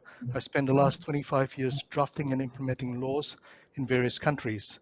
So my talk to you today is about the national level rather than international level.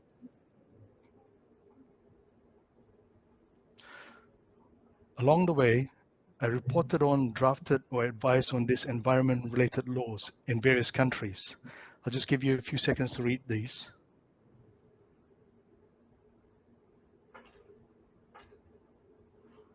So, what are the observations I can share after 25 years of doing this in various countries?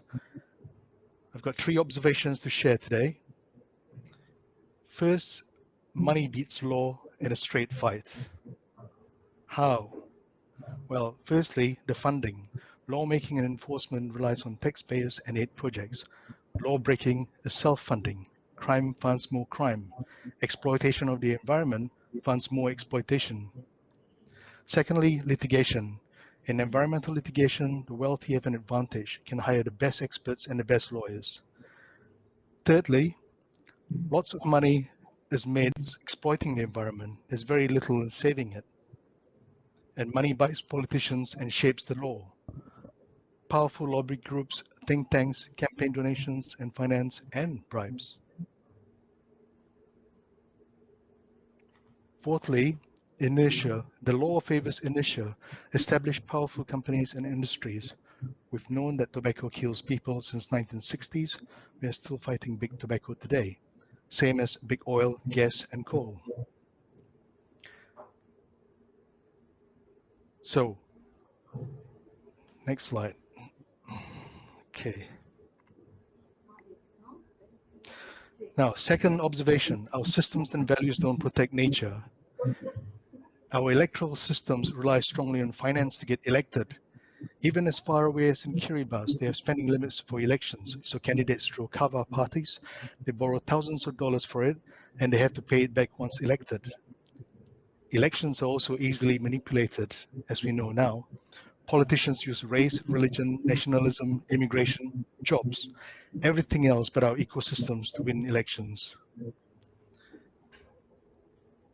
Next, our legal and international systems are geared only for economic growth. For example, company laws are value neutral. They allow companies to be registered and limit liability of directors, but never include a social or environmental function for the company. As a result, they become unlimited profit-making machines for economic growth. If my child was only interested in making money and nothing else, I would be worried that my child is a sociopath. Then, development. Back to my introduction, I realize now that development is really a sugar-coated word for destruction, another word for bulldozing and chopping down forests, growing cash crops, and building mines. Some types of development might have high social use, like schools and hospitals, but this is not the development they were talking about at Rio in 1992 or at COP26. Certainly it's not the development that they're carrying out on the ground. It's a very different type of development. In New Zealand, they had the objective of sustainable development in their law since 1991. They've got a great economy, but the highest levels of water pollution in the OECD from the dairy industry. Next, the values and norms we work with today are very outdated. We focus on rights, freedoms, and our place in society. 2 problems. These are anthropocentric. They see humans at the center of the universe and try to mold everything around us. They were good for overthrowing tyrants and slavery, but not much use when protecting nature or learning to live in harmony with it. I can show you 50 years worth of case law on the European Convention of Human Rights. I have almost nothing when it comes to international environmental protection. Finally, our laws are always sectoral, not holistic. They focus on one aspect or industry, but ignore the whole ecosystem. For example, coastal fisheries laws don't address pollution from mining or impacts from logging activities. Essentially, we are working with tools designed for a different age.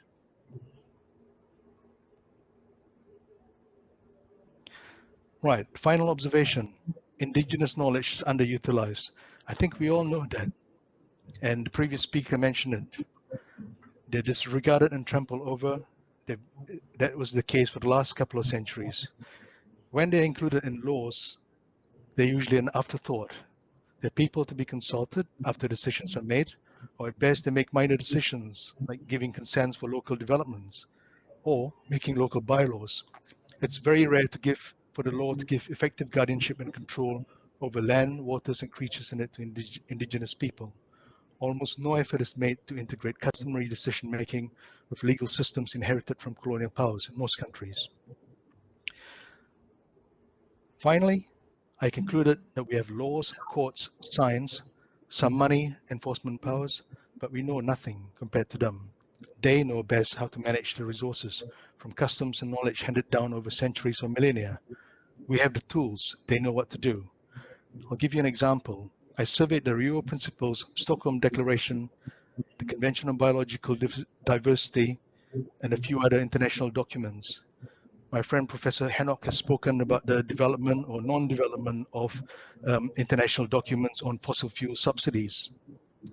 International environmental standards to date are primitive. As a law drafter, they tell me nothing about the kind of laws I need to draft to protect nature or live in harmony with it.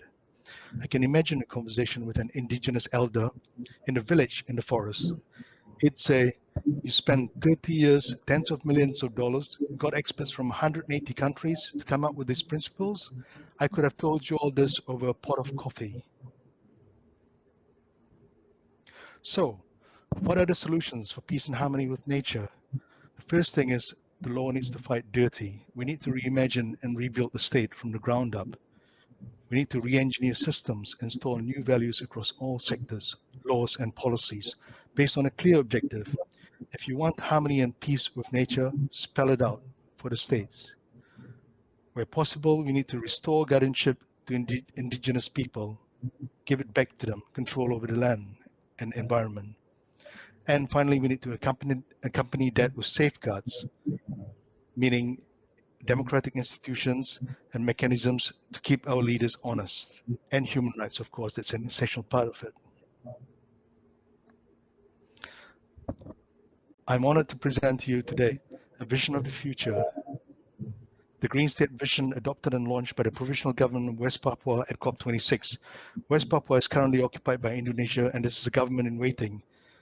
The third largest rainforest in the world after the Amazon and Congo is in West Papua.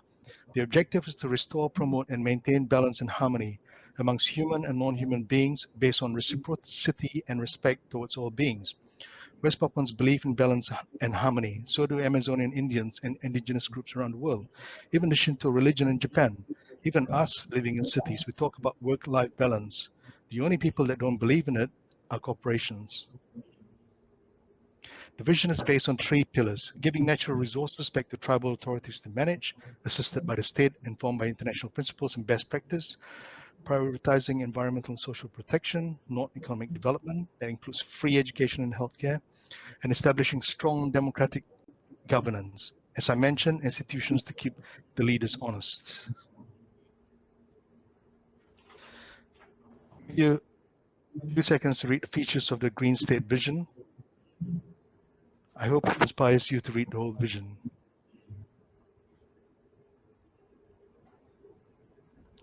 Like any other new vision, it will come with challenges. A few examples: how to integrate customary decision-making with modern legal systems, what policies and laws are appropriate for corporations and for trade and investment. That's why I want to invite you to find out more and email me if you're interested in assisting us to develop and implement this vision. Have a look at our Instagram page.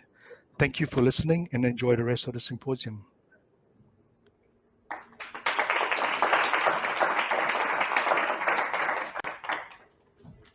Thank you very much, Roy, for your interesting speech.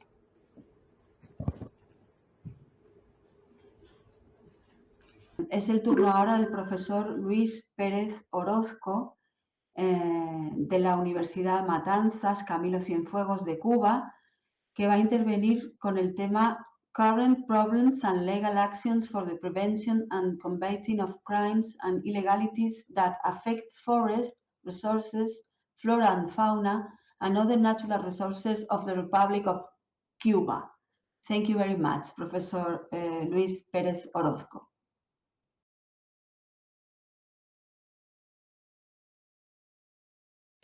Muchas gracias por la oportunidad de poder participar en este evento y compartir algunas ideas acerca de las problemáticas actuales y acciones jurídicas para la prevención y enfrentamiento de los delitos e ilegalidades que afectan a los recursos naturales, la flora y la fauna silvestre y otros recursos naturales en la República de Cuba. Mi nombre es Luis Pérez Orozco y soy profesor de Derecho Ambiental de la Universidad de Matanzas en Cuba.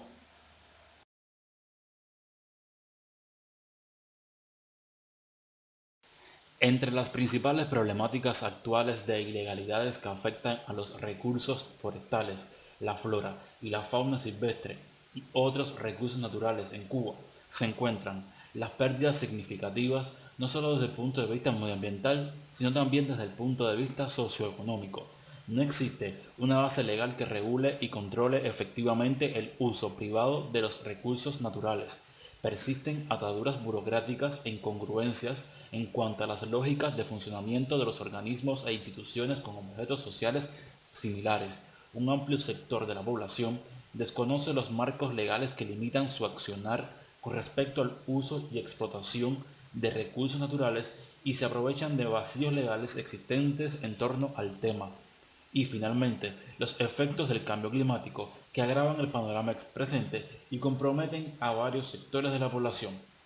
A partir de ahí, podemos identificar los siguientes aspectos específicos: incendios forestales, tala indiscriminada, pesca ilegal y no declarada, caza ilegal, caza y comercialización ilegal de aves endémicas y migratorias, extracción de arena de ríos y playas, desvío del cauce de los ríos, minería artesanal y de pequeña escala, hornos de cal, importación de especies exóticas y riesgo de epidemias originadas por zoonosis. Comentemos algunos de estos problemas ambientales. Por ejemplo, en cuanto a la pesca ilegal y no declarada, esta actividad afecta a especies protegidas como el cocodrilo y el quelonio. La langosta y el camarón tienen una alta demanda en el mercado informal, lo que incita también a los pescadores y productores no autorizados a incrementar su captura. Por su parte, el pargo, la cherna y la jihuahua son otras especies con alta demanda y pescadas masivamente por ilegales. Los pescadores ilegales no tienen conciencia del daño que provocan a la economía nacional y a la ecología marina con sus acciones. Desde el año 2000, un estudio de la Organización de las Naciones Unidas para la Agricultura y la Alimentación anunciaba que en la plataforma cubana los recursos naturales pesqueros estaban en el máximo de su explotación. Reseñaba, además, que el 87,6% de sus recursos se encontraban en estado crítico y se requerían medidas urgentes de control del esfuerzo pesquero. La cacería no solo está enfocada en animales comestibles, sino también en otros de valor estético. La cacería furtiva de aves y su comercio ilícito es otro gran problema medioambiental, entre los que se encuentran cotorras, azulejos, azulejones, mariposas, degollados, tomeguinas del pinar y de la tierra, cabreros y negritos. La fabricación artesanal de cal por los caleros en hornos artesanales de cal es una de las actividades de explotación de los recursos naturales que se realiza fuera del marco de la ley. Las materias primas involucradas en esta actividad son la piedra caliza y la madera que funciona como combustible para oxidar la piedra caliza. Esta actividad descontrolada en zonas cercanas a matorrales y campos de pinares puede conducir a incendios forestales. Muchas veces son excavadas incorrectamente por desconocimiento y generan el desprendimiento de mogotes y lomas de tierra con una posterior pérdida del hábitat de las especies. Urge una regulación de este mercado y la creación de los mecanismos legales que permitan a los ciudadanos recibir pequeños terrenos de tierra para su explotación. La importación de especies exóticas y de riesgo de epidemias originadas por zoonosis es otro grave problema existente en el país. Un caso llamativo fue el llamado caracol africano, que provocó una alarma a nivel de país por los altos riesgos que significa para los cultivos y la vida humana misma. Esto representa un alto riesgo para la salud, la agricultura, nuestras especies endémicas y el medio ambiente en general. Pero cabría preguntarse cuál es el marco jurídico para hacer frente a estas problemáticas. En la Constitución de la República de Cuba, aprobada en el 2019, está refrendada la soberanía nacional sobre el medio ambiente y los recursos naturales del país como la necesidad de su protección. Así, el país tiene precisada la estructura, la organización y el funcionamiento del Sistema Nacional de Protección del Medio Ambiente con su órgano rector, en tanto está encaminada al fortalecimiento de la isla a favor de la integración del medio ambiente con el desarrollo económico y social sostenible. Como elemento importante está la creación del Ministerio de Ciencia, Tecnología y Medio Ambiente desde el año 1994. La Ley número 81 de 1997, Ley del Medio Ambiente, contempla como deber del Estado, los ciudadanos y la sociedad en general proteger el medio ambiente mediante su conservación y uso racional, la lucha sistemática contra las causas que originan su deterioro, las acciones de rehabilitación correspondientes, el constante incremento de los conocimientos de los ciudadanos acerca de las interrelaciones del ser humano, la naturaleza y la sociedad, la reducción y eliminación de las modalidades de producción y consumo ambientalmente insostenibles, así como el fomento de políticas demográficas adecuadas a las condiciones territoriales. Además, existe el Plan de Gobierno para la prevención y enfrentamiento de los delitos e ilegalidades que afectan a los recursos naturales, la flora y la fauna silvestre y otros recursos que es el resultado de un estudio riguroso de las deficiencias en el manejo de los recursos naturales y constituye el punto de partida y el soporte teórico de estas acciones. Es un programa abarcador y transversal hacia toda la sociedad que otorga un papel protagónico a los organismos e instituciones estatales que tienen entre sus objetos sociales la protección y el uso sostenible del medio ambiente. En dicho plan están inmersos todos los organismos y órganos del Estado de Gobierno, así como organizaciones de la sociedad civil y proyectos internacionales. La República de Cuba es Estado parte de la Convención sobre el Comercio Internacional de Especies Amenazadas de la Fauna y la Flora Silvestre, conocida por sus siglas en inglés como CITES. Cuba se adhirió el 19 de julio de 1990. Vale agregar que nuestro país se esfuerza diariamente por elevar la exigencia y el control de las especies nacionales afectadas principalmente por la caza ilegal e indiscriminada, así como el comercio que tienen una alta significación para el país y que con independencia de ellos pueden estar recogidas en diversos convenios internacionales. Además de la resolución establecida para cumplir los compromisos derivados del CITES, se encuentra la resolución 8796 del Ministerio de Ciencia, Tecnología y Medio Ambiente. También se ha establecido la resolución 160 del 2011, que establece las regulaciones para el control y la protección de especies de especial significación para la diversidad biológica del país, cuyo propósito es controlar la utilización sostenible de las especies de flora y fauna silvestre, así como su exportación por cualquier vía mediante el régimen de licencias ambientales. Pero si todos estos mecanismos preventivos fallaran y se produjera un daño ambiental, sería necesario aplicar las normas jurídicas de carácter represivo. Debemos partir por dejar claro que en Cuba constituye daño ambiental toda pérdida, disminución, deterioro o menoscabo significativo inferido al medio ambiente o a uno o más de sus componentes que se produce contraviniendo una norma o disposición jurídica. Al respecto, existen dos sistemas: el sistema contravencional o de contravenciones administrativas y el sistema penal. La contravención es la infracción de las normas o disposiciones legales que carecen de peligrosidad social por la escasa entidad de sus resultados. La legislación cubana distingue el ilícito penal del administrativo, siendo su diferencia esencial el grado de peligrosidad social. El sistema contravencional cubano, en lo que a protección del ambiente concierne, se caracteriza por la existencia de una multiplicidad de disposiciones jurídicas que regulan las tantas esferas específicas de protección que demanda el medio ambiente.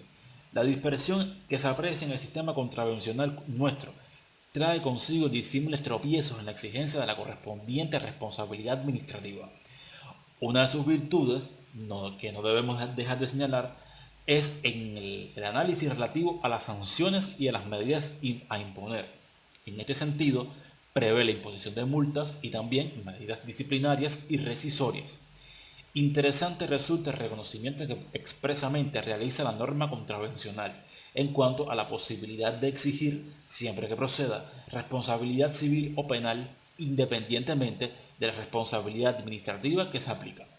Por otra parte, podemos decir que a diario se producen conductas que agreden al medio ambiente, imponiéndose con mayor fuerza la figura del delito ambiental o ecológico. Sin embargo, nuestro Código Penal, al que nos remite la Ley de Medio Ambiente cubana, no prevé la penalización del llamado delito ambiental, solo plantea algunas conductas antijurídicas lesionadoras del medio ambiente asociadas a la protección de la salud, bienes de las personas y de la economía nacional. Debemos señalar que este es un aspecto que se soluciona con el futuro Código Penal que ya se encuentra a debate en el Parlamento cubano. Así finaliza la presentación. Agradezco a todos ustedes por la atención dispensada y muchas gracias nuevamente por la oportunidad. Un saludo desde Cuba. And the last speaker of this panel is Felipe Jardín,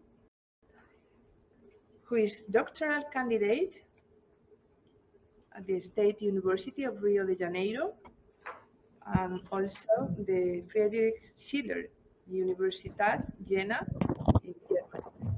And the theme of his presentation is Urban Agroecological Food Production in Rio de Janeiro, Legal Questions and Strengthening Local Governance Against Global Environmental Problems. So the floor is yours.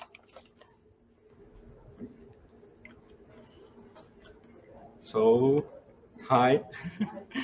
I'm going to speak a little bit about of my thesis project, and I'm conducting part in Rio de Janeiro and part in Berlin. And today I'm going to introduce just the Brazilian part. But before it, I would like to ask you how you are imagine the future of our planet.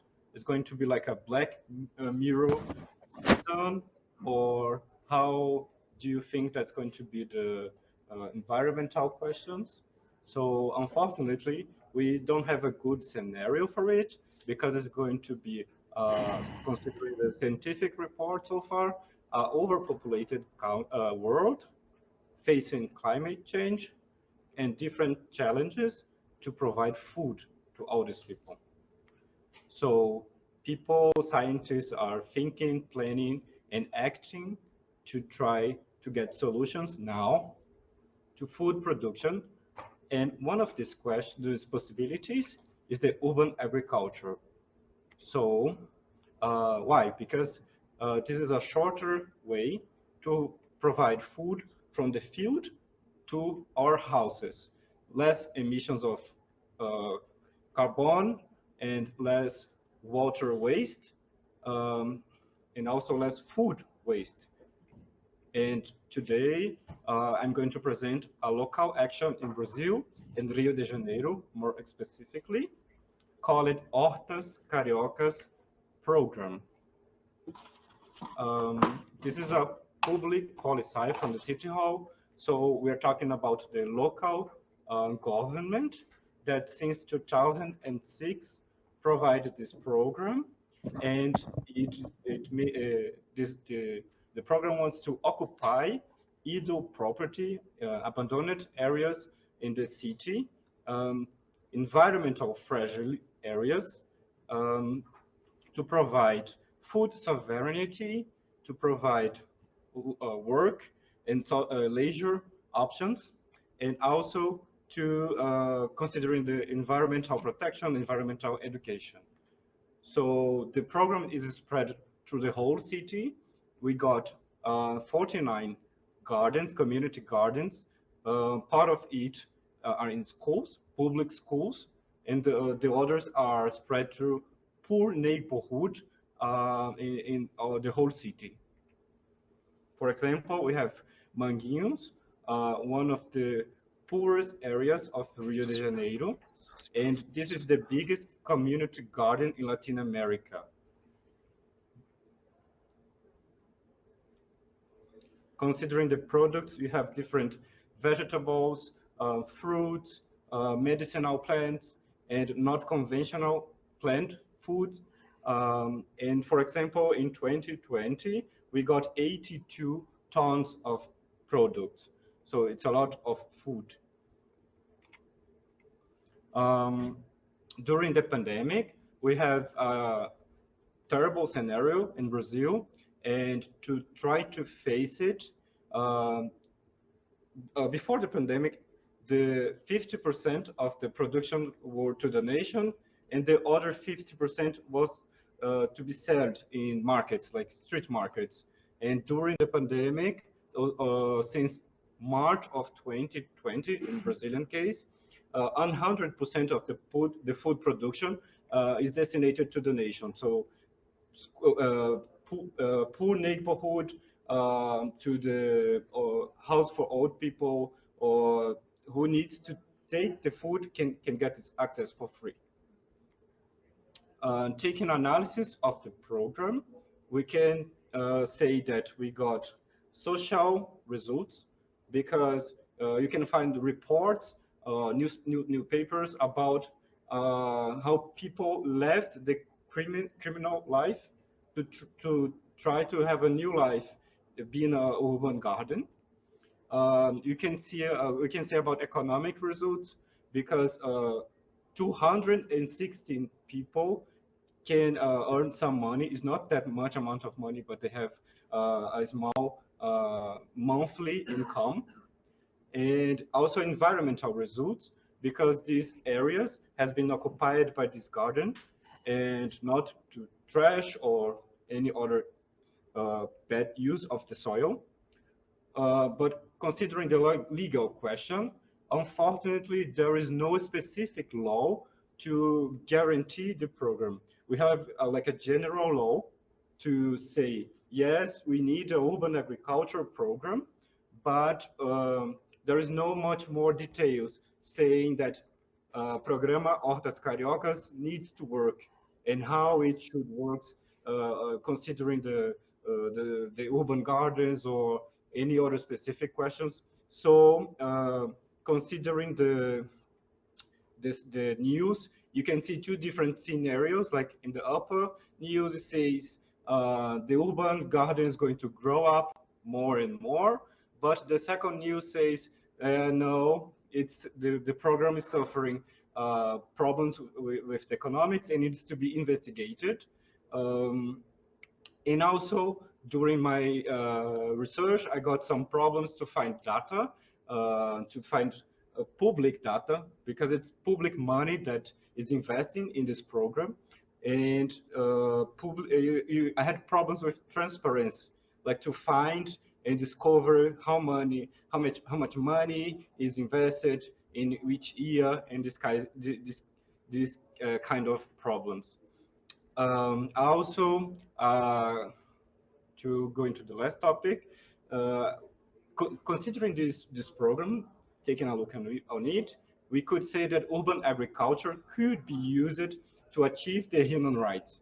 We are talking about food, leisure, to the work, to the environmental protection, to the health, to the life in general.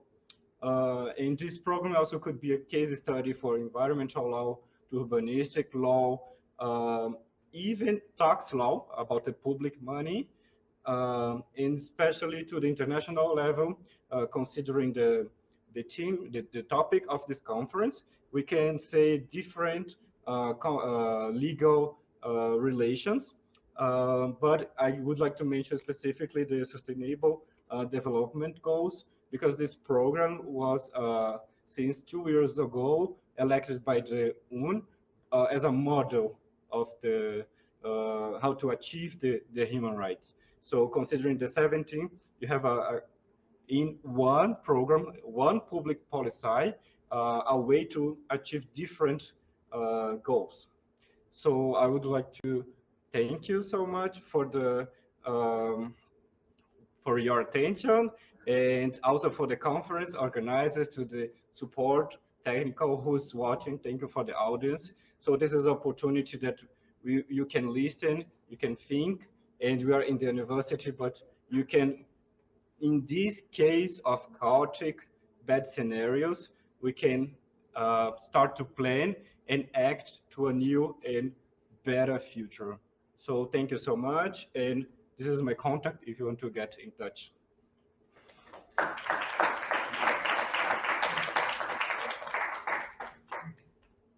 Thank you very much, Felipe. Another very inspiring talk as well. And well, we are running out of time, but maybe we could have time at least for one question. I already know that there was a question from here. Teresa Parejo, what would you like to ask? Gracias, Monse. Felipe, it was very, very interesting. I was just wondering, have you had the chance to look at the Italian regulation? Because this is very similar. It's an example of the use of the commons. And I know in Italy, in Bologna, and I think in other cities, they have been developing this kind of projects, and even they have a regulation on the commons to use in cities and do this kind of work. So I invite you, if you don't know this, just take a look at this, because it's very well designed, and it's already developed. And it's an example, it's a global example of how to use the commons in this way. Just a comment. Thank you so much. Thank you, Teresa. Yes, I was thinking, looking at your conclusions, that actually it is true that there is room for international law, environmental law, tax law, etc. In any event, you had asked us at the beginning of your presentation how optimistic we were regarding future. And what is your vision? Because all the three presentations present very interesting winning visions. And I would like to ask you, the three, what is your personal feeling in terms of optimism regarding the future? Just this simple question. So you should come here, Felipe and Roy, who is still there, and Luisa. Just a very brief reply. Yeah, it's a little bit hard to have a good perspective considering we are a pandemic. We have a lot of problems considering Brazilian specific scenario, government, and the lack of law. As I mentioned, yeah, yeah, we are tending to the Black Mirror scenario, but maybe we already live in it, the Black Mirror bad situations. But we need to keep in mind that we need to change this future. So if it's a local action, if it's a conference city, it doesn't matter. We need to think and we need to act to have this better future. I guess we don't have like too much options to think in the bad way anymore because we are already living it. So let's keep doing, thinking, discussing, and yeah, that's it. Thank you very much, Felipe. Welcome. Roy and Luisa, would you like to add anything? Yes, can I say something? Yes, of course. Yes. Yes, I am old enough to remember the Cold War from the 1980s and how the world came close to nuclear war, and that change happened then, and it happened very quickly.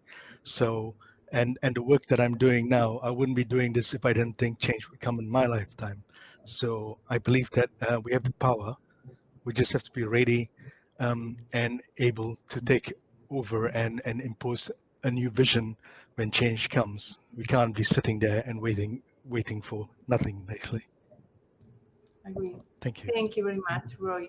And Luisa, would you like, yes? Yeah, to... thank you. As Felipe said, Roy, like we are, here as part of that change. And since there are many people doing research, working in civil society, NGOs, from the government who are really taking actions and trying to do positive things. Like sometimes I worry so much about the future, how it's gonna be, but also it gives me some relief that there are people still like acting and advocating for a change. Thank you very much. Well, so we have to, let's move to the next panel, who is going to be presented and moderated by my dear Teresa Parejo, but I have to introduce her with pleasure.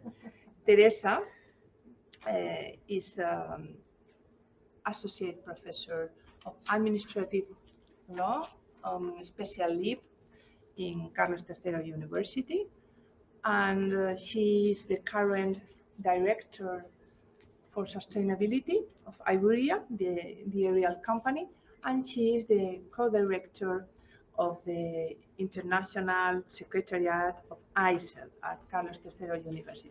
So she pioneered the establishment with other great scholars, Professor Robinson, and other members, other governors of ICEL, as Professor Koken Lian and Victor Tafur, Antonio Benjamin, among others. This new stage for this relevant and prestigious organization. So thank you, Teresa. The floor is yours. Muchas gracias. Bueno. Hello, good afternoon, everyone.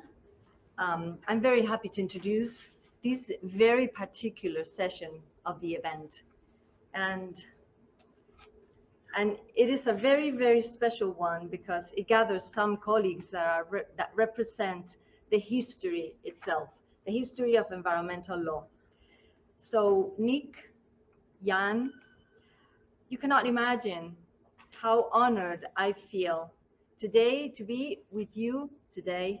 I think we are also sharing this moment with Victor. Victor, I think you're there, right? Yes. Victor Tafur, he's a lawyer and professor at Pace University. He's also part of this great project of the Global Pact.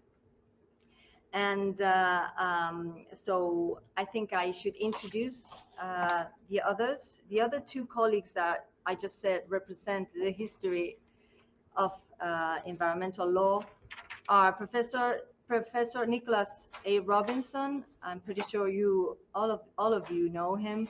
He has developed environmental law since 1969 and has practiced law for municipalities and as General Counsel of the New York State Department of Environmental Conservation. He has also served as legal advisor and chairman of the Commission of Environmental Law of the International Union for the Conservation of Nature and Natural Resources, drafting treaties and counseling different countries on the preparation of their environmental laws. In a twist of life, the IUCN World Commission on Environmental Law has created a new global award for excellence in lifetime achievements furthering environmental law, named after him. So you can imagine how important he is. He founded PACE environmental law programs, edited the proceedings of the 1992 United Nations Earth Summit in Rio de Janeiro, Brazil, and is author of several books and numerous articles. In recognition of his contribution to the university, PACE conferred him the position of University Professor for Environment. At the Elizabeth Hobb School of Law at Pace University, Professor Robinson teaches a number of environmental law courses. And I'm also going to introduce the other one, the other colleague, Jan Aguilar, because we are going to talk together. So Jan Aguilar heads the public law practice at Redingpra Law Firm in Paris. He advises on all aspects of public law and environmental law in connection with transactions and litigation. He lectures on public law and environmental law at Sciences Po, at the National School Administration ENA, and at the Paris Bar School. He also is a member of the legal think tank, the Club des Juristes, where he chairs the Environmental Law Commission, which precisely started the Global Pact for the Environment project that has brought us all together. So, dear friends, I hope you're there. I can't see you, but I hope you're there.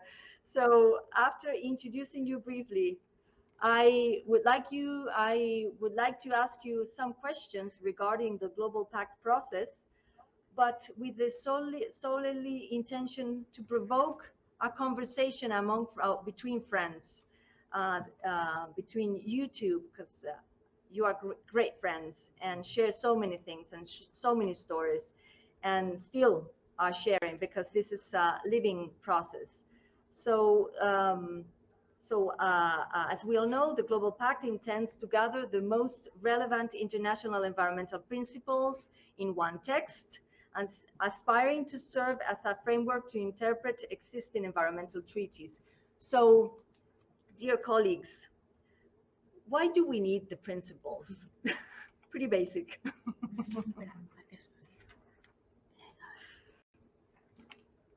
Hello, Nick.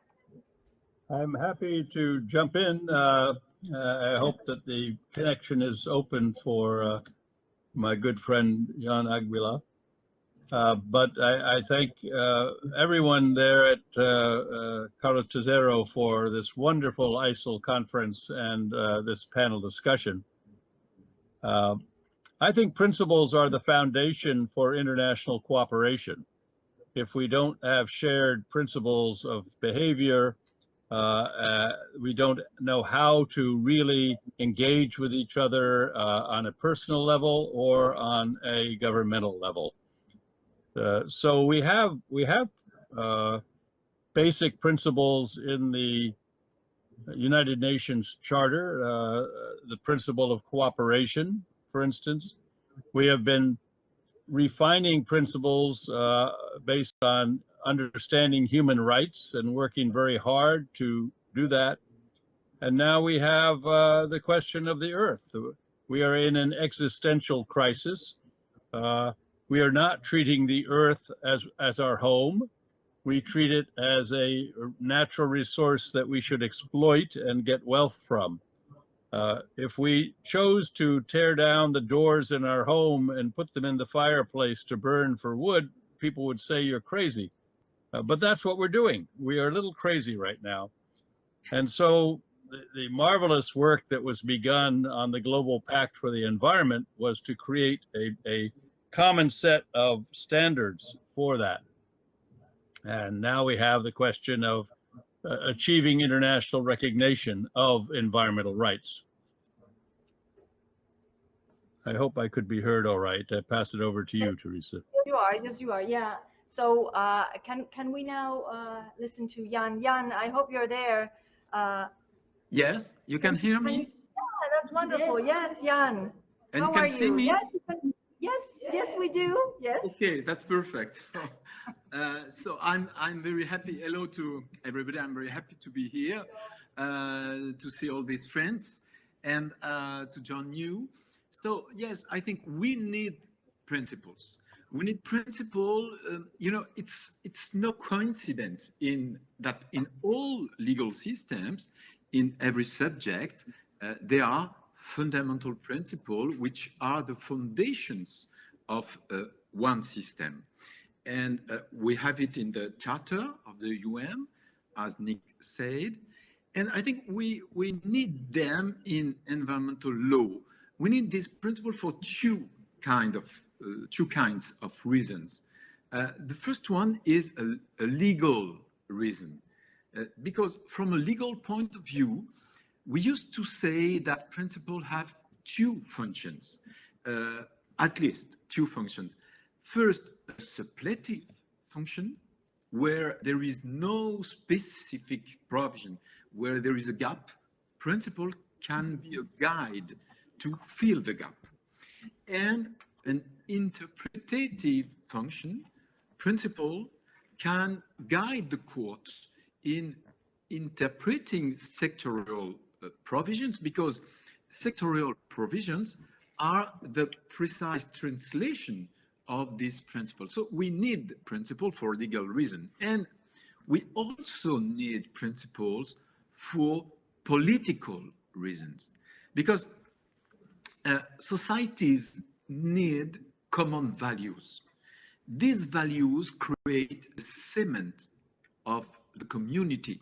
This is the role of the great founding text, the Magna Carta, the Declaration of Human Rights, the Constitution.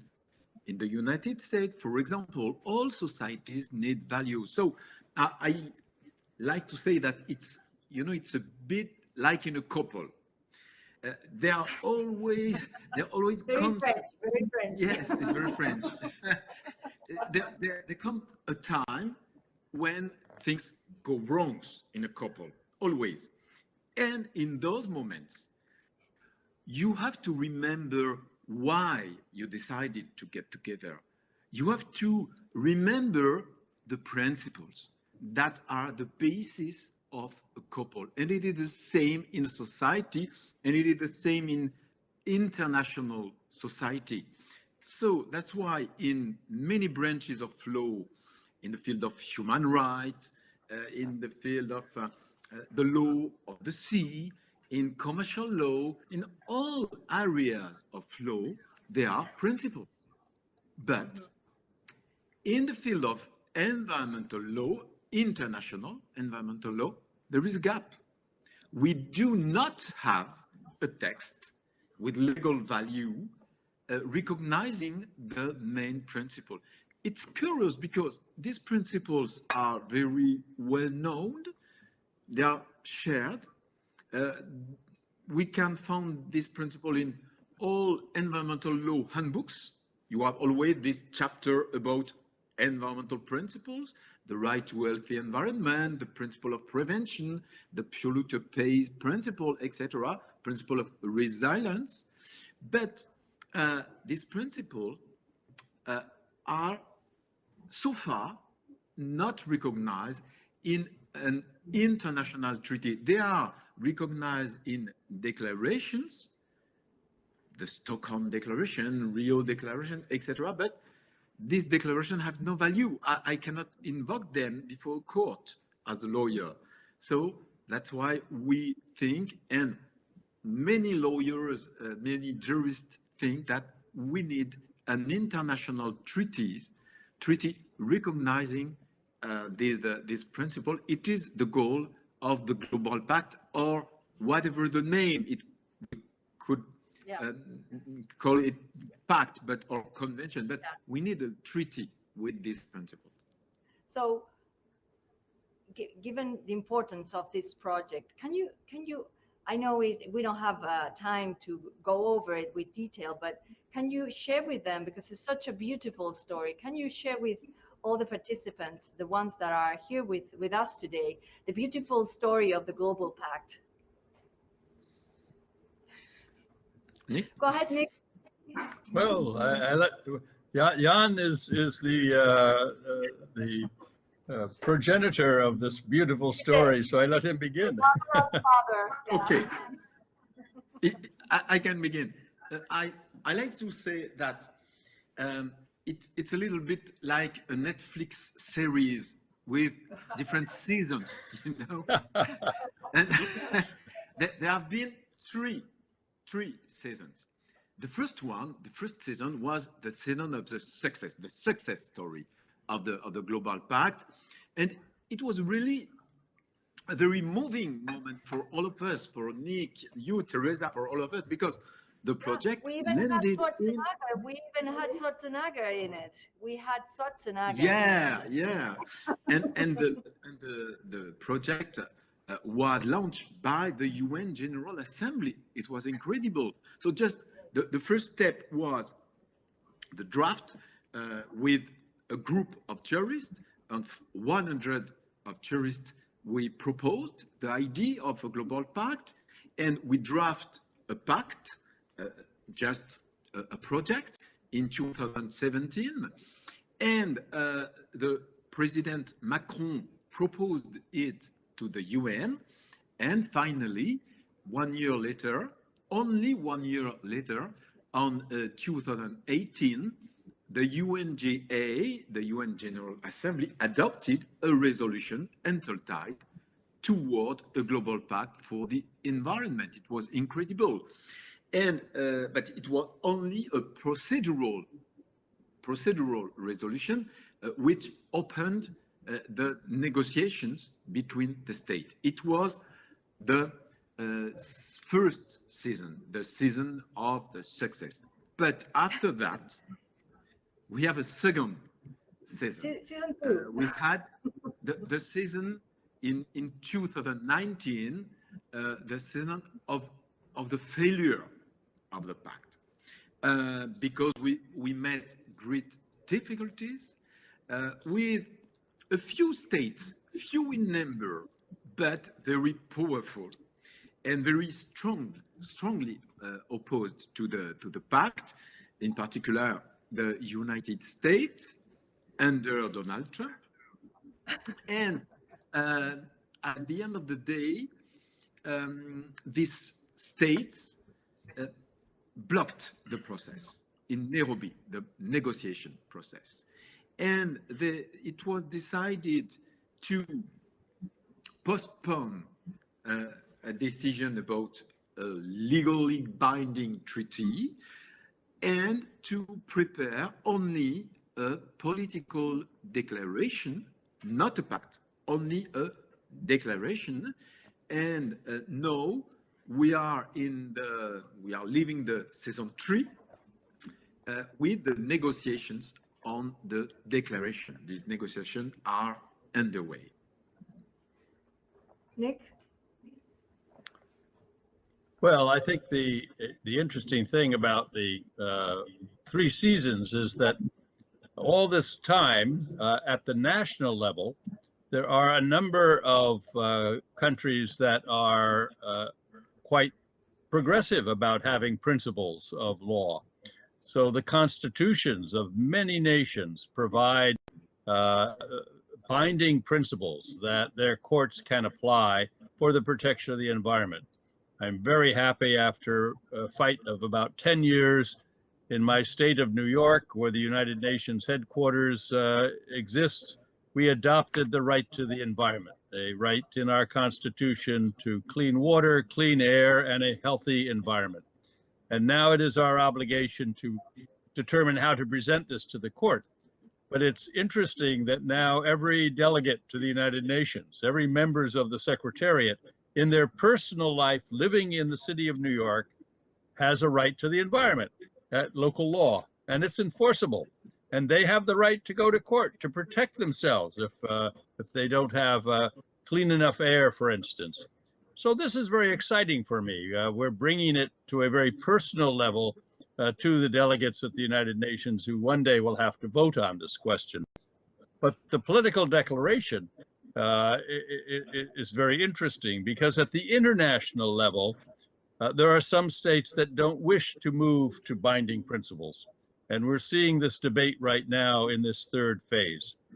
We can talk about that with all the participants in the seminar, but it really has achieved international attention. There's international focus on the right to the environment and the other principles that have to be established.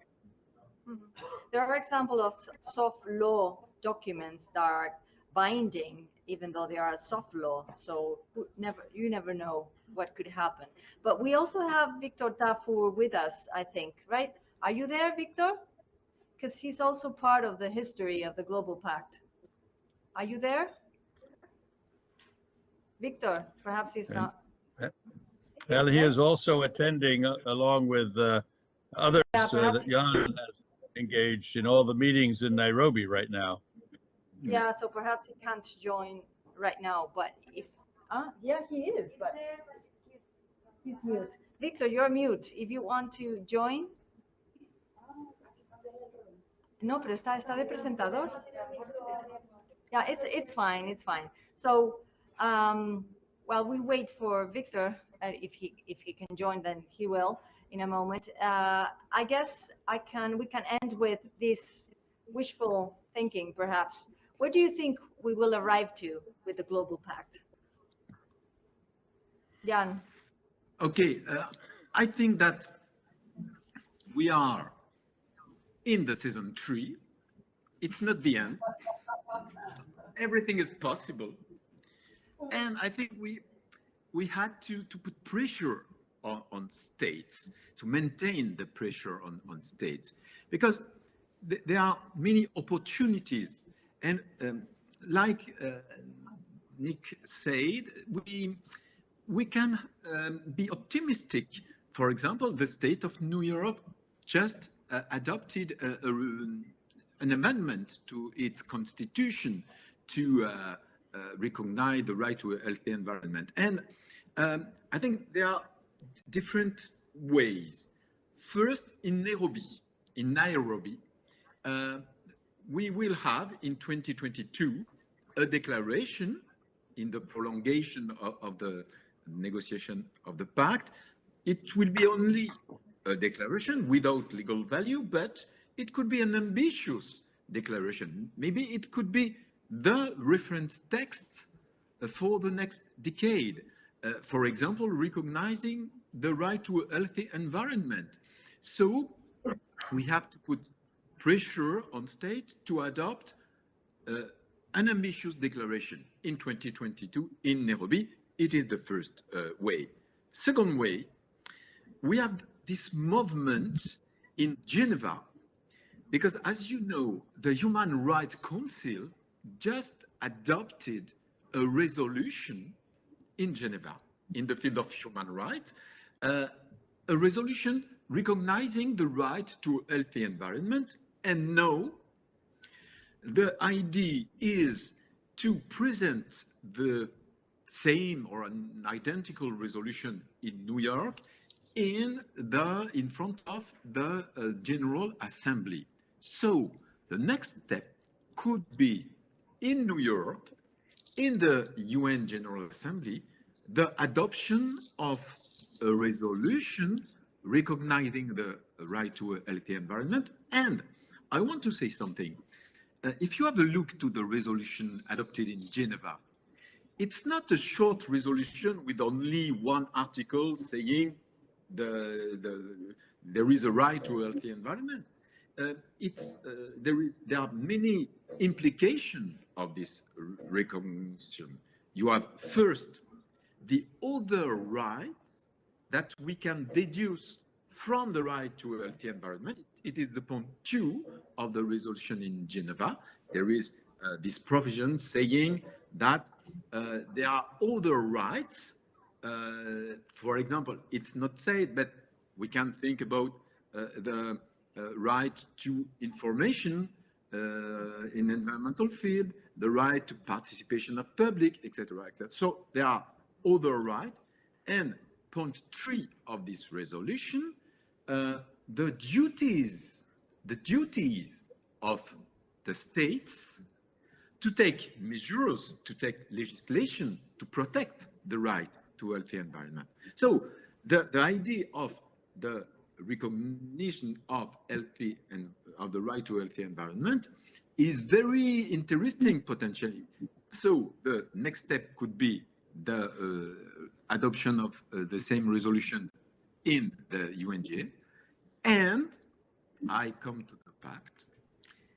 We can maybe next step propose an international treaty on the right to a healthy environment to transform this resolution in an international convention.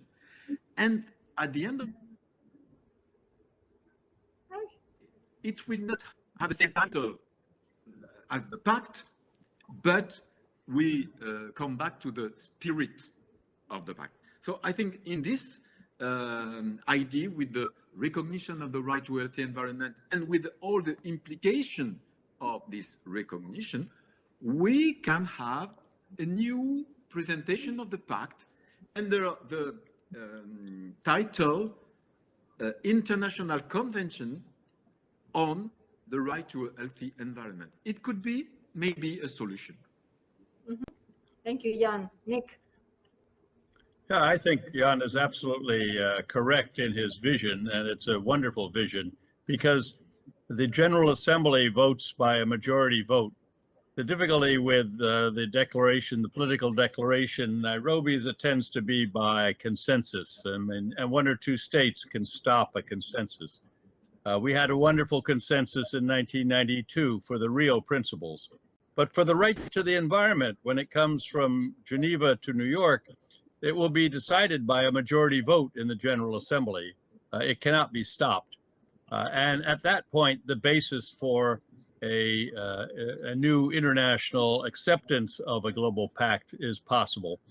And the right to the environment is kind of a fundamental norm, a ground norm, a Grundnorm.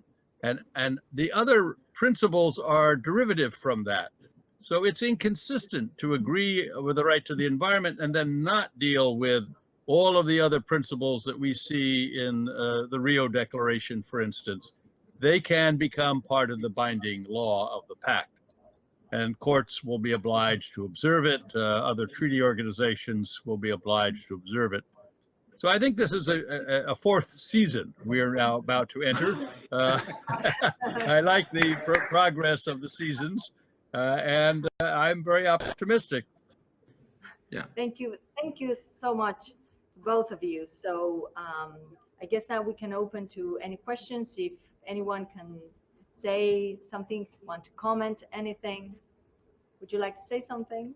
No? No one? But we have the history of environmental. Oh yeah, here, come over here.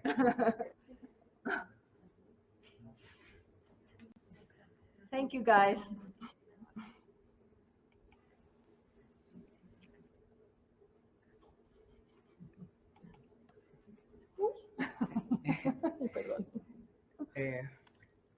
Thank you so much for the presentation. I have two questions.